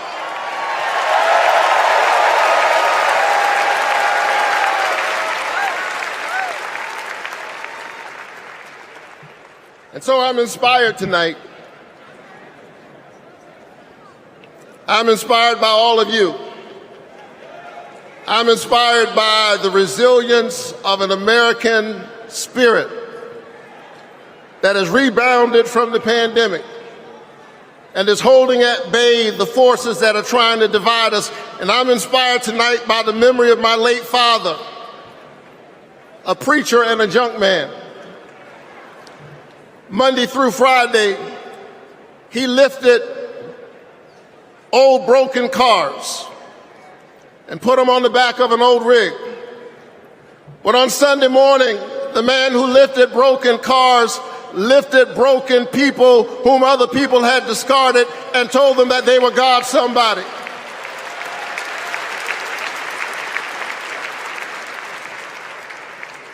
My dad discovered strength in the broken places, a power made perfect in weakness. And so I'm convinced tonight that we can lift the broken even as we climb. I'm convinced tonight that we can heal sick bodies. We can heal the wounds that divide us. We can heal a planet in peril. We can heal the land.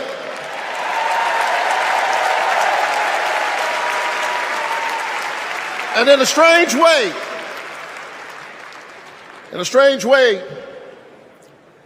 the pandemic taught us how. A contagious airborne disease means that I have a personal stake in the health of my neighbor. If she's sick, I may get sick also. Her health care is good for my health. I'm just trying to tell you that we are as close in our humanity as a cough. I need my neighbor's children to be okay so that my children will be okay. I need all of my neighbor's children to be okay. Poor inner city children in Atlanta and poor children of Appalachia. I need the poor children of Israel and the poor children of Gaza. I need Israelis and Palestinians. I need those in the Congo, those in Haiti, those in Ukraine. I need American children on both sides of the track to be okay. Because we are all God's children. And so let's stand together. Let's work together. Let's organize together. Let's pray together. Let's stand together. Let's heal the land. God bless you. Keep the faith and keep looking up.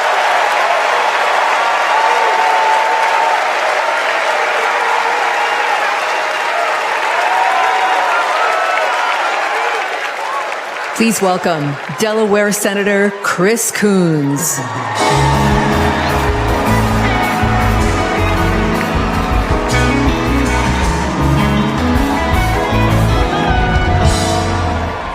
Good evening, folks. Good evening, America. Good evening, Chicago. Are there any Democrats in the room tonight? Folks, we are on the verge of making history. We are on the verge of an historic election. And I want to talk with you for just a few minutes about my dear friend, our president, Joe Biden. Joe Biden's mom had a saying: "You are defined by your courage, and you are redeemed by your loyalty." 4 years ago, I had the honor of helping introduce Joe Biden to our national convention. I spoke about Joe's faith, his love of family, his determination to restore the soul of our nation. Back in 2020, America was nearly flat on our back from a deadly pandemic, an economic collapse, and then in January, an assault on our democracy. All of this, because the drama and chaos of our former president had knocked us down. But folks, Joe Biden's courage, Joe Biden's faith in us, Joe Biden's determination to heal the soul of our nation gave us hope and gave us confidence. Someone who has himself been knocked down by life time and again. Joe Biden knows the grit and determination of the American people. He believed in us, and Joe Biden helped us get back up again.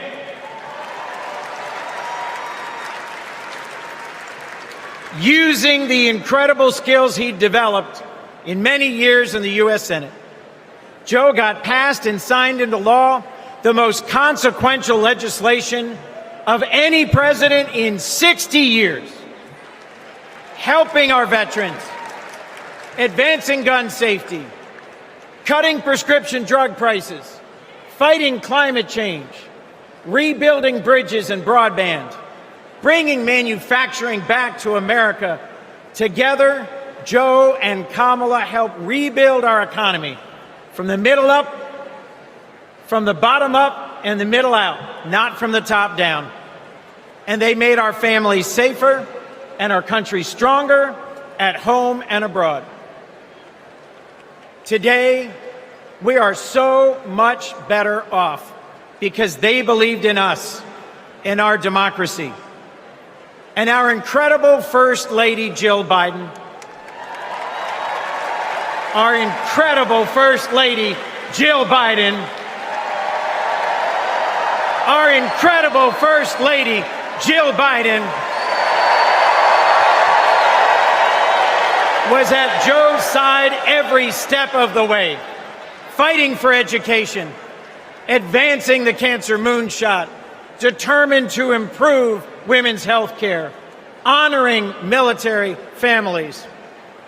Joe and Jill, together, you have done so much for us, and there's so much more you will do and we can do together. Mr. President, thank you. Thank you for elevating a great leader in Kamala Harris.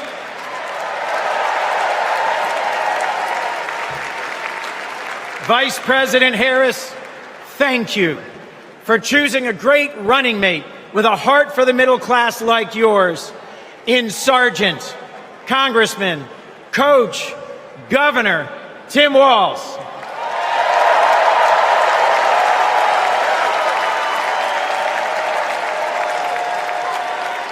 I have hope. Do you? I have hope. Do you? I have hope. Do you? And it is in no small part because of Joe Biden. I have never known a more compassionate man than Joe Biden. I have never known a man who has taken from his own loss and his own faith and delivered so much for the future of so many others. Mr. President, you were my senator as a Delawarean. You are my president as an American, and you will always be my friend. On behalf of our nation, Joe, for your courage in fighting for our democracy, we thank you.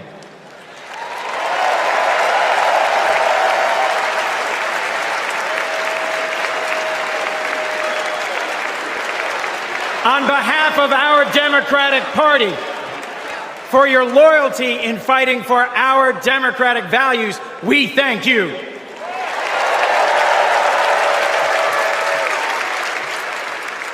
And on behalf of Delaware, thank you, Joe, and God bless you. We love you. We love Joe. We love Joe. We love Joe. We love Joe.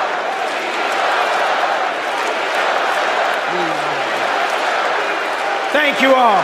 We love Joe. God bless you, and thank you very much.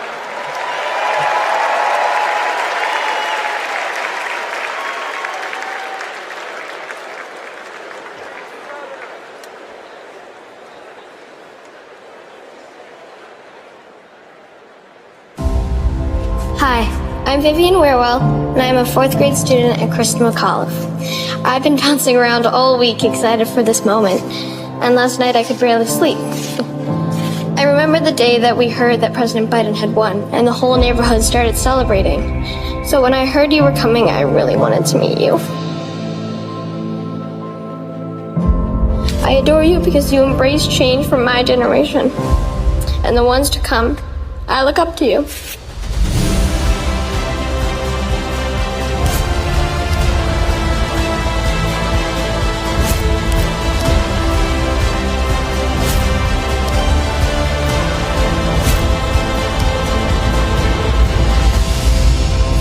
Now it is my honor to introduce our First Lady, Dr. Jill Biden.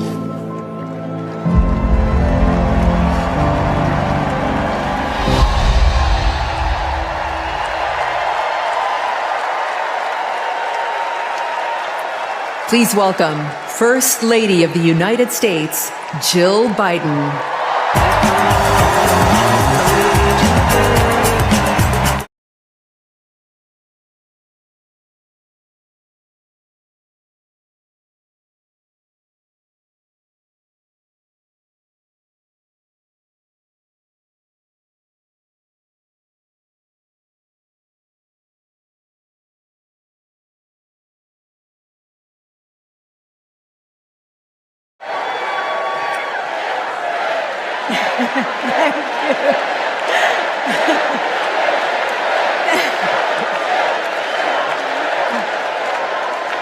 Thank you. Thank you so much. Love you too. Joe and I have been together for almost 50 years. And still, there are moments when I fall in love with him all over again. Like when I handed him our baby Ashley for the first time and saw the smile that lit up his face. Or on nights after an exhausting day working in the Senate, when he would read one more bedtime story just because the kids asked. When he stops on a rope line because he sees someone grieving who needs to know that everything is going to be all right one day. Or to encourage that child with a stutter to find the confidence she needs. Those moments when I'm reminded of all he's accomplished in the name of something bigger than himself. Receiving the Medal of Freedom with humility.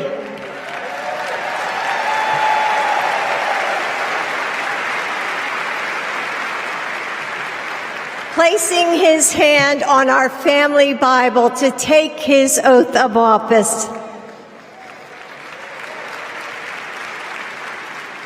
And weeks ago, when I saw him dig deep into his soul and decide to no longer seek re-election and endorse Kamala Harris.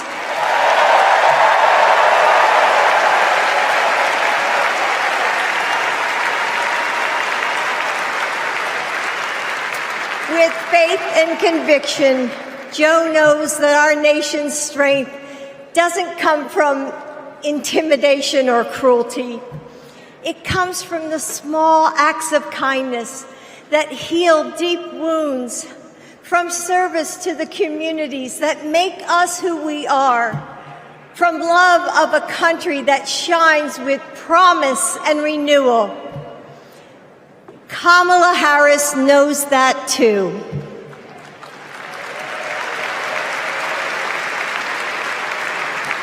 Our son, Beau, first worked with Kamala when he was Attorney General of Delaware. He told me at the dinner table one night, "Mom, she's special, someone to keep your eye on." And he was right. Joe and I know Kamala.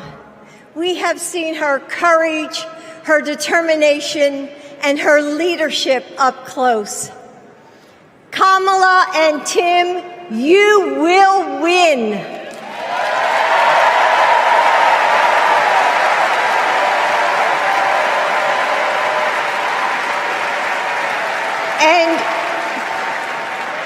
And you are inspiring a new generation. We are all a part of something bigger than ourselves, and we are stronger than we know. The future of our country is in the hands of those in this room and all of you watching at home. It's going to take all of us, and we can't afford to lose. With faith in each other, hope for a brighter future, and love for our country, we will fight and we will win together. Thank you. Thank you.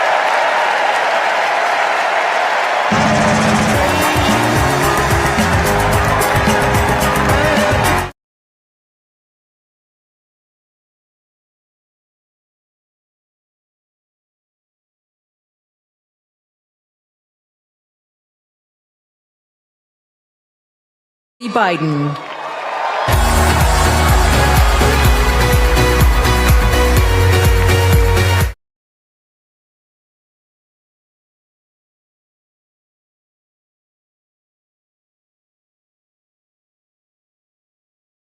I have this memory. It's the eve of my 8th birthday. Dad is still in D.C., tending to urgent matters in the Senate. That night, as a surprise, Mom told me, Beau, and Hunter to get in the car.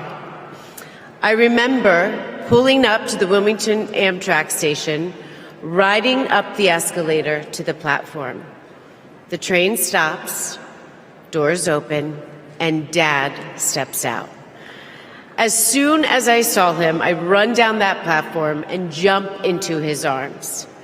Like magic, Mom brought out a cake, they sang happy birthday, and I blew out the candles. Dad hugged me, and he said that he had to get back to work. He crossed to the southbound train, and off he went to D.C. That was a snapshot of one moment, of one day, on this extraordinary journey of being Joe Biden's daughter.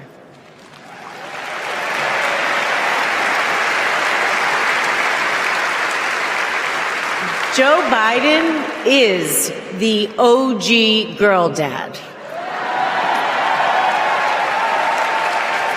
He told me I could be anything and I could do anything. As a child, I would sit on the leather chair in his office doing my homework, and he would sit next to me doing his work, drafting the Violence Against Women Act.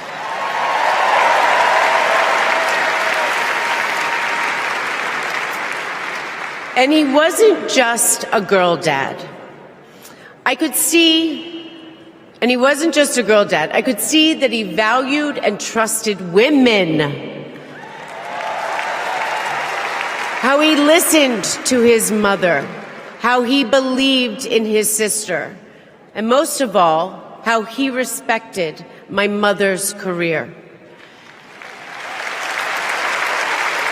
Dad was always there, doing everything he could to be a true partner to her. Dad, you always tell us, but we don't tell you enough, that you are the love of our lives and the life of our love.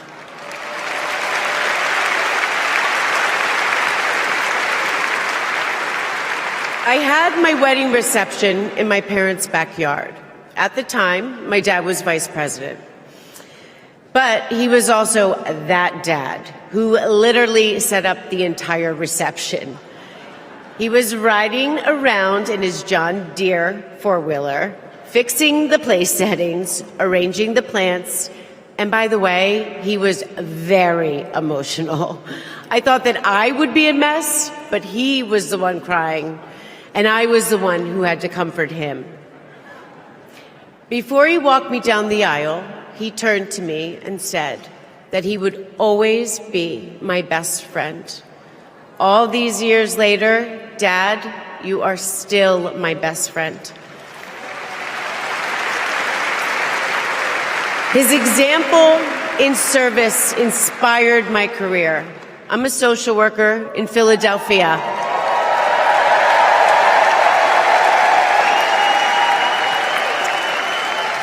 I support formerly incarcerated women as they heal from past trauma and they reclaim their lives.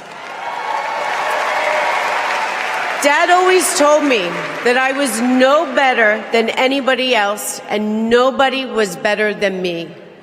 He taught me that everyone deserves a fair shot and that we shouldn't leave anyone behind. That's what you learn from a fighter who has been underestimated his entire life. When I look at Dad, I see grace, strength, and humility. I see one of the most consequential leaders ever in history.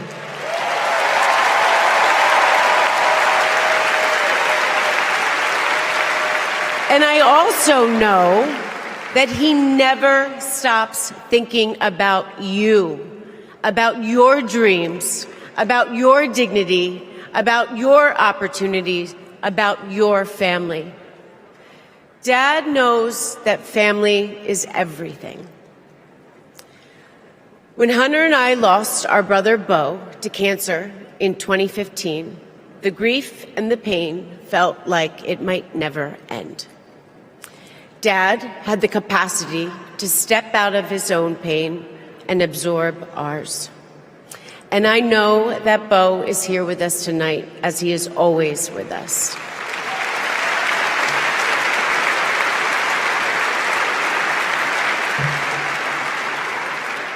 After Bo passed, I got this tattoo on my wrist. It says, "Courage, dear heart." A reminder to myself to keep going, to get back up, like my dad has always done. He has taught me that a courageous heart is a miraculous thing. A courageous heart can heal a family. A courageous heart can heal a nation, and maybe even the world. And now, this election requires the courageous hearts of all of us. In 2020, my dad selected Kamala Harris to beat Donald Trump. And he knows in 2024, she will beat Donald Trump again.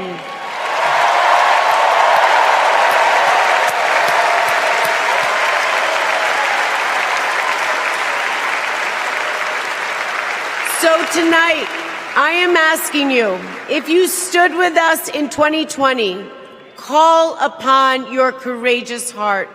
Stand with us today. Work harder than you have ever worked before in your life. This is the fight of our lifetime. Our freedom, our democracy, our reproductive rights. All of this, all of it is on the ballot. And I know together we can do this because my dad helped show us the way. And now I would like to introduce my father, your 46th President of the United States, Joe Biden.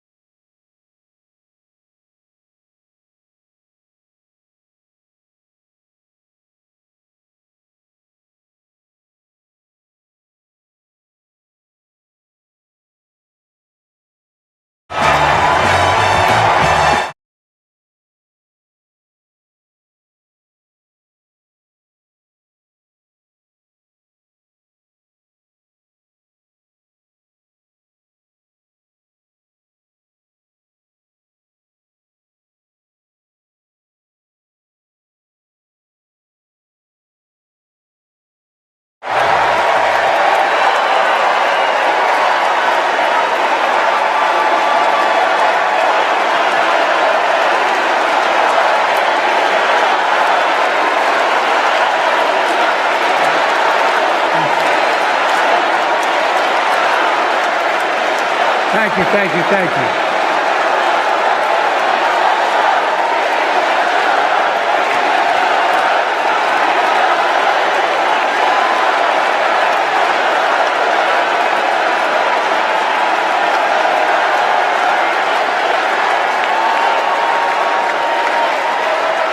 Thank you, thank you, thank you.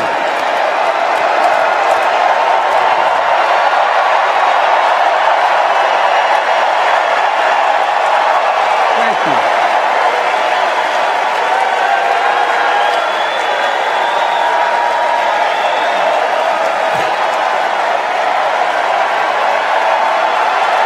Thank you.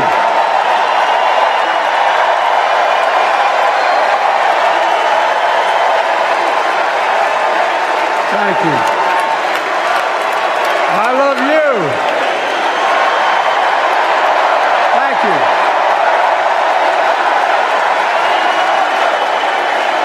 Thank you, thank you, thank you.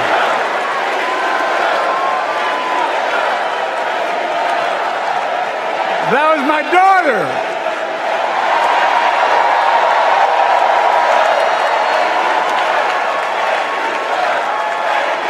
Thank you.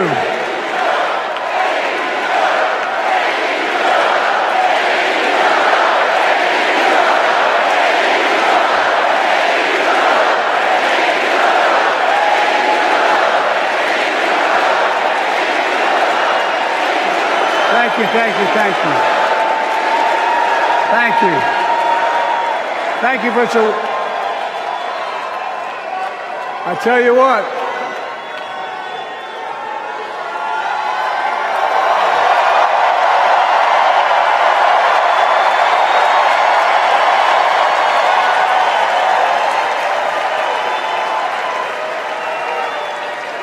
To my dearest daughter Ashley, God love you, you're incredible. Thank you for that introduction and for being my courageous heart, along with Hunter and our entire family, and especially our rock, Jill.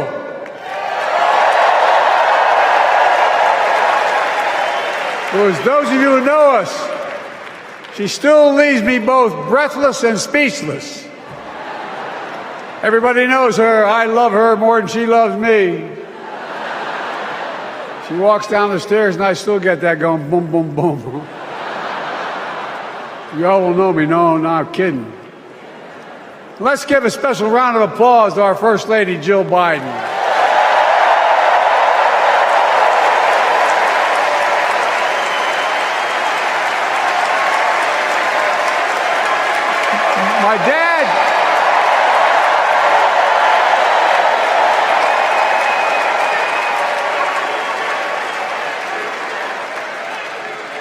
My dad used to have an expression, for real. He'd say, Joey, family is the beginning, the middle, and the end. And I love you all. Folks. And America, I love you.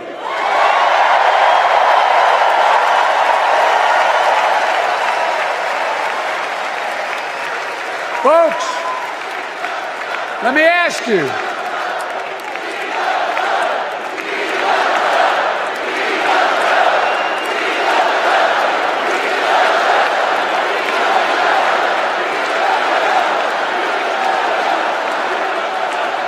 Let me ask you. Are you ready to vote for freedom?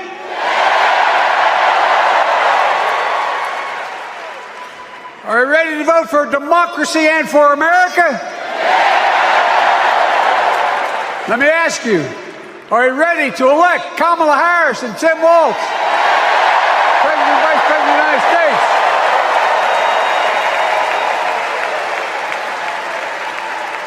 My fellow Democrats, my fellow Americans, nearly 4 years ago, in winter, on the steps of the Capitol, on a cold January day, I raised my right hand and I swore an oath to you and to God to preserve, protect, and defend the Constitution and to faithfully execute the office of the President of the United States.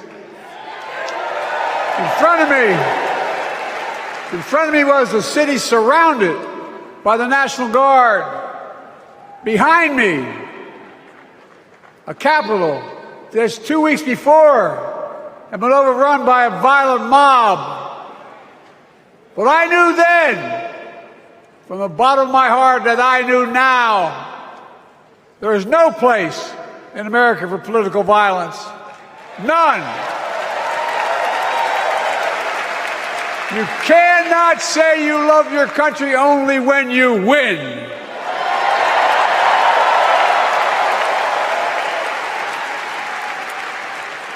In that moment, I wasn't looking to the past. I was looking to the future. I spoke of the work at hand, the moment we had to meet. It was, as I told you then, a winter of peril and possibility. Of peril and possibility. We're in the grip of a once-in-a-century pandemic, historic joblessness, a call for racial justice long overdue, clear and present threats to our very democracy. Thank you.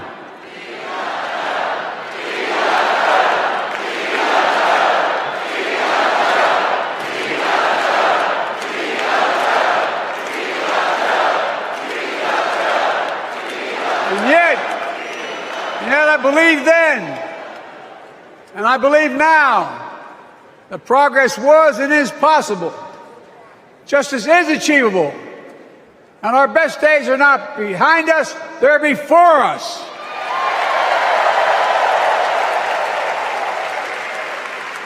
Now it's summer. The winter has passed.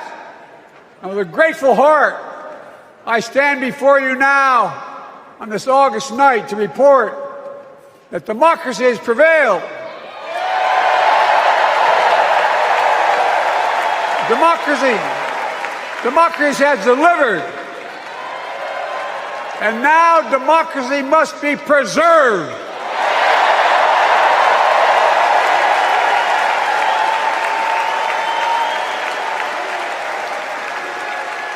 You've heard me say it before. We're facing an inflection point. One of those rare moments in history when the decisions we make now will determine the fate of our nation and the world for decades to come. That's not hyperbole, I mean it literally.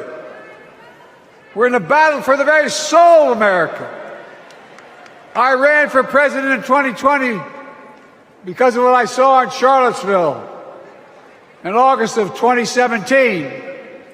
Extremists coming out of the woods, carrying torches, their veins bulging from their necks, carrying Nazi swastikas, and chanting the same exact anti-Semitic bile that was heard in Germany in the early 30s. Neo-Nazis, white supremacists, and the Ku Klux Klan, so emboldened by a president then in the White House that they saw as an ally. They didn't even bother to wear their hoods. Hate was on the march in America. Old ghosts and new garments, stirring up the oldest divisions, stoking the oldest fears, giving oxygen to the oldest forces that they long sought to tear apart America. In the process, a young woman was killed. When I contacted her mother, I asked about what happened. She told me. When the president was asked what he thought had happened, Donald Trump said, and I quote, "There are very fine people on both sides. My God." That's what he said.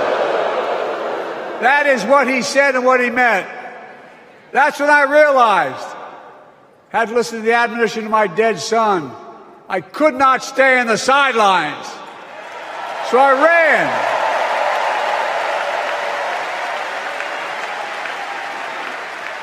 because I had no intention of running again. I just lost part of my soul. But I ran with a deep conviction. In America, I know and believe in an America where honesty, dignity, decency still matter. An America where everyone has a fair shot and hate has no safe harbor.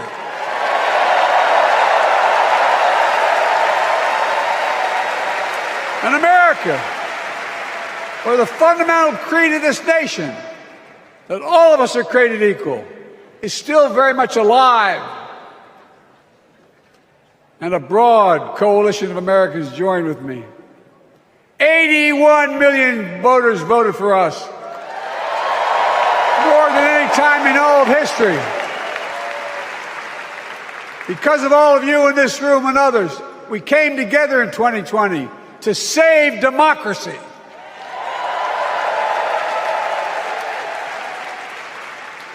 As your president, I've been determined to keep America moving forward, not going back, to stand against hate and violence in all its forms, to be a nation where we not only live with but thrive on diversity, demonizing no one, leaving no one behind, and becoming the nation that we profess to be. I also ran to rebuild the backbone of America, the middle class.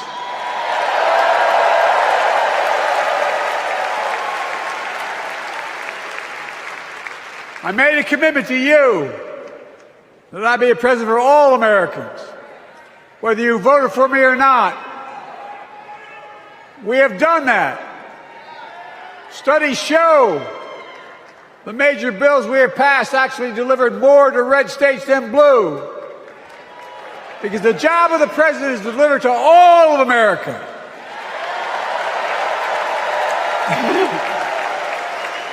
Because of you, and I'm not exaggerating, because of you, we've had one of the most extraordinary 4 years of progress ever, period.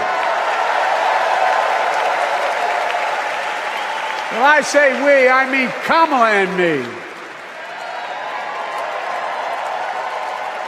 Just think about it. COVID no longer controls our lives. We've gone from economic crisis to the strongest economy in the entire world. Record 16 million new jobs. Record small business growth. Record high stock market. Record high 401ks. Wages up and inflation down, way down, and continuing to go down.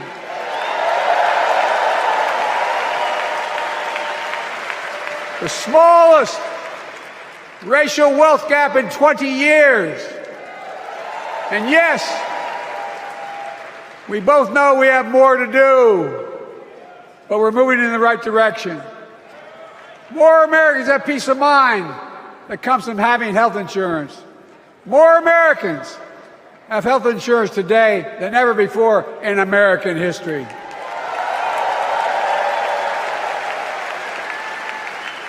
And after, as a young senator beginning to fight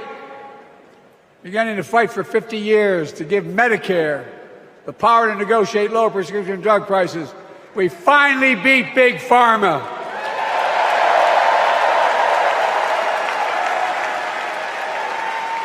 And guess who cast the tie-breaking vote?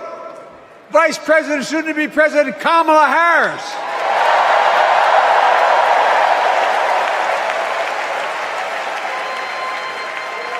And now it's the law of the land.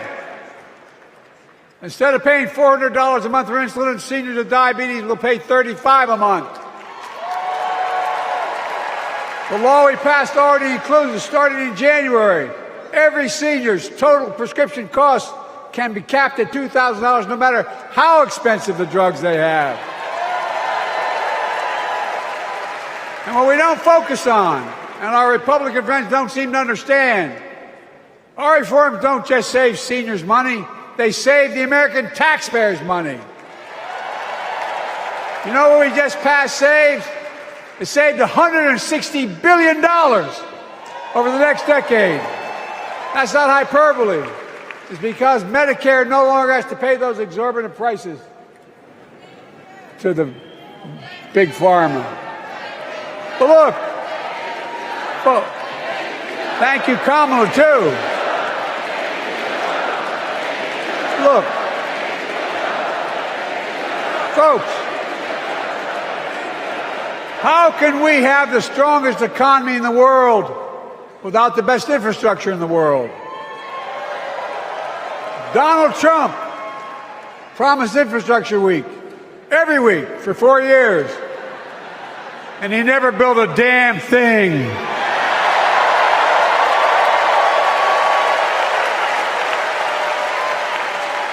But now, because of what Kamala and I have done, remember we were told we couldn't get it done. Remember when we came into office, we couldn't get anything passed? But right now, we're giving America an infrastructure decade, not week. We're modernizing our roads, our bridges, our ports, our airports, our trains, our buses. We're removing every lead pipe from schools and homes so every child can drink clean water. We're providing affordable high-speed internet for every American, no matter where they live, not unlike what Roosevelt did with electricity. And so much more. We are uniting the country. We're growing our economy. We're improving our quality of life. And we're building a better America.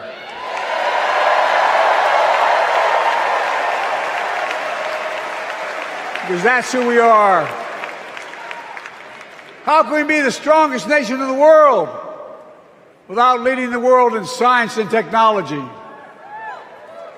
After years of importing 90% of our semiconductor chips from abroad, which America invented those chips, our Chips and Science Act meant that private companies from around the world are now investing literally tens of billions of dollars to build new chip factories right here in America.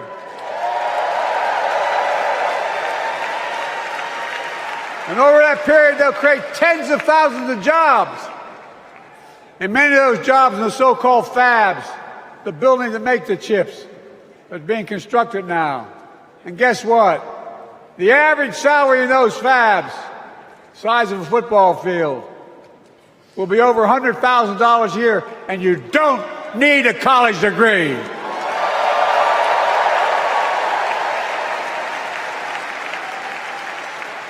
Because of you and so many electeds out there, American manufacturing is back. Where the hell to say we wouldn't lead the world in manufacturing? 800,000 new manufacturing jobs.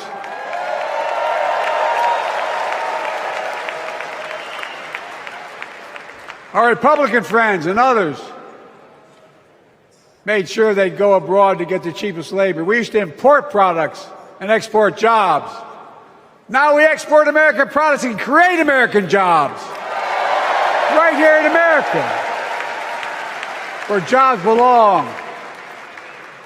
With every new job, with every new factory, pride and hope is being brought back to communities throughout the country that were left behind.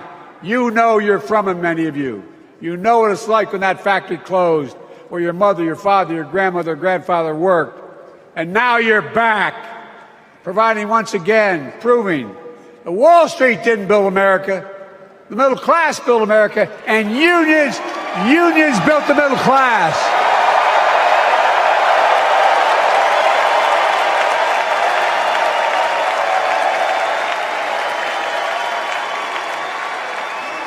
It's been my view since I came to the Senate. And that's why I'm proud to have been the first president to walk a picket line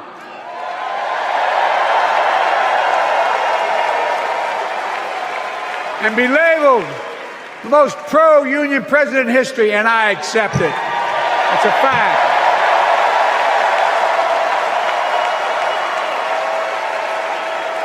Because when unions do well, we all do well.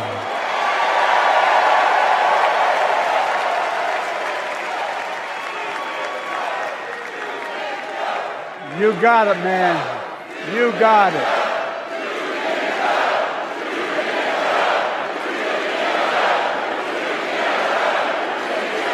I agree. I'm proud. Look, remember he told we couldn't get anything done because we couldn't get anything done in the Congress? Well, with your support, we passed the most significant climate law in the history of mankind.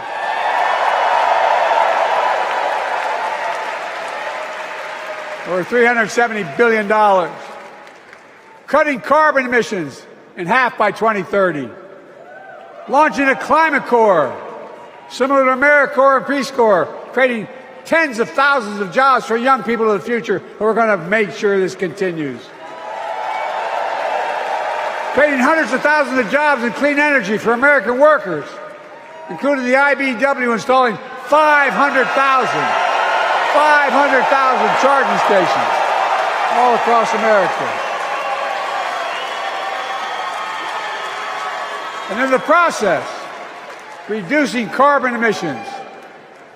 And we're seeing it. We're seeing to it that the first beneficiaries of environmental initiatives are those fence-line communities that have been smothered by the legacy of pollution. Louisiana and Delaware, Route 9, all the factories, all those chemical factories are right next to the poorest neighborhoods. They're the ones we're going to bring back.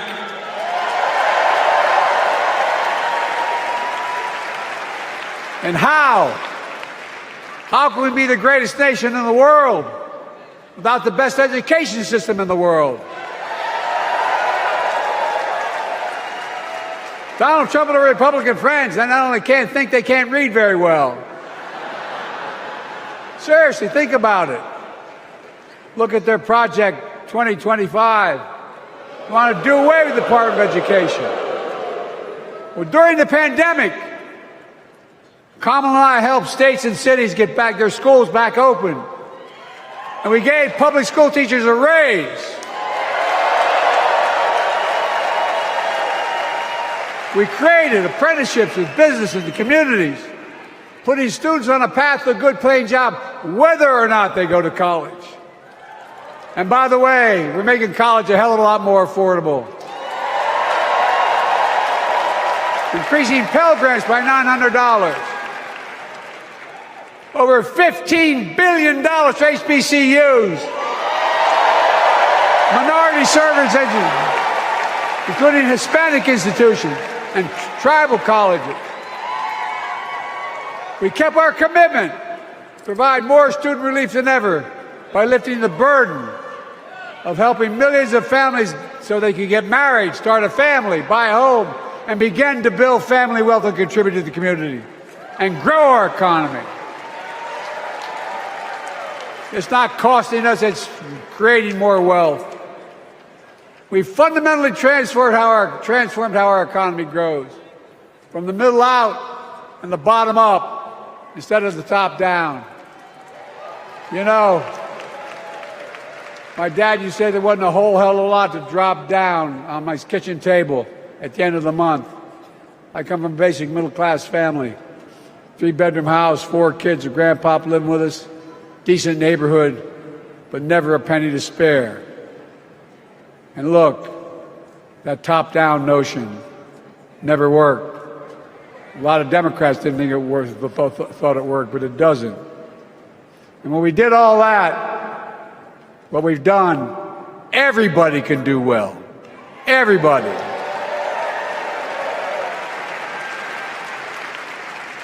Donald Trump calls America a failing nation. No, I'm serious. But think about this. Think about this. He publicly says to the whole world, I'm going to say something outrageous. I know more foreign leaders by their first names and know them well than anybody alive. Just because I'm so damn old. But I'm not joking. Think of the message he sends around the world when he talks about America being a failing nation. He says we're losing. He's the loser. He's dead wrong.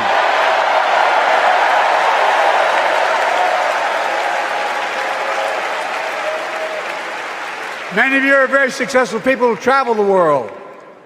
Name me a country in the world that doesn't think we're the leading nation in the world. Without America, not a joke, think about it. I'm being literal. Who could lead the world other than the United States of America? Well, guess what? America's winning, and the world's better off for it. America's more prosperous, and Americans are safer today than under Donald Trump. Trump continues to lie about crime in America, like everything else. Guess what? On his watch, the murder rate went up 30%, the biggest increase in history. Meanwhile, we made the largest investment, Kamala and I, in public safety ever. Now, the murder rate is falling faster than any time in history. Violent crime has dropped to the lowest level of more than 50 years. And crime will keep coming down when we put a prosecutor in the Oval Office instead of a convicted felon.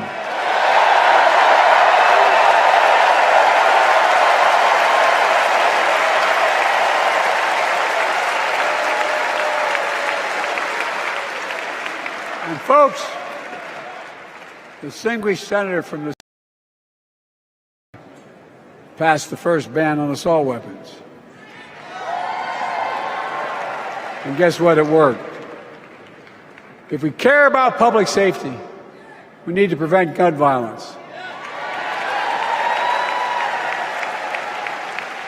And it makes me ashamed when I travel the world, which I do. More children in America are killed by a gunshot than any other cause in the United States. More die from a bullet than cancer, accidents, or anything else in the United States of America. My God. That's why Kamala and I are proud. We beat the NRA when we passed the first major bipartisan gun safety law in 30 years.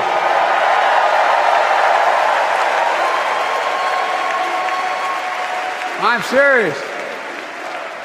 That comes from here. And now it's time to ban assault weapons again. And demand universal background checks.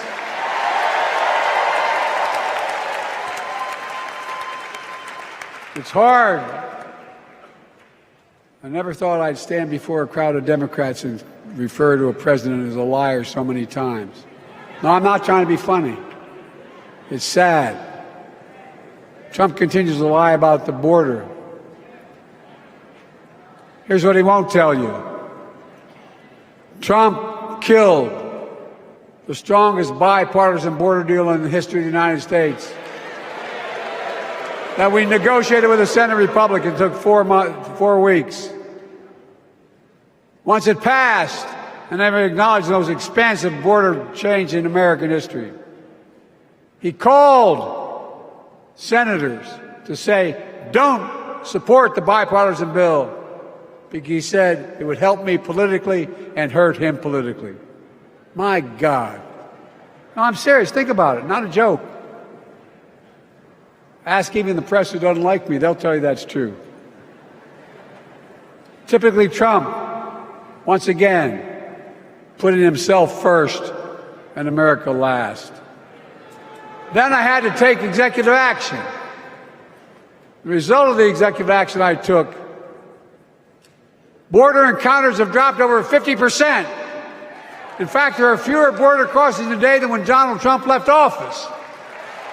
And unlike Trump, we will not demonize immigrants, saying they're the poison of blood of America, poison the blood of our country.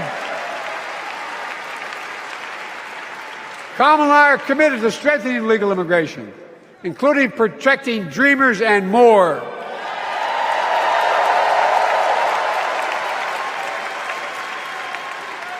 And here's what else I believe in. Protecting your freedom to vote, your freedom to love who you love.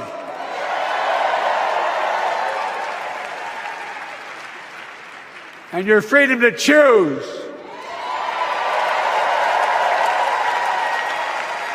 In its decision over overturning Roe v. Wade, as you heard earlier tonight, the United States Supreme Court majority wrote the following, quote, women are not without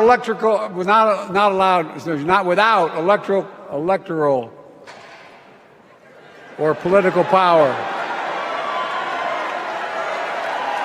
No kidding. MAGA Republicans found out the power of women in 2022. And Donald Trump is going to find out the power of women in 2024. Watch.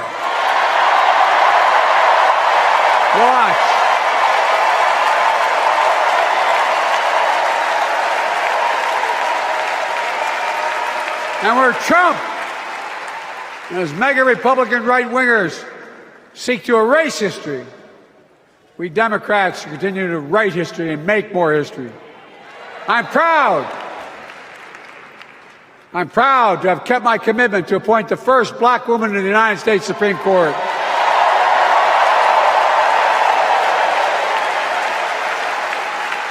Ketanji Brown Jackson, a symbol for every young woman in America that you can do anything. I'm proud that I've kept my commitment to have an administration that looks like America and that taps in to the full talent of our nation. The most diverse cabinet in history, including the first black woman of South Asian descent to serve as vice president. And will soon serve as the 47th president of the United States.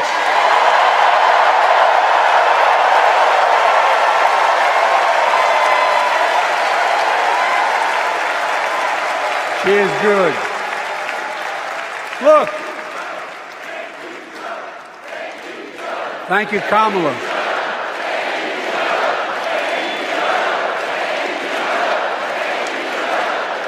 Folks, I've long said we have many obligations as a nation. But I got in trouble years ago for saying I'd make no apologies. We have only one truly sacred obligation: to prepare and equip those we send to war and care for them and their families when they come home and when they don't. That's why I'm so proud to have written and signed the PACT Act, one of the most significant laws ever, helping veterans and their families exposed to toxic materials like burn pits in Agent Orange. I was around during the Vietnam War. It's hard. Nobody was able to prove that there's illness was a consequence of Agent Orange. And no one was able to prove initially that because they lived in burn pits like my son lived next to in Iraq for a year, that is the cause of their illness. But because of the PACT Act, a surviving spouse to 2 children is now eligible for a stipend of about $3,000 a month. And those children who lost a parent are eligible for tuition benefits to go to college and to get job training. It's already helping over 1 million veterans and their families just so far. Well, I love them, and I'm so proud of my son's service. We get it. But guess who doesn't get it and doesn't respect our veterans? We know from his own chief of staff, the 4-star General John Kelly, that Trump, when in Europe, would not go to the grave sites in France, the brave service members who gave their lives to this country. He called them suckers and losers. Who in the hell does he think he is? Who does he think he is? There's no words for a person. They are not the words of a person not worthy of being commander-in-chief. Period. Not then, not now, and not ever. I mean that. I mean that from the bottom of my heart.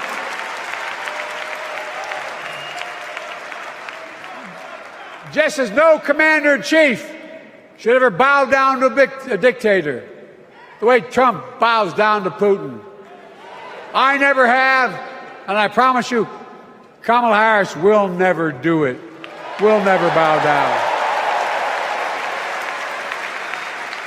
When Trump left office, Europe and NATO was in tatters. Not a joke. America First doctrine changed our whole image in the world. Well, they gave the hours, about 190 hours sum total, me and my counterparts or heads of state in Europe, to strengthen NATO. We did. We united Europe like it hadn't been united for years, adding Finland and Sweden to NATO. 10 days before he died, Henry Kissinger called and said, not since Napoleon has Europe not looked over their shoulder at Russia with dread until now. Until now. Well, guess what? Putin thought he'd take Kyiv in 3 days. 3 years later, Ukraine is still free.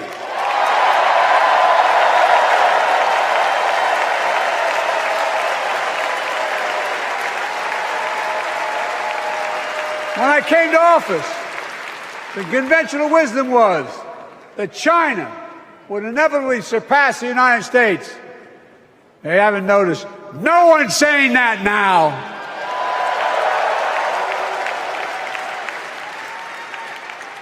And we'll keep working to bring hostages home and end the war in Gaza and bring peace and security to the Middle East.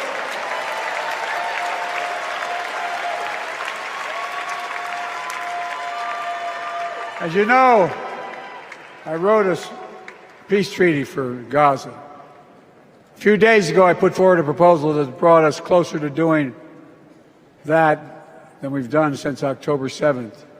We're working around the clock, my Secretary of State, to prevent a wider war and reunite hostages with their families and surge humanitarian health and food assistance into Gaza now.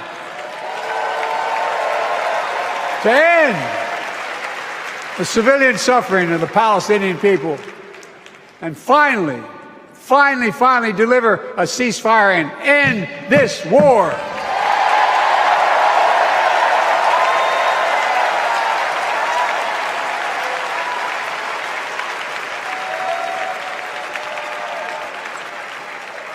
Those protesters out in the street, they have a point. A lot of innocent people are being killed on both sides. Just as we worked around the clock to bring home wrongfully detained Americans and others from Russia in one of the most complicated swaps in history, but they're home. Kamala and I are going to keep working to bring all Americans wrongfully detained around the world home. I mean it. Folks, I've got 5 months left in my presidency. I've got a lot to do. I intend to get it done.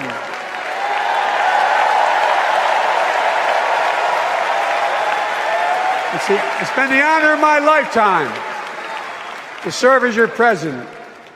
I love the job, but I love my country more. I love my country more. And all this talk about how I'm angry at all those people who said I should step down, that's not true.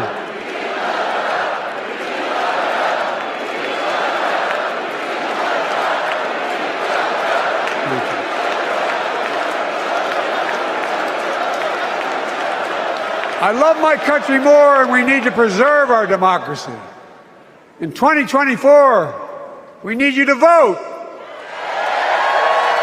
We need you to keep the Senate.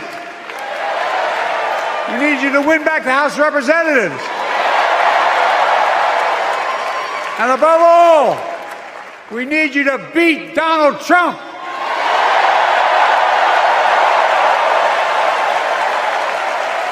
And elect Kamala and Tim President and Vice President of the United States of America. Look, they'll continue to lead America forward, creating more jobs, standing up for workers, growing the economy, lower the cost to American families so they just have a little more breathing room. We've made incredible progress, but we have more work to do. And Kamala and Tim will continue to take on corporate greed and bring down cost of food. They'll keep taking on Big Pharma, making insulin $35 a month, not just for seniors, but for everyone in America. And capping prescription drug costs at a total of $2,000, not just for seniors, but for everyone. And folks, that's going to save America again tens of billions of dollars. Folks,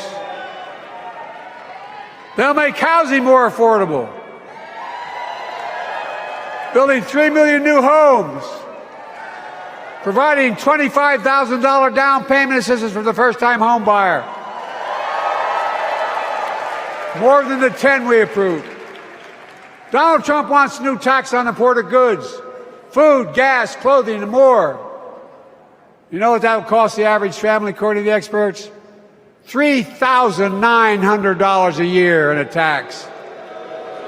No, it's a fact. Kamala and Tim will make the child care tax credit permanent.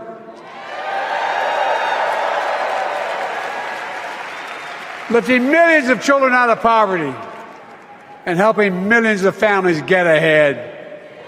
But you know what Trump has?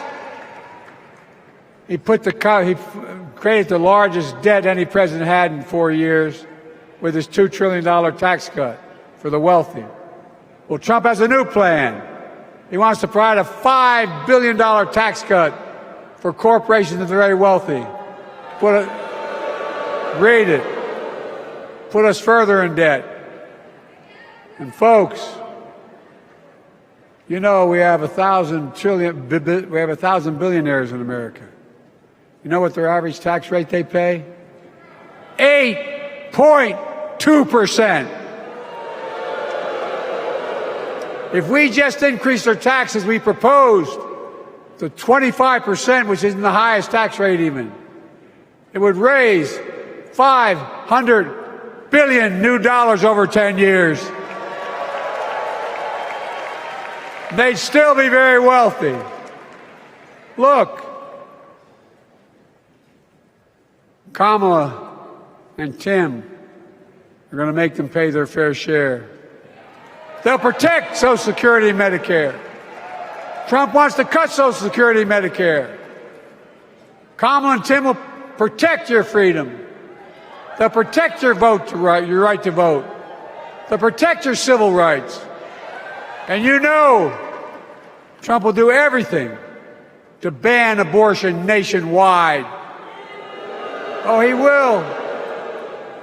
You know, Kamala and Tim will do everything they possibly can. That's why you have to elect a Senate and a House to restore Roe v. Wade.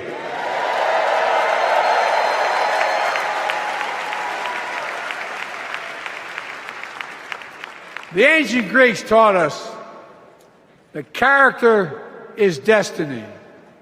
Character is destiny. For me and Jill, we know Kamala and Doug are people of character. It's been our honor to serve alongside them. And we know that Tim and Gwen Walz are also people of great character. Selecting Kamala was the very first decision I made when I became our nominee. And it was the best decision I made my whole career.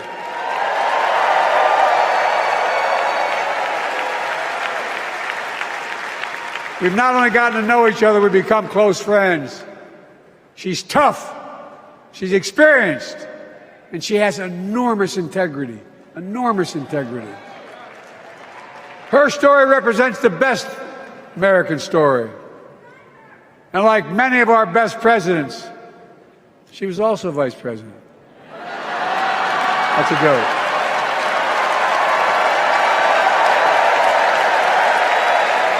But she'll be a president our children can look up to.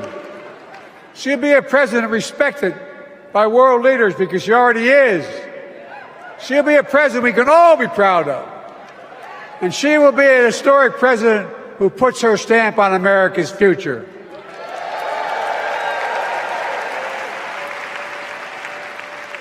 This will be the first presidential election since January 6th. On that day, we almost lost everything about who we are as a country. And that threat, this is not hyperbole, that threat is still very much alive. Donald Trump says he will refuse to accept the election result if he loses again. Think about that. He means it. Think about that. He's promising a bloodbath if he loses, in his words. And that he'll be a dictator on day one, in his own words. By the way, this sucker means it. No, I'm not joking. Think about it. Anybody else said that in the past, you'd think he was crazy. He is crazy, but you'd think it was an exaggeration, but he means it. We can't let that happen. Folks, all of us carry a special obligation. Independents, Republicans, Democrats. We saved democracy in 2020, and now we must save it again in 2024.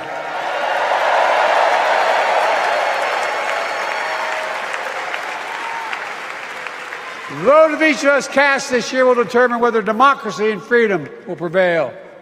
It's that simple. It's that serious. And the power is literally in your hands. History is in your hands. Not hyperbole. It's in your hands. America's future is in your hands. Let me close with this. Nowhere else in the world could a kid with a stutter and modest beginnings in Scranton, Pennsylvania, and Claymont, Delaware, grow up to sit behind the resolute desk in the Oval Office.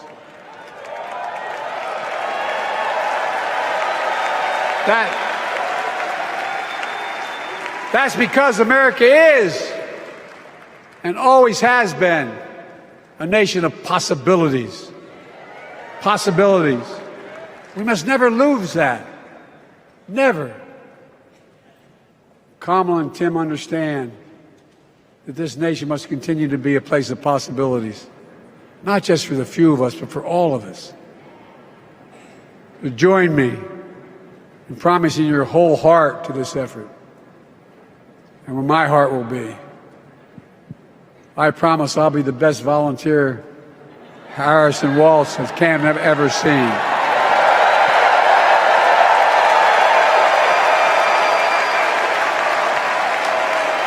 Each of us has a part in the American story. For me and my family, there's a song that means a lot to us, that captures the best of who we are as a nation. The song is called American Anthem. There's one verse that stands out, and I can't sing worth a damn, so I'm not going to try. I'll just quote it. The work and prayers of centuries have brought us to this day. What shall our legacy be? What will our children say? Let me know in my heart when my days are through.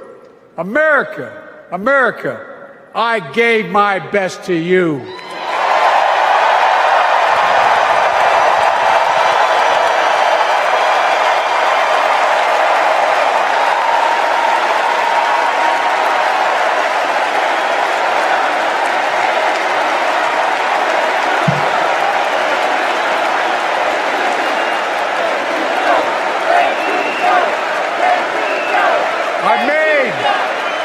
I've made a lot of mistakes in my career, but I gave my best to you.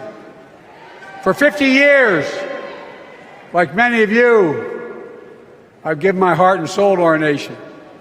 And I've been blessed a million times in return with the support of the American people. I've either been too young to be in the Senate because I wasn't 30 yet, and too old to stay as president. But I hope you know how grateful I am to all of you.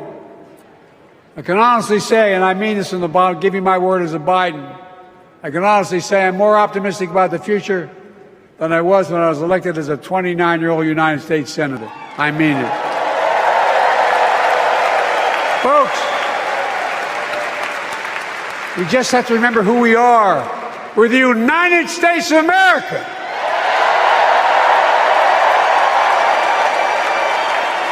And there's nothing we cannot do when we do it together. God bless you all, and may God protect our troops.